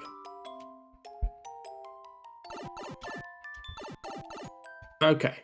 And this one is going to be almost impossible for me to tell you how to do because you need to see the room, but you also need to run immediately when you go through the pipe. you know what thing you could have So done is compared just to made both of these progressive. That would be incredibly funny, and I should have done that. Anyway, so when you come from the other side of the pipe, what you're going to need to do is hold right immediately, and when you hit the ground, you're also going to need to jump immediately because there's a ground block you're going to jump over. Basically, what's happening is there is a falling Kaizo on the far right side of the next Okay, room. we're timing a and you need to Kaizo. make it there. Yes. You just need to make it to the right side of the room as quick as possible. So right, and then jump now. You were slightly too slow because you bonked on that wall, but you would have made it otherwise. And that Kaizo had a power in I it. am going to defend my shell jump. You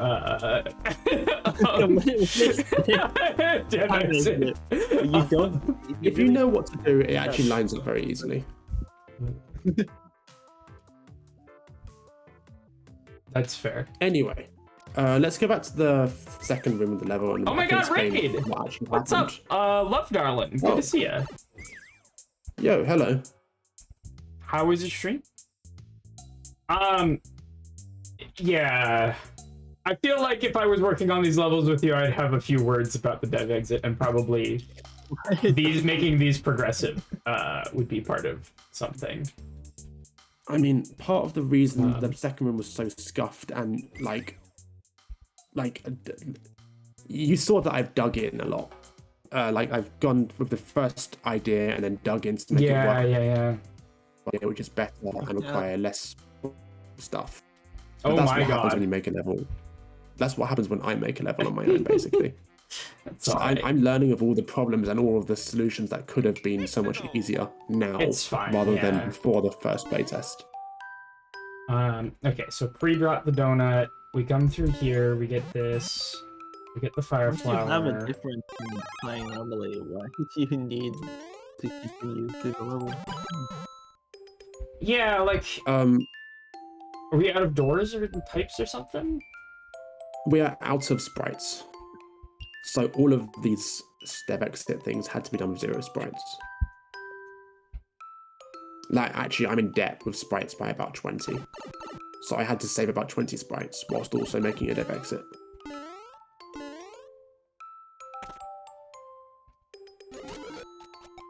Anyway, so what's happening here? Oh, Mama Gooch raid. Oh my God, are you Gooch's mom?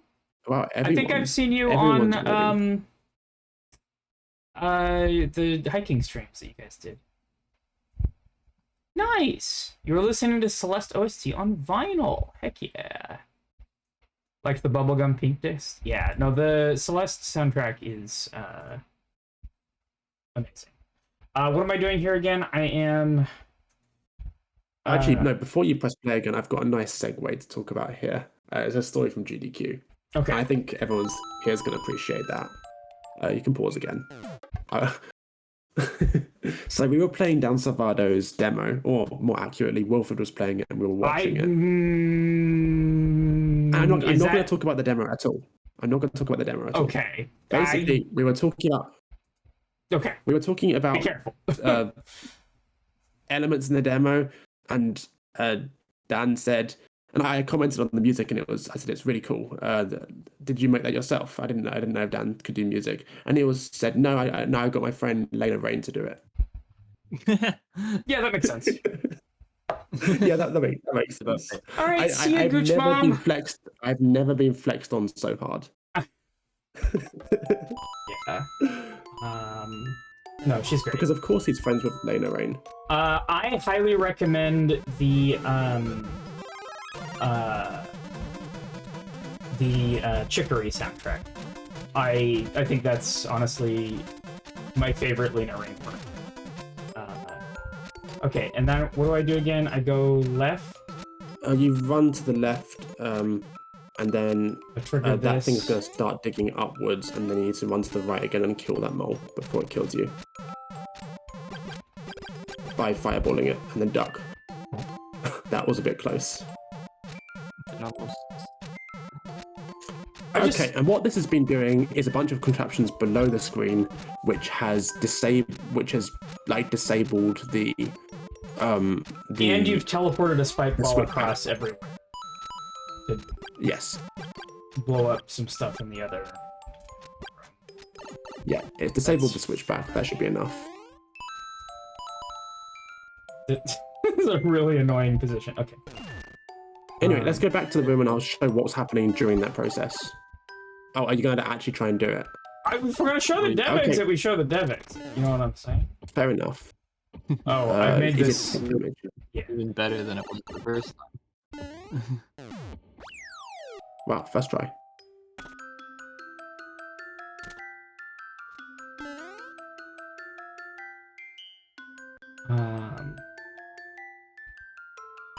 Great.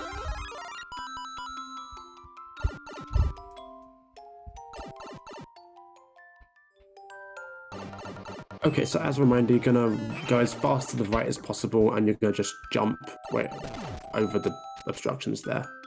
Like that one. Marble, you no longer get to give me shit about my shell jump dev I don't understand. You made me do a shell jump in Mario Maker 2. I'm making you jump over a ground block. What do You're you making mean me do jump a over time ground attack. block? I This is don't like- understand. No, you're just holding right and pressing jump twice. Come on.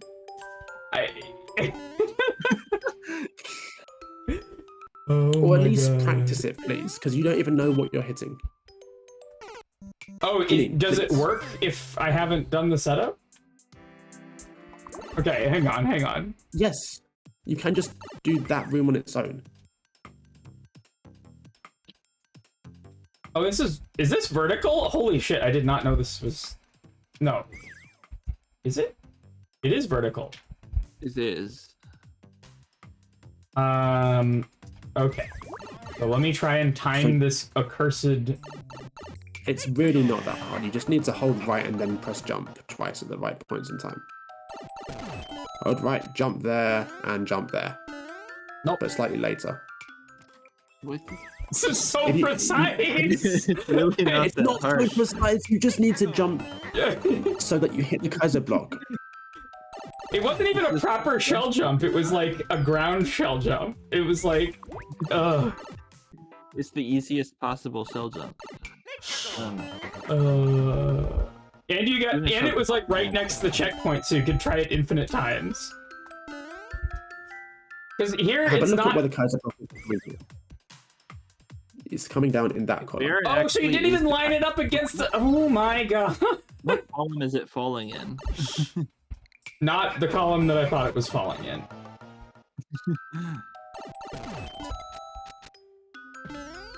It's this column, right?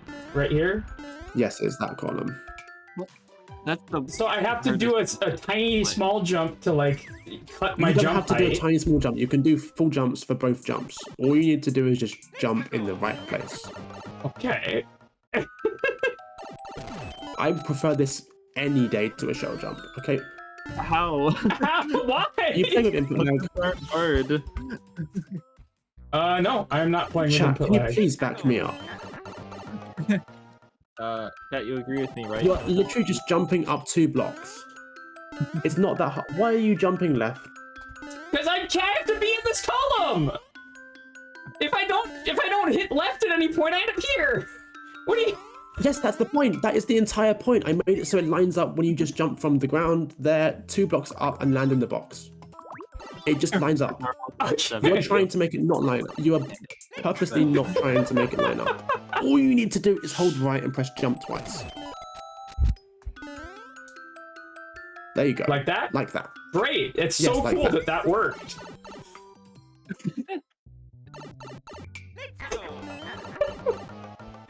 A tiny bit later than that.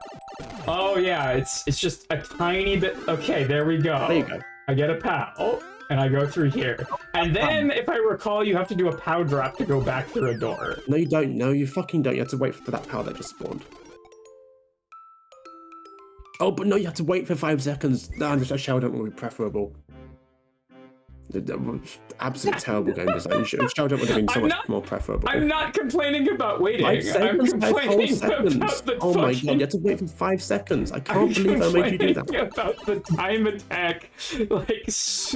Like, the number one thing that I try to avoid in dev exits is falling hidden blocks. Not only do they suck to I do. spent an hour and a half clear checking your stupid fucking level last year. Sounds like a skill Okay. issue. Yes, it was a skill issue, but at least this is easy. Listen, I'm really bad at this game, and I could do the shell jump. It wasn't that hard.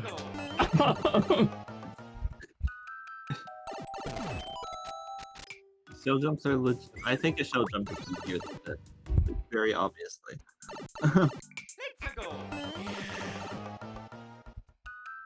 Okay, well then go send me a video of you doing a shell jump. See, you just got it twice in a row. It's I not could that get the difficult. shell jumps twice in a row too. Okay, now Oh, what then do I go do get shell here? jumps twice. No. We're going back to that claim. We're going back to that claim that you just made. I can do 2 shell jumps in a row. You Okay, go so pick I up get that pow, this you go POW. through the door, I go through the door. and then you throw the pow. Great. Then you jump up into the door and go into the next room. Now you're just going to press right and you're going to press run, and then you win the room. Just continue holding right and run. Cool. But That's the a shell bit. jump would have been easier than that as well. No, sorry, I should have made it a shell jump instead. You are so salty. I am fucking so salty.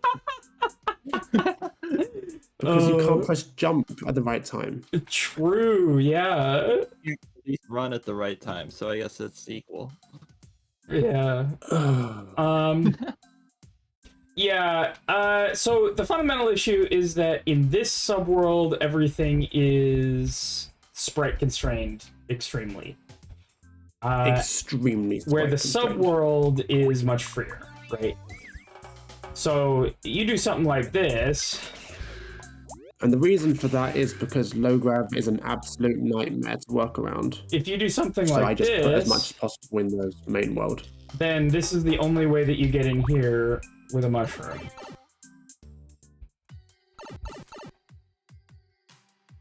I guess you can't but detect I can't that. detect. Yeah.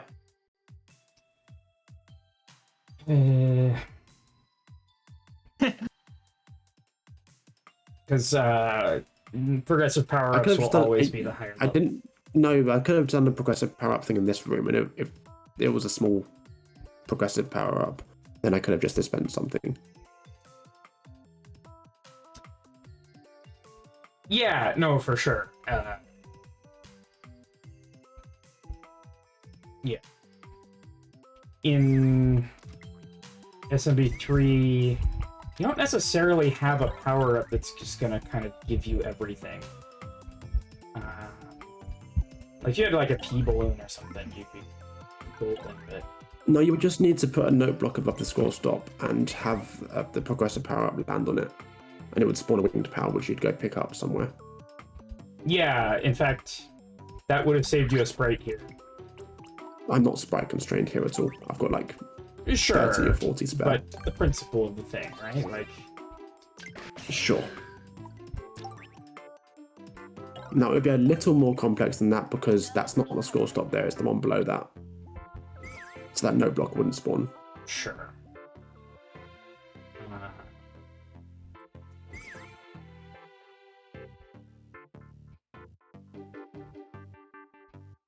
But yeah, there's a number of things you could do with this. Hello? Not today. No. Okay. Okay, would you like to know how that absolute monstrosity in the second room of the level worked in terms of the dev exit, or should we just leave it there? Sure, let's take a look. I don't want to go into too much detail necessarily. I can just give you a high-level overview. It's this thing, right? So this is going to... It's a lot of stuff. Well, we start with but this. what you can do So this is a mushroom, is so it just put yourself in jumps. the wall and press play. And give yourself a shell mitt as well. Oop. Or like a star or something, just so Bowser Jr. isn't going to kill you.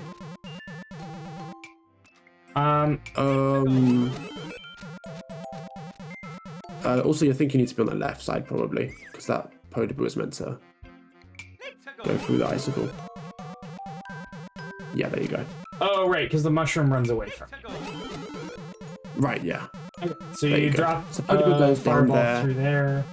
Okay, do you want It to goes down here, lower. melts this Yeah. ice coin. just go lower and we'll see what happens? Yeah, so those two also spawn. That would have happened later though, because the Podoboo, because those note blocks only spawn once the score stop's broken.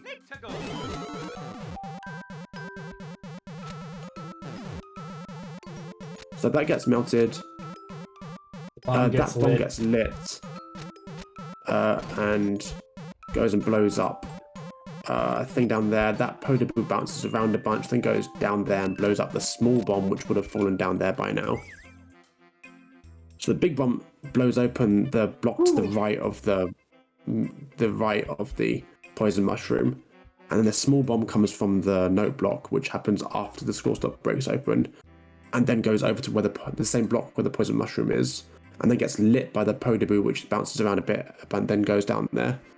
and then that breaks the 2 hard blocks which are to the left of the poison mushroom, which is then free to go and hit that note block, which the thwomp also hits when you go to the left. Is there any world where you could spawn a clown car in here? No. Because that could clip you below the semi here, and then you do arbitrary stuff. How would I spawn a clown car? You need like a spike ball for that, and I've got no way of spawning a spike ball.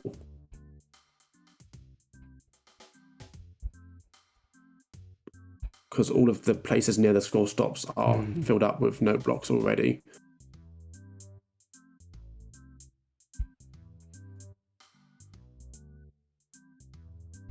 Trust me, I did this for like 6 hours. This is the simplest way. Okay. Holy shit. Last time I looked, it was 3-0 to England. Now it's 4-3 to England.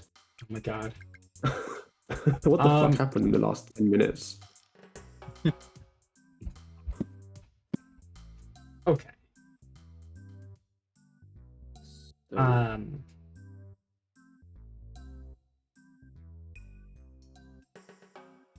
That's a bit complicated for a dev. Anyway, that's it. So the block to the right of the poison mushroom gets blown up by the big bomb, and the 2 blocks to the left of the poison mushroom get blown up by a small bomb which comes from one of the note blocks and then gets lit by the Podaboo. Cool. And I guess you didn't want to have any like hard blocks and all that stuff here. Yeah? Yes. I didn't want to compromise on the aesthetics, so it all happens below the screen.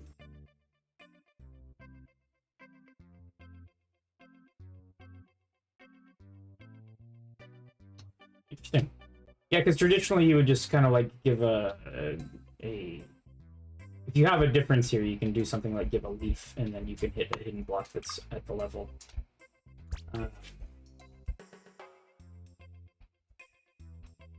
Yeah. The reason I needed to do all of that, though, is to disable the switchback contraption, because otherwise... oh, my voice is really going. Otherwise, you would get trapped in the blue blocks when you go over after fireballing. Right. So I needed to do something to the contraptions to disable that switchback. Mm-hmm.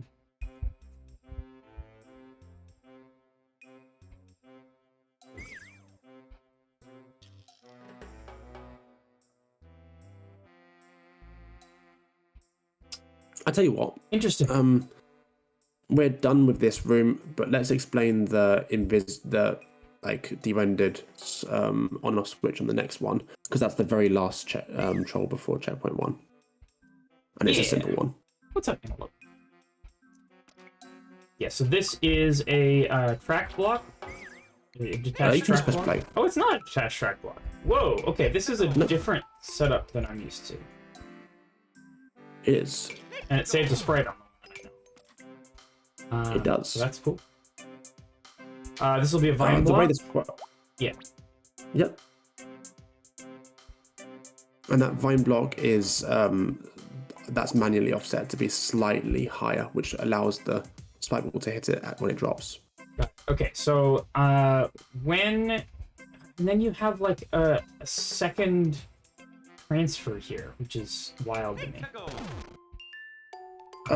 That's actually very simple. Whenever you de-render a block, the block in the bottom left gets de-rendered, and that also de-renders the block in the bottom left of that, and that de-renders the block in the bottom left of that. So you can chain as far as you want diagonally down left. That's wild. Yeah. I guess that's just to not hit the switch. That would That's just so you don't hit the switch with the bomb, yeah. Yeah. Okay, so when a hidden block blows up, or when the hidden block gets hit, it sort of goes into an animation, and if it blows up during that animation, it de-renders the block to its bottom left. Is that... Not strictly true. The being hit animation is what de-renders the switch, but if it finished that animation, then it would be itself rendered. So we explode the hidden block after it gets hit, thereby de-rendering the on-off switch, but before it renders itself.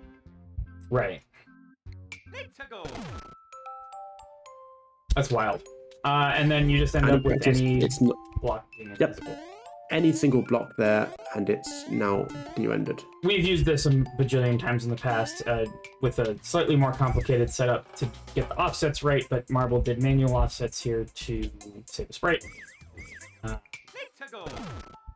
And used an extra layer of transference here to get this one, Yeah, this hard block de-rendering to de-render this one. Yes. Which is just an on-off switch.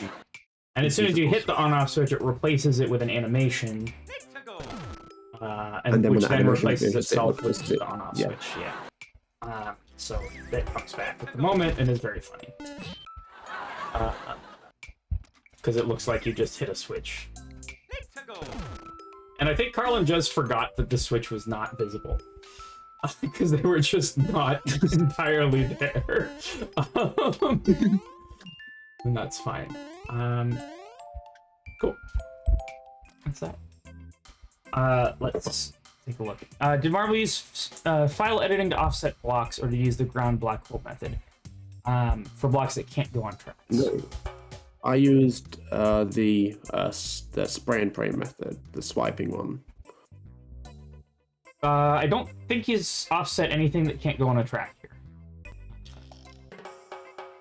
Yes. The black hole method can be used for blocks that can't go on tracks, but in this case, I was just offsetting the Kaiser block there, so I could just use the swiping method, which is neither of the two that you just talked about.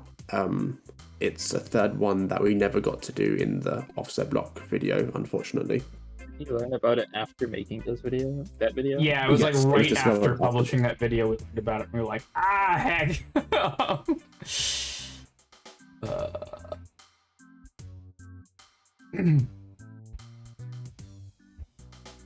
But yeah. Cool. I think we're gonna call it there for today. We'll be back probably same time next week. I do need to check my same time calendar next week. and confirm that, but if you are in the Bandwagon Discord server, exclamation bandwagon for that, then you'll get a notification when we're doing that. We'll do an announcement again. And yeah, anything y'all want to say before we head out?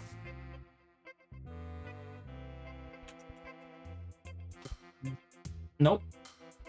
No, guess not. Gotta give him some time. Thank you, Benign. I was trying to go over basically everything, because I know that A, people less familiar are going to be watching because they've come from the GDQ stream, and B, it's just useful to talk about stuff in a basic way so that people can benefit from the knowledge, I guess. Absolutely. All right. Well, with that, I think we're gonna head out. And we'll see you Can I soon. request that you raid Rex Wrath? Sure. Only He's if you come doing- up with a cool raid message. I've got to think of an inside joke that we. Oh crap! I haven't got much time. The world's most unnecessary dev exit. Sure. Where I'm gonna do a forkless or a emoji of your choice. Sure. That was said in chat. It may have been necessary. I'm not willing to say that there was a much easier way to do it. With the exception of the stuff in the subworld, probably didn't need the fallen hidden block. Yeah, you probably didn't need that. But again, I was crunching on these two levels. For sure. And I was going to honestly, get it. you are a beast for having pulled these out by yourself, when most of the people who would normally have been helping out were not able to do anything because we were your playtesters. B Jonas, same time next week. Probably same time next week. I need to check my calendar and make sure that that actually works before I make any actual promises, but we'll try for same time next week. All right. See y'all later. Give our best to Rex, and Yes. See you. see you next week. Bye now.